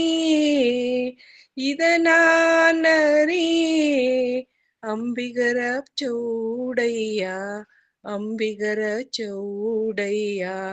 ಯಾರೋ ಬಿತ್ತಿದ ಗಿಡದ ಹೂವ ಕೊಯ್ದು, ಯಾರೋ ಬಿತ್ತಿದ ಗಿಡದ ಹೂವ ಕೊಯ್ದು, ಊರಿನ ಕೆರೆಯ ನೀರ ಹೊಯ್ದು, ಯಾರೋ ಬಿತ್ತಿದ ಗಿಡದ ಹೂವ ಕೊಯ್ದು.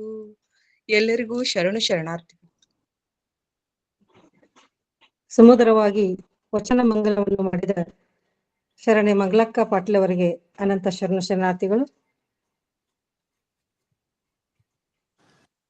ಎಲ್ಲರಿಗೂ ಶರಣಾರ್ಥಿಗಳು. ಎಲ್ಲರಿಗೂ ತಮ್ಮೆಲ್ಲರಿಗೂ ಶರಣಾರ್ಥಿಗಳು. ನಾಳೆ ಬೆಳಿಗ್ಗೆ 10 ಗಂಟೆಗೆ ಉಪನ್ಯಾಸ ಇದೆ, ದಯವಿಟ್ಟು ಜಾಯ್ನ್ ಆಗ್ರಿ.